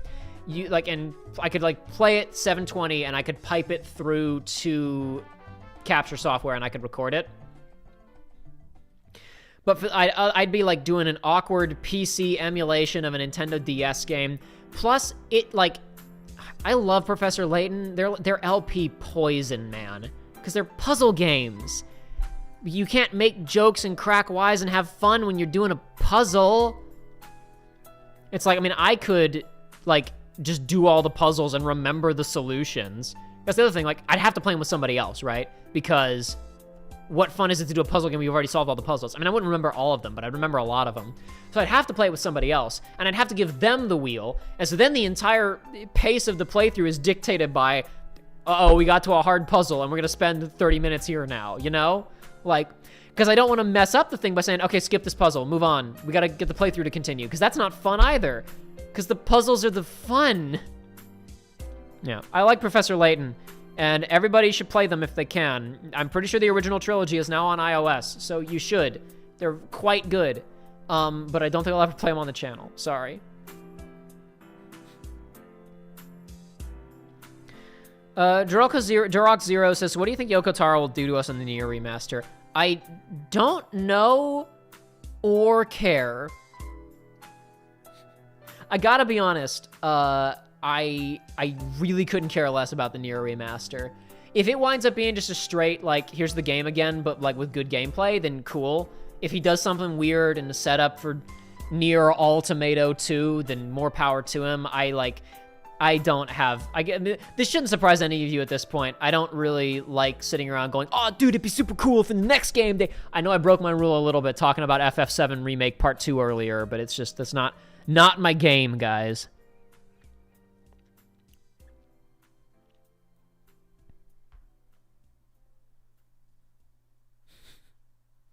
Videosity1 says, seem pretty sure of yourself that you remember most of the solutions. Let's put it to the test. I mean, like, there's somewhere I'd have to do the math again, you know? But it's like, all the trick puzzles I remember, all of, like, the logic of this is not what it appears to be on face value. I'm sure I would remember most of them, if not all of them.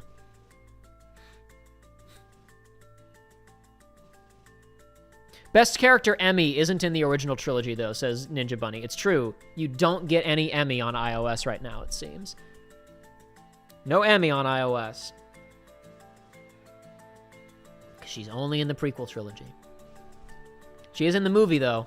So if you want to go watch the movie, if you don't have a 3DS sitting around. Honestly, don't lie to yourself. You got a 3DS sitting around. Just go buy the games and play them. Maybe, I was about to say maybe skip Last Spectre, but then I was like, no, Last Spectre's fine. Just because it's, like, not phenomenal doesn't mean it's bad. It's, like, it's a perfectly enjoyable game. It's good. It's a good game.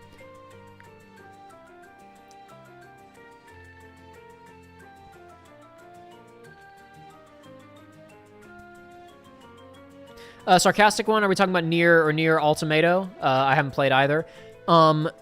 Specifically, Burmass says both being deliberately boring, that kind of being appropriate thematically as in the gameplay. No. Specifically, I was talking about structurally the first Nier, the front half, if you can call it the front half. The front half of Nier, how do I put this? The front half of the Nier before, the front half of Nier 1 before ending A is boring deliberately. Not boring deliberately, but pedestrian deliberately. Yeah, and Ninja Bunny points out that Little London was included in Last Spectre. That completely slipped my mind. I never really played any of them. My brother played a lot of it, though. Yeah, that was a huge value add on that game. That was like you bought Professor Layton and you got, like a miniature Animal Crossing just included. It's kind of wild, actually.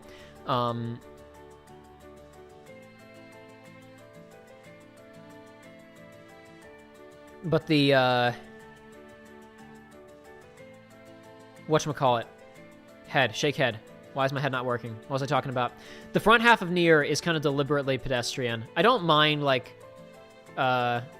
if Joshua, I don't think he's watching this stream, but if he's watching the VOD, maybe mute. If anybody cares about Nier, I'm gonna be very vague, but if you care about Nier, mute the video while I'm holding up this copy of 13 Sentinels. I'm gonna give you 5 seconds to reach for your phone or computer if you're not at your keyboard. 5, 4, 3, 2. Again, I'm gonna be very intentionally vague, don't worry. 1. Okay, so basically Nier is somewhat similarly to Undertale and some other more new age games, doing a lot of criticism of video games as a medium. It's really not even new for Yoko Taro. He loves that kind of stuff. One of his biggest umbrages with game design is that he hates how focused everything is on killing, which is why the Drakengard is specifically a series about massive body counts, but it's meant to feel gross, because all the characters are not written as plucky, heroic figures. I put the box down. Sorry. I meant completely lower, but I'm still holding it up. Basically, all the protagonists of Drakengard are written as the kind of depraved lunatics who would enjoy killing hundreds of people. Nier is not written that way, but it's attempting to make similar points. And the front half of Nier is a deliberately generic series of video game side quests and quest lines. And then in the back half, everything goes really weird. For reasons that I don't want to get into any further than that. But basically, when I say that the front half of Nier is deliberately pedestrian, it's because it's trying to make a certain kind of point.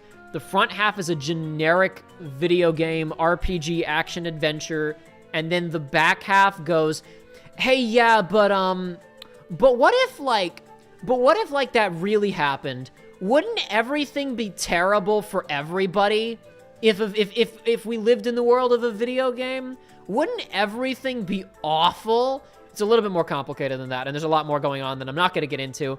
In case you're listening to this and you're thinking, oh, I don't care about Nier spoilers, but you one day decide to play Nier, I'm keeping it pretty basic. But that's what I mean when I say the front half of Nier is deliberately pedestrian. Done talking about Nier now.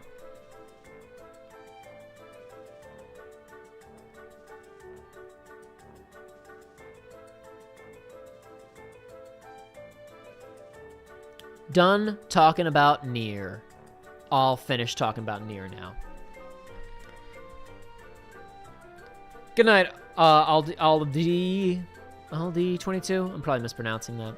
Sorry, usernames are difficult sometimes. I had every intention of playing a video game today on stream. We just kind of chatted for a while, and I need to quit soon. That just means we're gonna have to stream again and play a video game some other time. I should have talked about this up front. I didn't even think about it. Damn, I'm gonna talk about it right now. I'm gonna make an update video anyway to cover this probably, so I don't mind telling you guys this real quick.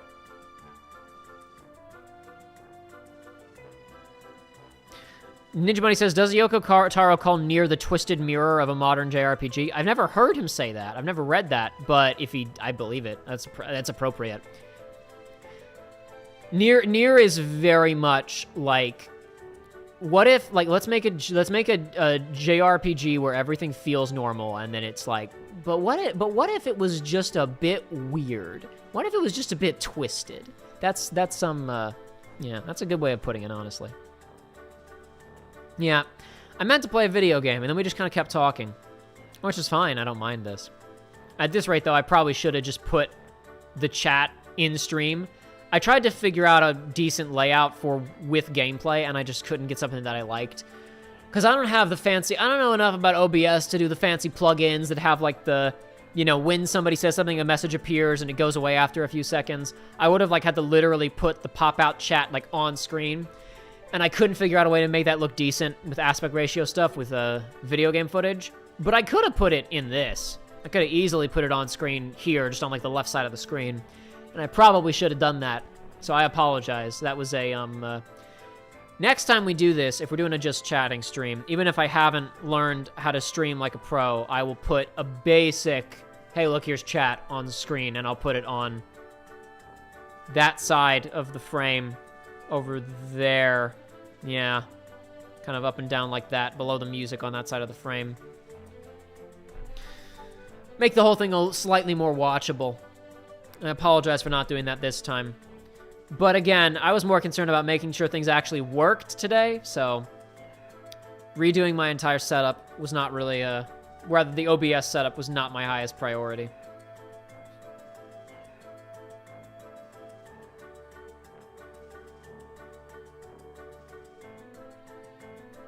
Ah, well. Hold on 1 second.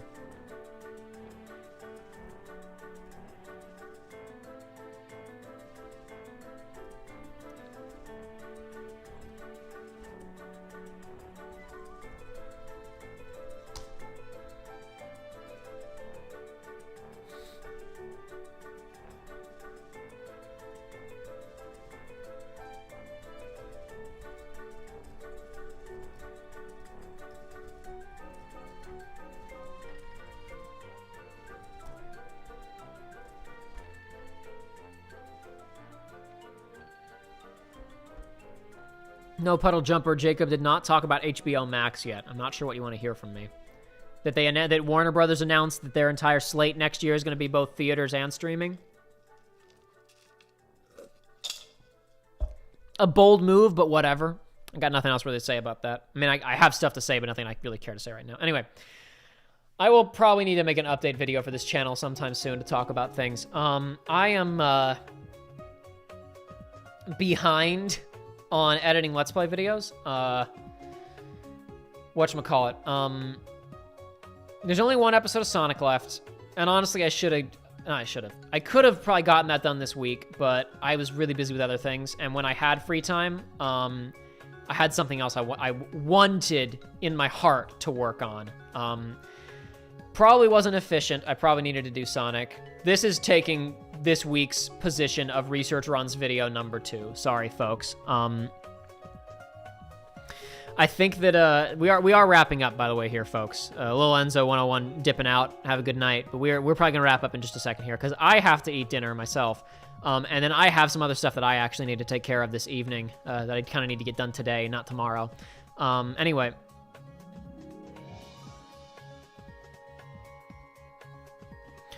I keep losing my train of thought. I keep looking at chat or looking at meters, and then I forget what I was talking about. Sorry. Okay, anyway. Right now, obviously, this channel is on a 2-video-a-week schedule. I'd like to maintain that as best as possible. Tuesday, Thursday probably isn't best. I defaulted to that because back in the day, Monday, Wednesday, Friday was usually the schedule, and then when I started doing multiple playthroughs at once, it became like Kingdom Hearts used to be. Kingdom Hearts 1 was on a Monday, Wednesday, Friday schedule, and then FF7 became Tuesday, Thursdays, and I have 5 videos a week. Boy, oh boy, that sure was a time in my life. Delays were near constant, though, so who cares? It wasn't that impressive. More recently, I do 3 videos, and I kind of defaulted to Tuesday, Thursdays for 2 videos, which honestly, it should probably be Tuesdays, Fridays, which I will probably do in the future. And it's probably gonna be just 2 videos a week for a while here because I really need to focus on main channel. I keep saying I'm gonna do it. I keep believing that I'm gonna do it, and then I don't work fast enough. I get like 1 or 2 things done. I get burnt out because I'm managing too many things. Other stuff in my life comes up. I need to make main channel stuff. I need to make videos that people on the internet will actually see and possibly get some visibility. And then maybe they'll come over here and watch these videos too, because nobody's watching this channel, really. I appreciate all you guys who are here. It's not an insult to anybody, but, just saying. Listen, man. The fact that 300 people care the fact that 300 people, even, sometimes more people, that even 300 people give a crap what Joey and I have to say about Sonic Adventure is pretty damn flattering. But in terms of the time investment to monetary reward, it's pretty comical. I should probably just get a job at McDonald's at this rate. Not that I don't have I do have other real work that I do. I do have a job, but, or at least I do work. I do freelance stuff, so I'm not consistently employed, which is part of why our time goes instead of to YouTube. Point is, it'd be nice if viewership could be a bit bigger. To that end, you know, I need to not be making Let's Play videos that aren't going to get viewership. I need to be making videos on a main channel that might accidentally get picked up by the YouTube algorithm and might get a couple 100,000 views. And then maybe from those 100,000, I can convince maybe 5,000 people to be fans of the channel consistently. And then maybe 1,000 of those people will come over here, and maybe they won't be hardcore Kingdom Hearts heads. And they'll go, oh, I'll give Jedi Fallen Order or Sonic Adventure or whatever we're doing next is a shot. Because we've already started filming the next thing. I tweeted about this already. Joey and I wanted to make a big joke of like, because I knew the game was only going to take 2 sessions. I wanted to do a big time joke of like 1 week. I tweeted, Joey and I just started filming a new Let's Play. And then the next week tweet, Joey and I finished filming a new Let's Play. But then nobody got the Rona. Thank goodness. Nobody got the Corona. But Joey was at risk. He had been exposed to somebody who had been exposed to somebody who had been exposed. That wasn't quite what happened. So he had to watch himself for a little bit.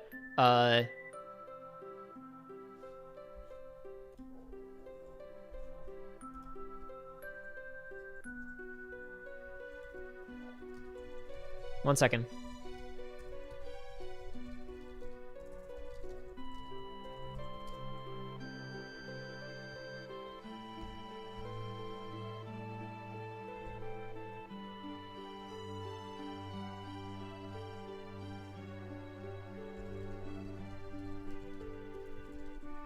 Sorry, folks.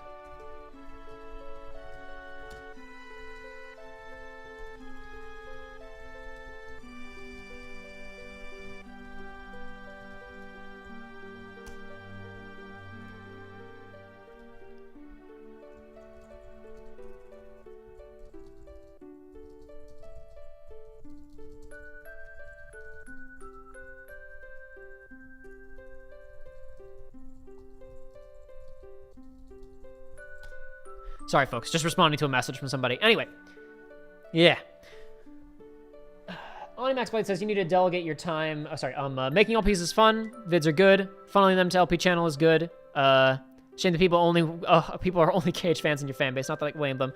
Delegate your time and interest the way you see fit. And to be clear, let's be very clear. I really like making Let's Play videos. I have a lot of fun doing it. It'd just be nice if, you know, again, this is in no way directed at anybody. Thank you all for watching. And if you're not watching, if you're just into me for Kingdom Hearts, I'm not saying you gotta watch Jedi or Sonic or whatever we're doing next. It's totally cool. I get it. It's just, I do spend a lot of time on this, and it'd be nice if the numbers were slightly bigger. I've joked before, and I think maybe people didn't think it was like I was being... I think people maybe thought it was a joke, but I was being perfectly serious.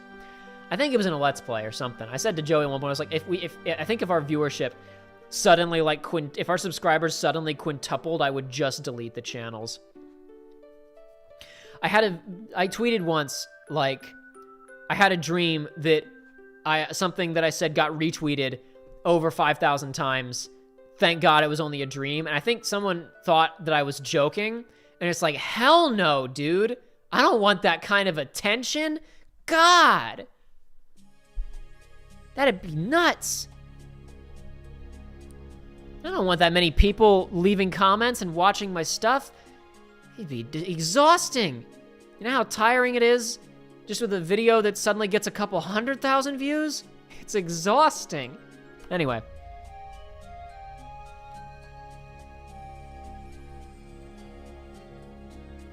But the, where was it going? Again, I've lost my train of thought here. Anyway, point. This is why, update videos have to be scripted. And I'll talk about this in some videos soon. We're probably gonna be on a 2-video-a-week schedule for a while.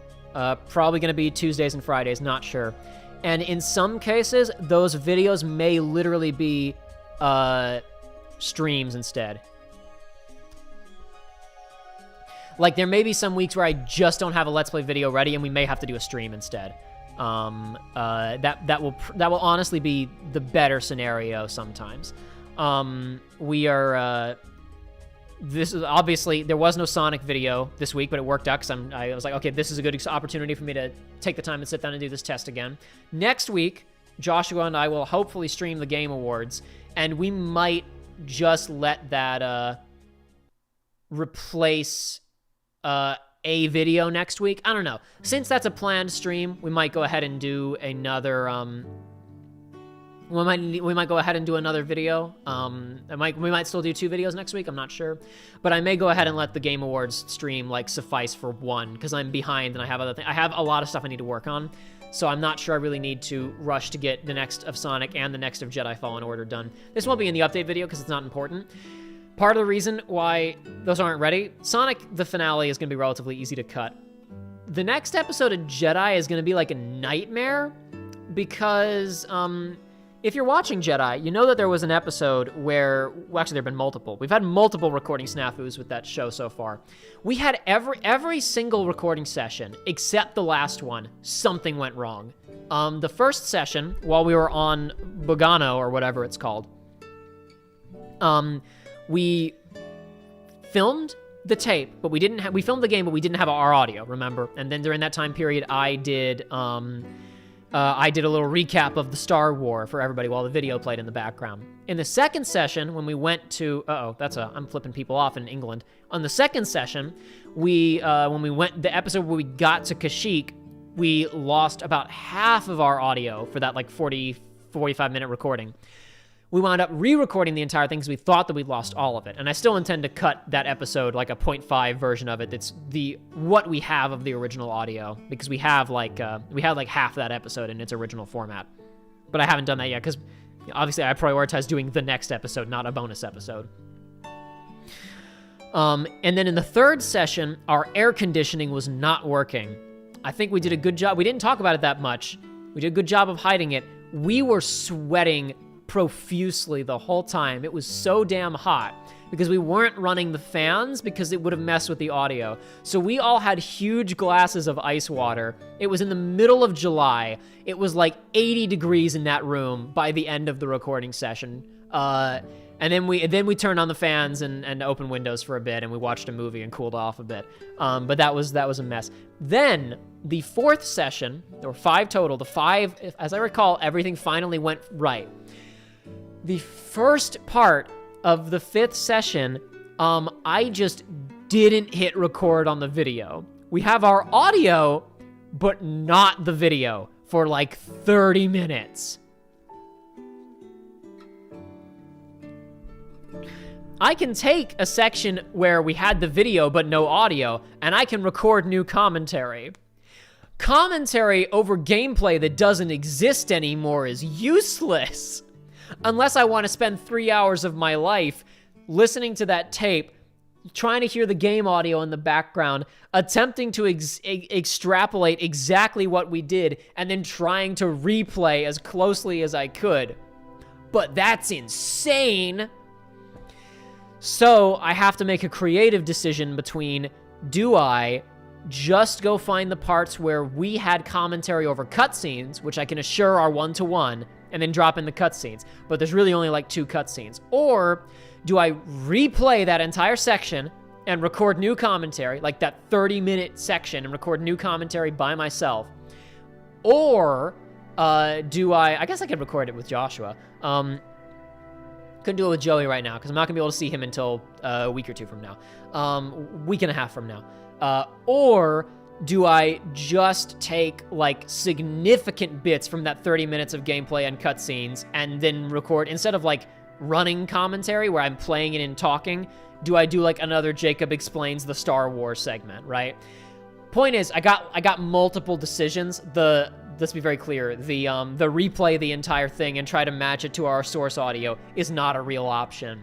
But I got to make a decision about what I want to do, and either way, regardless of which of those 4 realistic options I pick, it's not an easy edit. It's not like, okay, I'm going to sit down and I'm going to synchronize the audio and synchronize the video, and I'm going to just let it go, and I'm going to adjust the volume every now and then, and I'm going to cut out the swear words and make little creative decisions here and there, maybe cut out some conversations that I don't like, or fast forward if there's a boring bit. Like, that's relatively easy.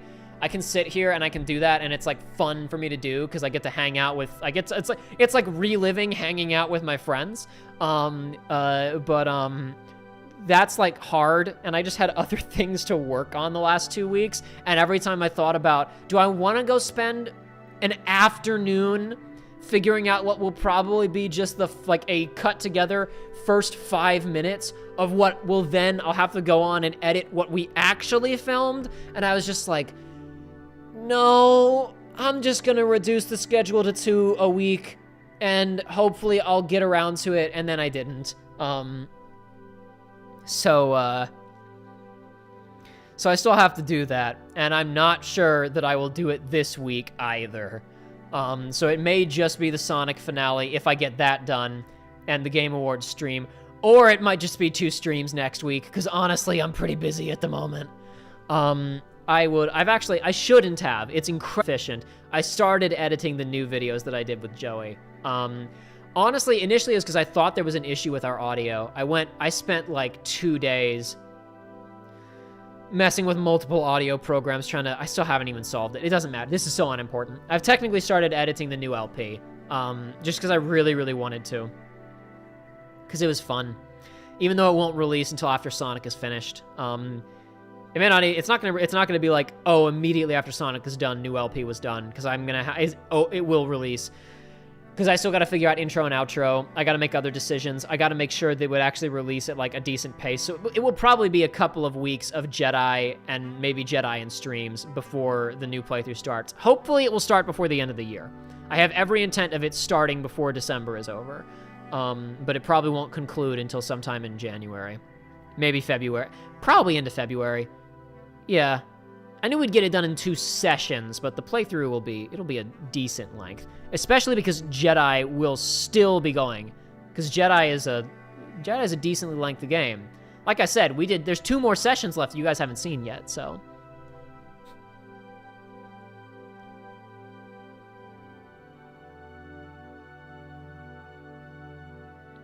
Anyway, so point is, for a while here on Research Runs, it's going to be 2 videos a week, and sometimes I'll do 2 videos a week and also stream, and sometimes I'm gonna have to say there's only gonna be 1 video this week, and I'll do a stream instead.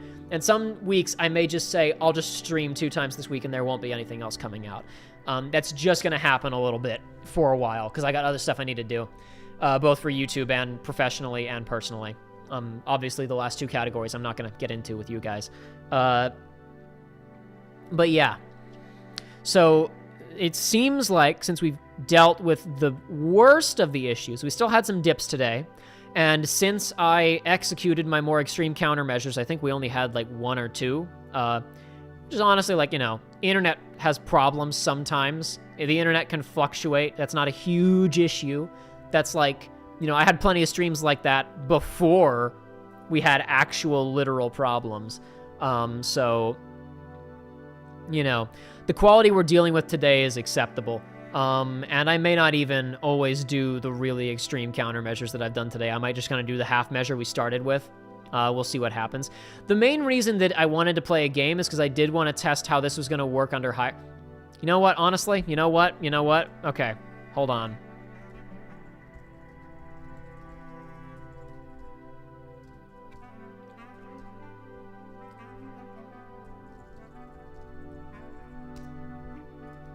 I am going to play a video game, folks. I said we were going to wrap up. Hurricane Area asks, were the FF9 streams finished already? It's been a hot minute. No. The last FF9 stream we did, it was not due to these problems, but we had other internet problems at the time that I had not diagnosed yet. And the last FF9 stream that we did was extremely choppy. It was the beginning of Disc 3, I believe. Extremely choppy. It was very difficult for everybody who was watching it. I did have the original recorded tape, but I never uploaded it. The actual stream is unlisted in the FF9 playlist. And shortly after that stream, Joey and I started because basically the reason we filmed 999, sorry, not 99. The reason we filmed FF9 was because, gosh, I'm reading chat and I'm losing my train of thought. So basically what happened was we marathoned Kingdom Hearts so hard, right? I'm going to start Titanfall 2, and we're going to do 1 or 2 matches of this. Because I want to do a visual stress test, I want to see, because like so far in this stream, it's been me in the corner and a static image. I want to see if going to a video game is going to mess it up or not. So I actually do need to play a game for a few minutes here, folks.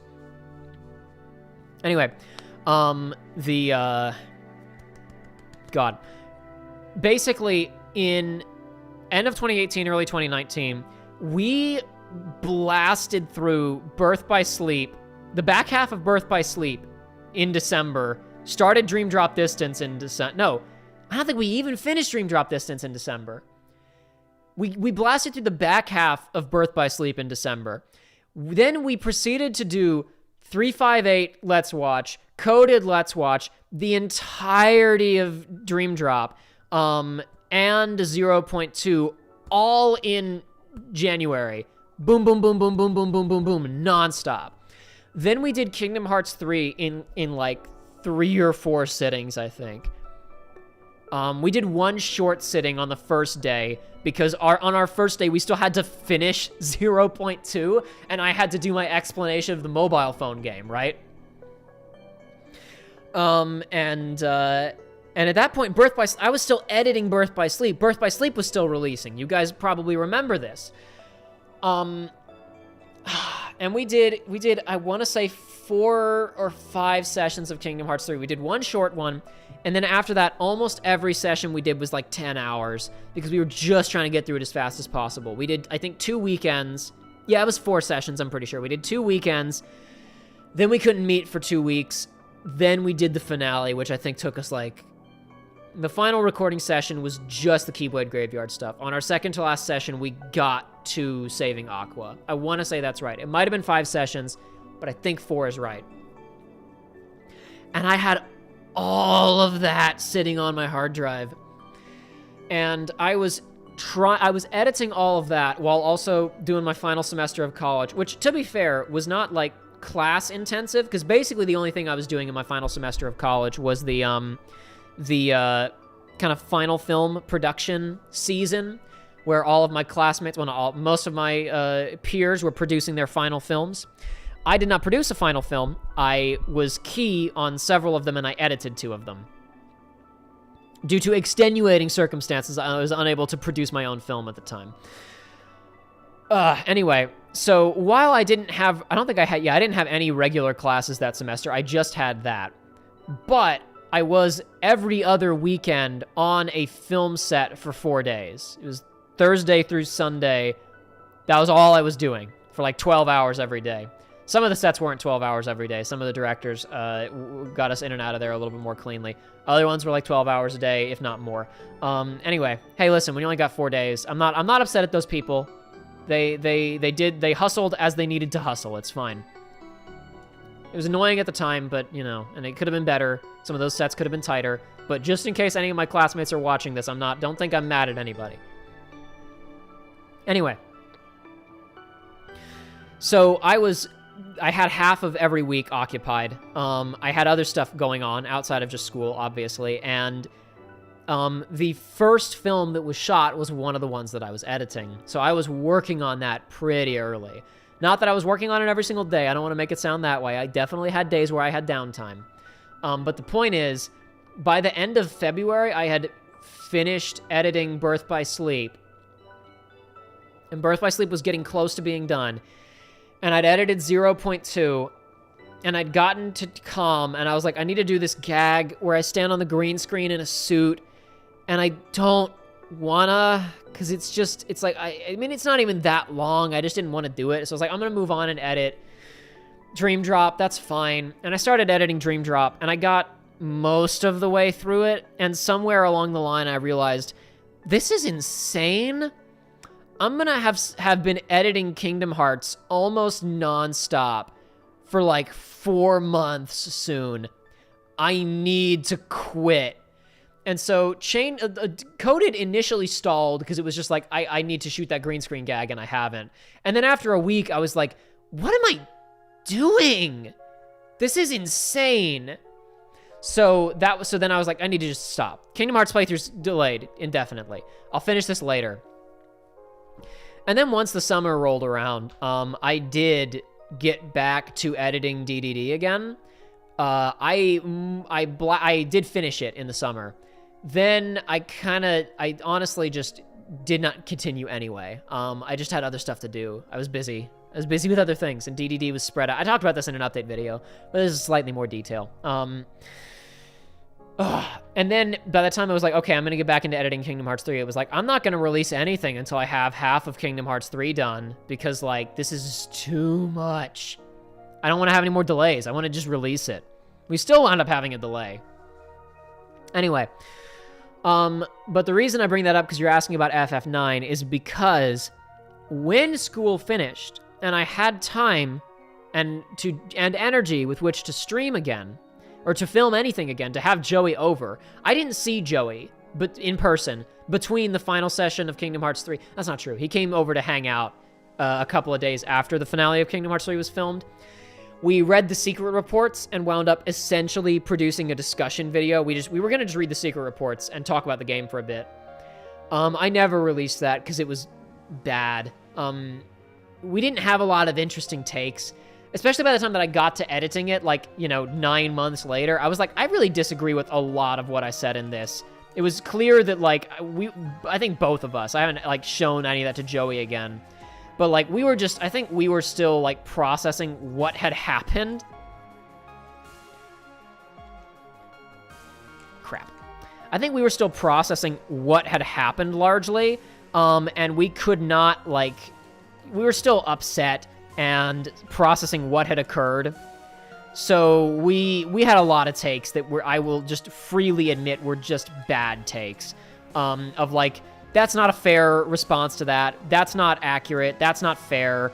We're being way too mean. That isn't even that bad. I actually like that part in retrospect. It was, I wanted to go ahead and film it and read the secret reports.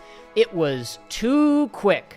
If we had done it like 5 months later, it probably would have been decent, but right on top of us finishing the game, it was too soon, and it came out poorly, and that recording will never see the light of day. It also just wasn't entertaining. It was just kind of sad. Like, I listened to it all thinking I'm going to edit this and I'll pair footage with it, kind of like I did for the Kingdom Hearts 1 discussion video back in the day, and I was just like, I am not having any fun listening to this. I don't even want to sound like it's just like me trying to protect myself from having egg on my face. It was unfun. I had no fun listening to it. There were like 5 good jokes in an hour and a half, and maybe that many good takes. The only thing of value was maybe our discussion of the secret reports, kind of just talking about them and parsing what they meant, which, like, honestly, I could just do on stream sometime if you guys, like, even cared, which I don't know that you do, but, you know, could be done, I suppose.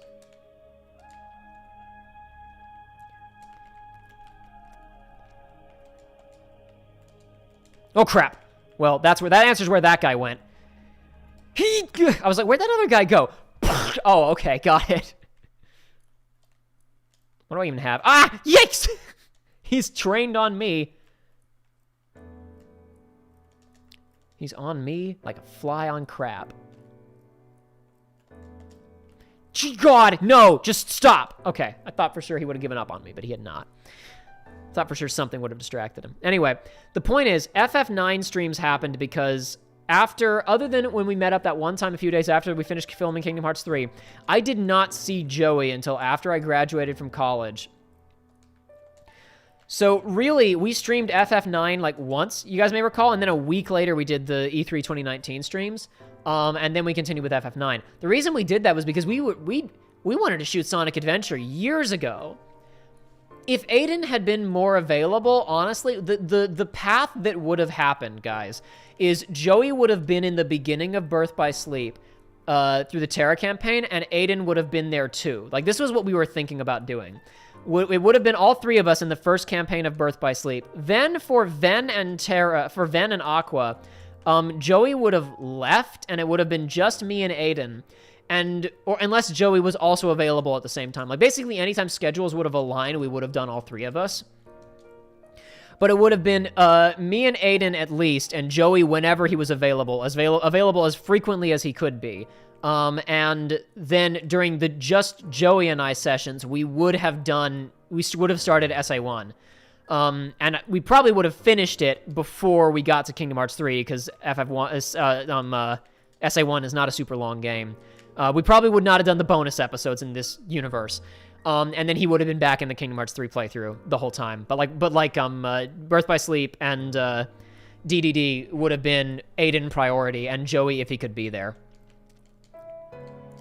Wound up being that Aiden was basically not available at all, so wound up being just Joey. Ultimately, I'm quite happy with how things worked out. Not that I don't think that would have been fun, but it was. I'm really happy with the playthroughs that we wound up making. Like, I have bits of the Kingdom Hearts 2 playthrough that I have kind of mixed feelings on. I'm happy with it for the most part, but like I'm pretty universally pleased with BBS Onward. I definitely think that like there are bits of Birth by Sleep where I don't give the game enough credit, where I zero in on things that I dislike a bit too much, and perhaps I didn't talk about things that I like enough.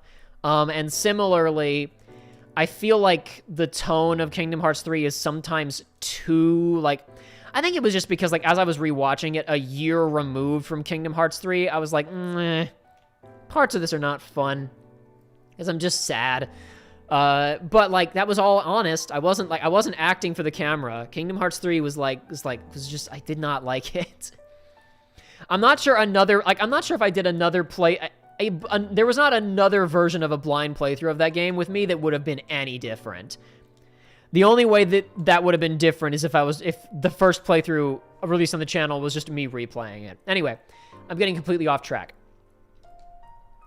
Joey and I wanted to film SA1 for ages, and we talked about starting SA1 after Kingdom Hearts 3 was over. But then it was like, I'm sitting on like 4 games of footage that isn't edited yet? I don't want to add a new game. That's insane. So it then became, I don't have to edit a stream. What do we want to stream? FF9 could be fun. People like FF. That was also me thinking, hey, what do Kingdom Hearts fans like? Kingdom Hearts fans like Final Fantasy, right? No, they don't. Kingdom Hearts fans hate Final Fantasy. I thought FF9 would be a safe bet. The first stream got like 1,000 or 2,000 views, and then after that, it was just like 500 or so every time. Again, not mad at anybody. But I've learned that the only safe bet with Kingdom Hearts fans is Kingdom Hearts fans. Sorry, is Kingdom Hearts. Because, frankly...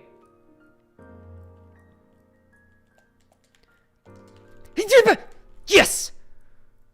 Now, I'm probably still gonna die because it looks like my teammates are no... Yes! They all died! I made a solo escape. Praise be to Yevon, brother. I was not... What is this? This isn't Yevon. This is Yevon. Praise be to Yevon, brother. Oh, no wonder we got creamed. I only had 2 teammates. Also, I'm talking to you guys about things that happened a year and a half ago. Anyway, we were going to start filming SA2, but then it, like... no. SA1, I mean. So we only started filming SA2... God! We only started filming SA1 because I had half of Kingdom Hearts 3 finished. I was like, okay, now I feel fine. We can start filming this. And then it was just like, oh, well, we don't meet that often. So I guess FF9 is delayed, is indefinitely. So FF9 is an indefinite hiatus. Joey and I have talked about it several times. He's like, I mean, he was into it, you know. We both want to go back and finish it, but we just, like... We'll probably go back and finish it when I'm back in a situation where it's like, I don't want to have anything new being filmed on a hard drive right now. Or alternate, honestly, what am I talking about? We'll go back to it after coronavirus is over and Joey can, you know, be here safely frequently. So, you know. Maybe we'll finish FF9 late next year. I would say, vague prediction on return of FF9 streams sometime summer of next year. Maybe. Don't hold me to that, but that's the earliest you could possibly see it again, probably.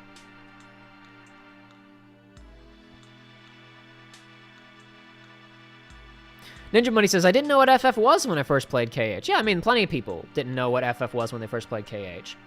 It's just that a lot of Kingdom Hearts fans are... I don't want to generalize.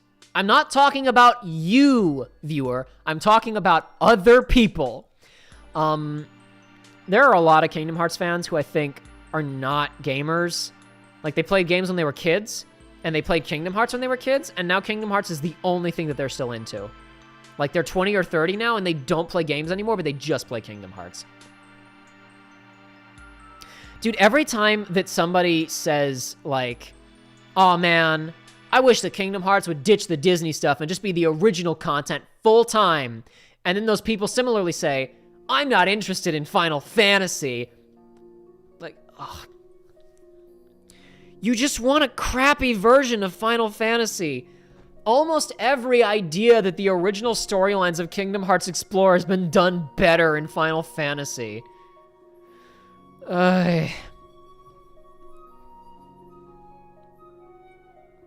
Dude, I really love the dichotomy of the light and darkness and this whole storyline of, you know, Xehanort wants balance, right? Like, I think it's really, I've seen people talk about, oh, dude, it's so fascinating that Xehanort is, like, into balance. Like, you know, he's right. There should be a balance between light and darkness. Like, people have just like, you know, oh, yeah, I think Xehanort is right. There should be a balance between light and darkness. An idea that the games never explore.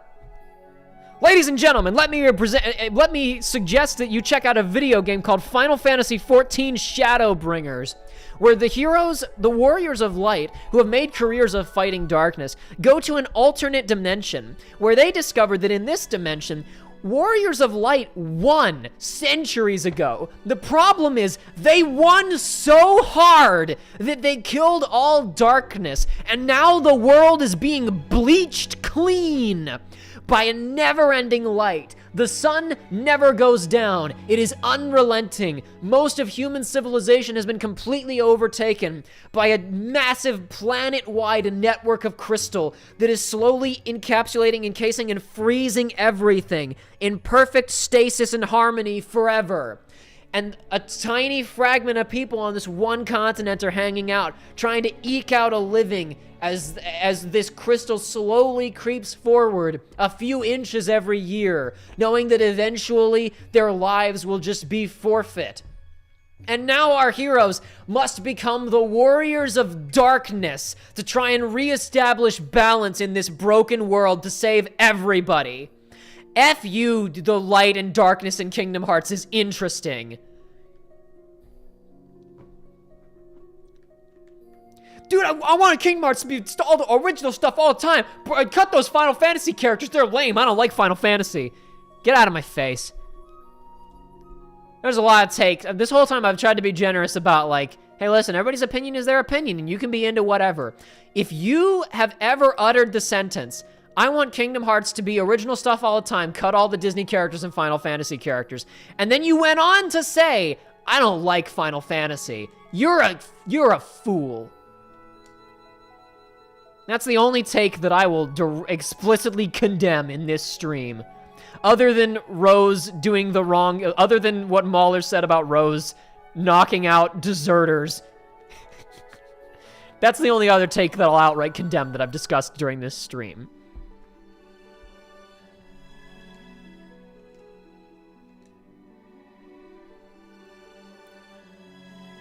Alternatively, Final Fantasy III, says Crossburn. Not incorrect either. Not as interesting as FF14, but yes, the ideas are explored more than Kingdom Hearts. And considering that the original version of FF3, before the DS version, didn't even have characters, that's saying a lot.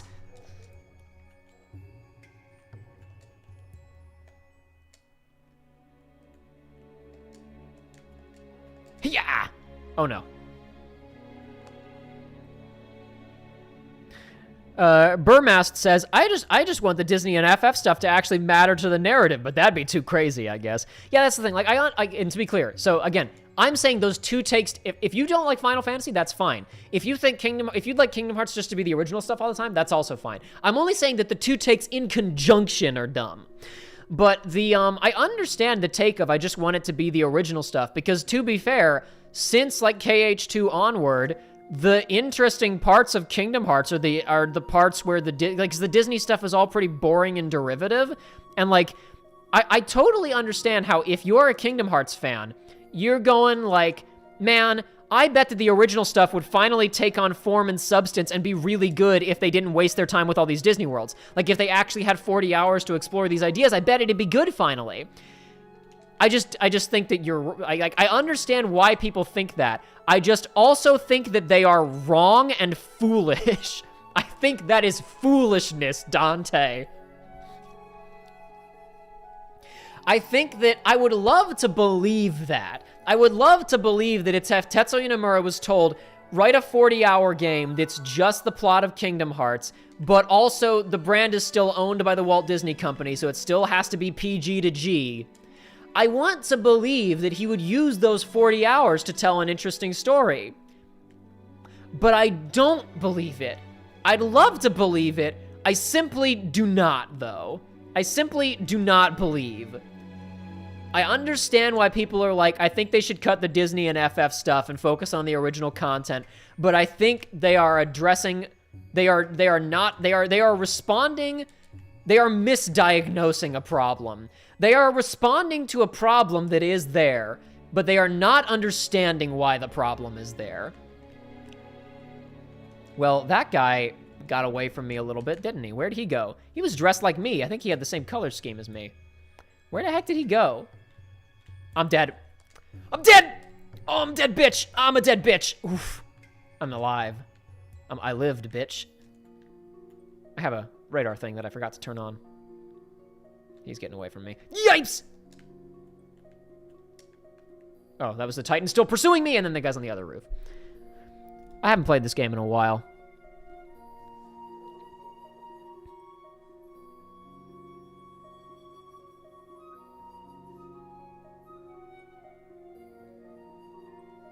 Sorry I'm not really reading chat anymore, folks, because I'm a bit more focused on this at the moment.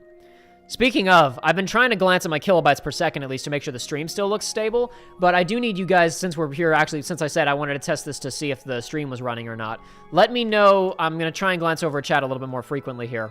Let me know if you guys see any significant stutter. Rather, go ahead and say right now if you've seen anything so far since we started playing Titanfall 2. If it's been like 1 time, or if it's been like 10 times, because I haven't been watching that closely because I'm a bit busy playing the video game, so... The stream should be running in around 60 frames per second, and it should look decent, so let me know.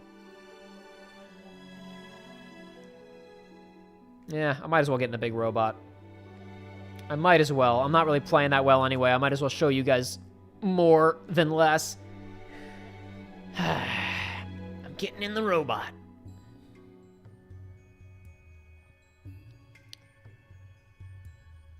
Remember that time when Shinji and Asuka fought Tenacious D?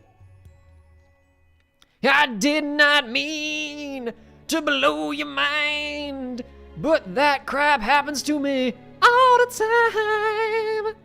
I do not need a microphone. My voice is effing powerful.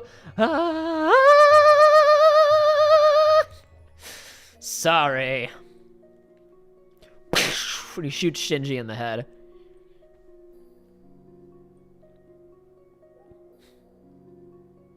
Be you angels? And we said nay. We are but men, rock. Ah, ah, ay, oh, oh, oh, oh, oh, oh. I do remember, says Oni Max Blade. Good, I'm glad somebody got that. As I just had a stroke for a minute there, a Tenacious D-themed stroke.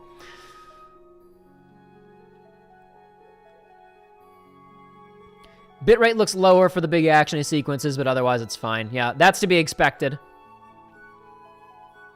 It's kind of low quality and pixely. All right, that's unfortunate, but I can live with it's not dying constantly. I can live with that personally. I can live with it's not dying constantly. Give me just a second, actually. Hold on. God, I hate you, YouTube. This picture-in-picture mode is not useful, and I need you to stop with it. All right, whatever. I can live with pixely and occasional bitrate suffering. That's fine. My bitrate, I'm only outputting at 4,000. So like, so otherwise, I'm probably gonna throttle the stream anyway. So unfortunately, that's about all my internet could probably maintain in the best of times. I don't know, it could maybe go higher, but like, rather, if things were working properly, I could try upping the bit rate on future streams, but for the most part, I'm trying to stick to 4,000, because that's like, at least I'm gonna get a 720p image that way, and I'm not gonna be putting too much strain on my internet, which is already being uncooperative. Damn it. I missed every one of those. That was phenomenal. I haven't played this game in a while, folks. Please go easy on me.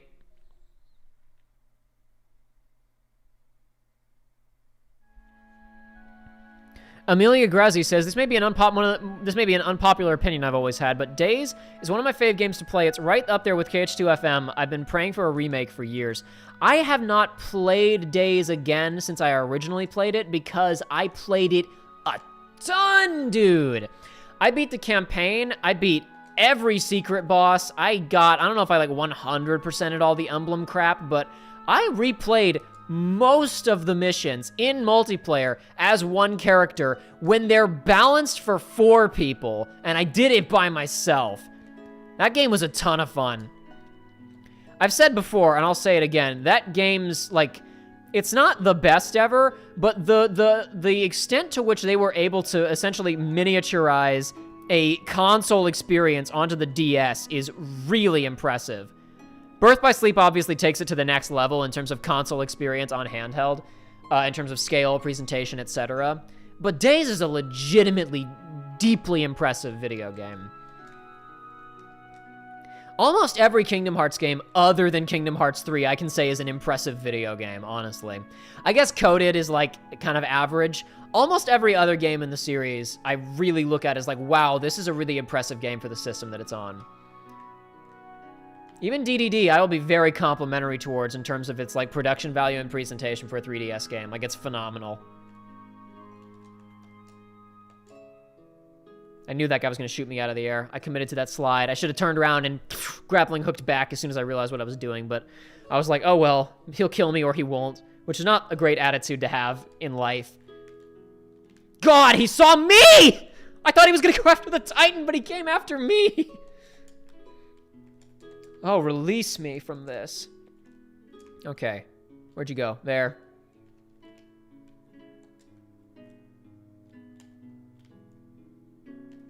Oh, he's dead. I helped. I helped. Oh god, that tone can get me from across the map. But I can do this. Hiya! That's going to hit a wall and not be anywhere near him unless he comes back over. He came back over. Haha. Stupid son of a gun. You exposed yourself.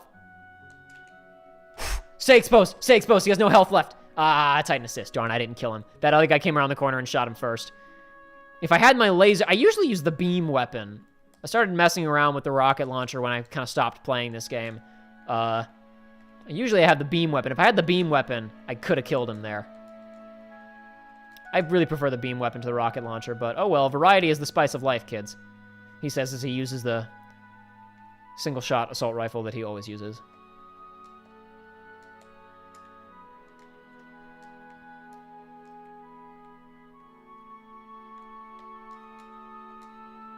Oh, I think I got completely disoriented about which side of the map I needed to be on. No, that's okay. No, I knew where I was. Never mind. Okay, whatever. Ah, I see. The good old auto turret and multiple people stacked up on the flag is switcheroo. I mean, like, totally normal strategy.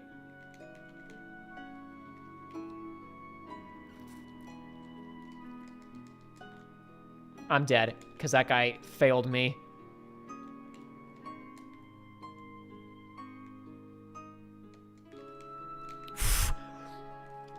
Okay, folks. You ready to see some pro gamer moves? Because I'm ready to give them to you.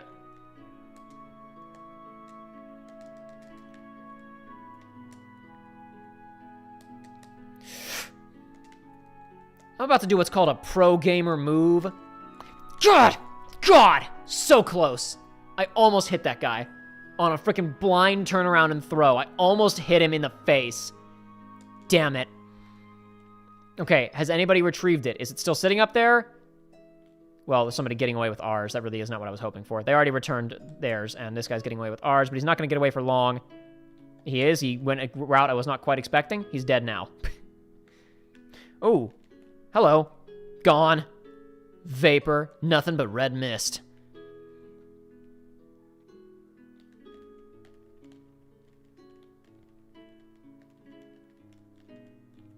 That was embarrassing. I didn't even hit him with the freaking sonar bolt. What is... Boy. This is quite the display from me, frustrated Jacob.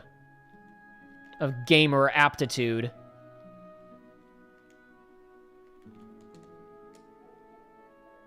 It just said victory, right? Yeah, we clocked out. Okay, I see we have a higher score. Come on. Tone kill in the air. I just want to get one. Ah. I used to be really good at that, but it's been too long, and I am not good at it anymore. Oh, get out of the way. Come on. All right, come on. When's the... Oh, hold on. You. I see you. An Auto Titan? That's a distraction. That's a distraction. He's trying to distract me from my true target, my true enemy. None of that. Get out of here. Where'd that target, where'd that distraction go? I hit him a little bit. It didn't matter. That guy took him out.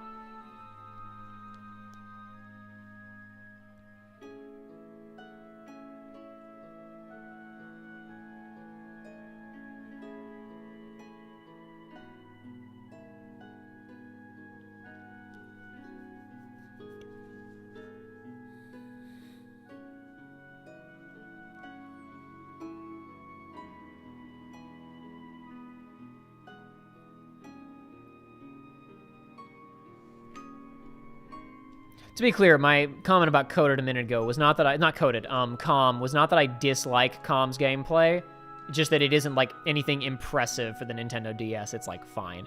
That was all I was getting at with that comment, by the way. Well, I'm glad we've run this test. I'm happy that we've run this test.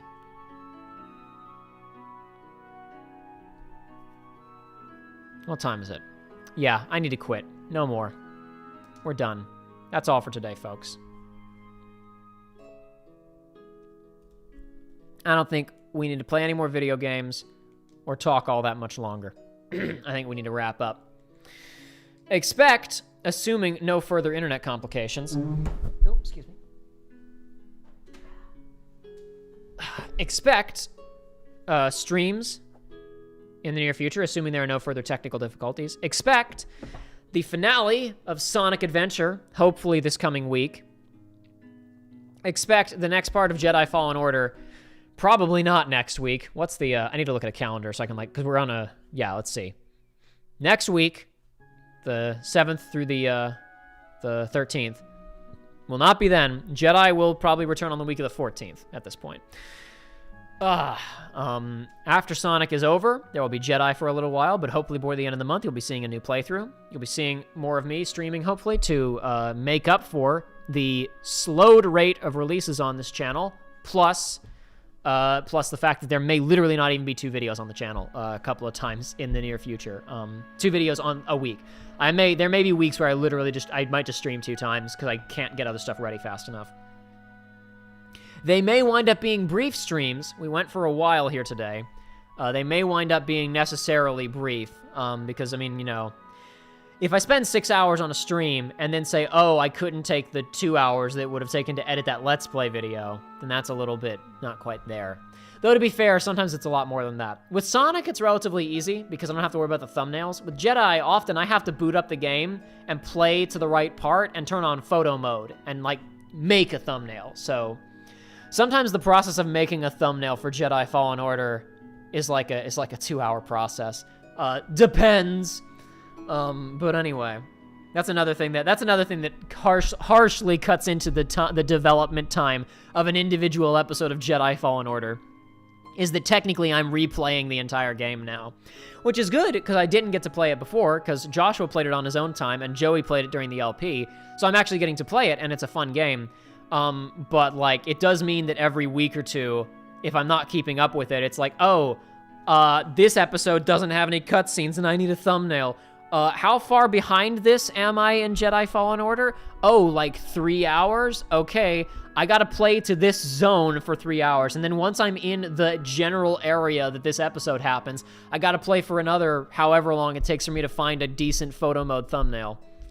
And then once I come up with the idea, then I have to actually execute the idea. Like, I knew what I wanted to do for the thumbnail for the episode with the arena, like but I had to get there, and then I had to make it. And that thumbnail was difficult because I didn't want Cal to just be standing there, because he's standing in a lot of the photo mode thumbnails that I've already done. So I wanted to make him walking, but I also wanted to get it while the blue dude, Zig Toro, I believe is his name, I'm sick Tormo. I remember because I edited the episode. He like sticks his hands out like this, and that's like the only really readable pose that he does at thumbnail scale, where he's the background of a photo mode image, right? So like, I needed to get Cal in a decent walking pose with BD in a decent idle animation pose, and I needed to do it when the guy did the right pose. So that thumbnail took longer to make than it reasonably should have. But I sure did make it. Like, when I continue with Jedi, in order to get the thumbnails, I am actually caught up, basically, to where I am, like, where the Let's Play stopped most recently, where we showed up to talk to Tarful and Mari. My New Game Plus file is at the meditation point immediately before that, but, like, I'm about to have to play the entire Scaling the Origin Tree Shadowlands section of that game. I say that, the next episode, I'll probably be able to pull a thumbnail from a cutscene. Probably will be preferable to pull a thumbnail from a cutscene. But regardless, eventually I'll get to an episode where I don't have to do that and I'll have to play all of that. Point is that it's a time investment. Burmast asks, will you upload the streams on YouTube? I always do the streams here, and the streams, YouTube always automatically archives them with the chat off to the side of the video. Unfortunately, since we lost connection a couple of times, the chat will probably be a couple of minutes ahead. Probably be hopefully less than a minute, because we only had a couple of cuts. But basically, every time that the video staggered for you guys today, where it froze, in the archive that YouTube creates, it will literally just remove, like, if there's a point where there was no video or audio from me because the YouTube just didn't receive a signal for a few seconds, YouTube will literally just delete those 5 seconds and take wherever the signal was good and the signal was good and just mash them together. but chat will still be timed to the exact length of the original stream. So every time that happens, that means that the video... Yeah, no, chat won't be ahead. Chat will be behind, because the video, every time that happens, will jump ahead 5 seconds. This is why it's beneficial to have the chat baked into the stream, but unfortunately, I'm not smart enough to know how to do that. Without literally just taking the little pop-out window of YouTube chat and putting it on screen. Over around kind of here. This is where I would put it. But during gameplay, I don't like the chat, the live chat window that YouTube does is so fat that I just don't really know how to make it look decent while also keeping a 720p aspect ratio on a video game footage, even if it's like reduced, even if it's not the full window. So what I would probably do is, I need to figure out like a plugin on OBS that lets me have like what professionals have, where it's like there's like a transparent chat in the corner. I need to just do that, but I haven't done it because I don't stream enough to, like, there's other skills that are more important for me to learn than how to do things in OBS, which is something that I've never really done all that consistently anyway. I kept saying that I meant to stream more consistently, and then around the time that I was sincerely about to start stream, I was like, oh, coronavirus is happening. Joshua's home from college. Let's stream a lot. Then we did the FF7 stream, and then my internet stopped working. So I was gonna get serious about streaming this summer. Oops. So I gotta, now that I have things semi-fixed, we can get serious about streaming again.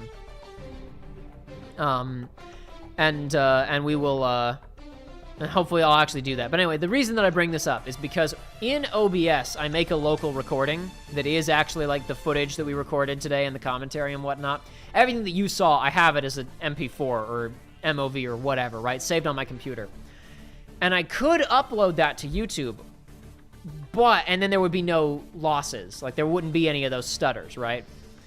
But since I don't have chat on screen, there would be no chat at all. You wouldn't have the built-in live chat replay that YouTube generates.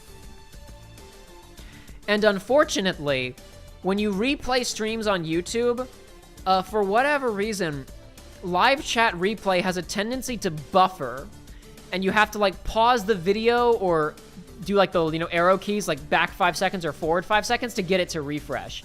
I learned this because back in the day when we did that last FF9 stream that we ever did, and it was so stuttery, I thought I will take the recording that we did locally and I will upload that as a YouTube video. But what I'll do is I will go to the unlisted version of the actual stream where it's super duper stuttery, but the chat is there. And I'll do a screen recording and I'll get the chat and then I'll add that in to my source video, right?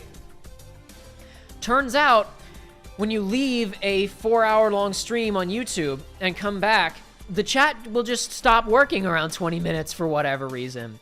You have to, like I said, do like a back it up by 5 seconds or a forward by 5 seconds to get the chat to refresh occasionally. You have to be watching it like a hawk and go, wait a second, is nobody talking or did the chat pause? And then you have to hit the arrow keys and find out, oh, 6 messages got posted, but they didn't happen. So let me back it up by, the 2 minutes or whatever and re-get those. Oh, and now this edit has turned into, I have to also cut every time that it buffers and resynchronize across the So then that was why the final FF9 stream never got a remaster with the chat and a proper release, because I fully intended to just release the VOD and paste the chat into it.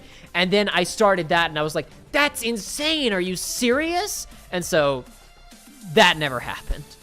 That was dead. So the point is, I have the VODs, but they're mostly for me and for emergencies if a stream is literally unwatchable, which is why eventually that FF9 stream, like if we ever start streaming FF9 again, I will upload that VOD anyway, and I'll just say, sorry about the chat, use your imagination. And I'll upload that around the time that Joey and I decide we're going to continue with FF9 again, probably, with a little like forward that says, hey, this is what happened. Also, FF9 is going to continue. Here's the last stream that we did previously. But under most circumstances, I would rather have a couple of stutters and the timing gets a bit off as opposed to losing all of the chat. Like I said, I need to figure out how to get chat into the stream so that we can just upload VODs if there's a problem. But that's a future problem. Not for tonight, because tonight I need to quit because I'm very hungry. The only reason we went as long as we did was because I was exchanging messages with someone about something that I was like, are we doing this tonight? And they were like, oh, crap. No, I can't do it. I totally forgot we were doing that tonight. I have something else that I'm doing. Let's do it tomorrow. And I said, oh, okay. That was when I made the call to let's do a stress test with Titanfall 2. We were going to quit then.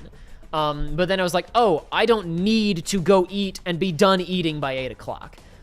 So I'm going to do this instead. But it is 8 o'clock now, and I need to go eat, and we need to be done. So, thanks to everybody who came out today. 31 of you are still hanging out. What the heck is wrong with you? Why? Why would you do such a thing? Why are you still here? Just to suffer, perhaps? It's entirely possible. Anyway, thanks for coming out, everybody. We will, I mean this, I've got stuff I need to work on. If we don't do this again this weekend, we will try and do this at least one time next week, and we will definitely do it for the VGAs, which is next Thursday, I believe. I want to say it's next Thursday. So minimum there will be a stream next Thursday. If I don't get the Sonic finale done, if I don't get the Sonic finale done by Tuesday, then we'll stream on Tuesday, or we'll stream this way. We'll see what happens. You'll probably see me again before the VGAs, but if not, I'll see you all at the VGAs, and Joshua should be able to join me for that.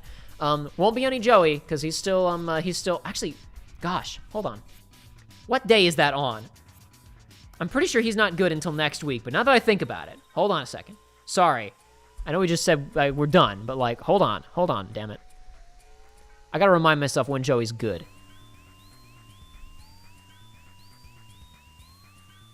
No. Plus, he probably won't be available. I don't know what I'm talking about. He won't be available then anyway. I can't invite Joey over for the VGAs, probably.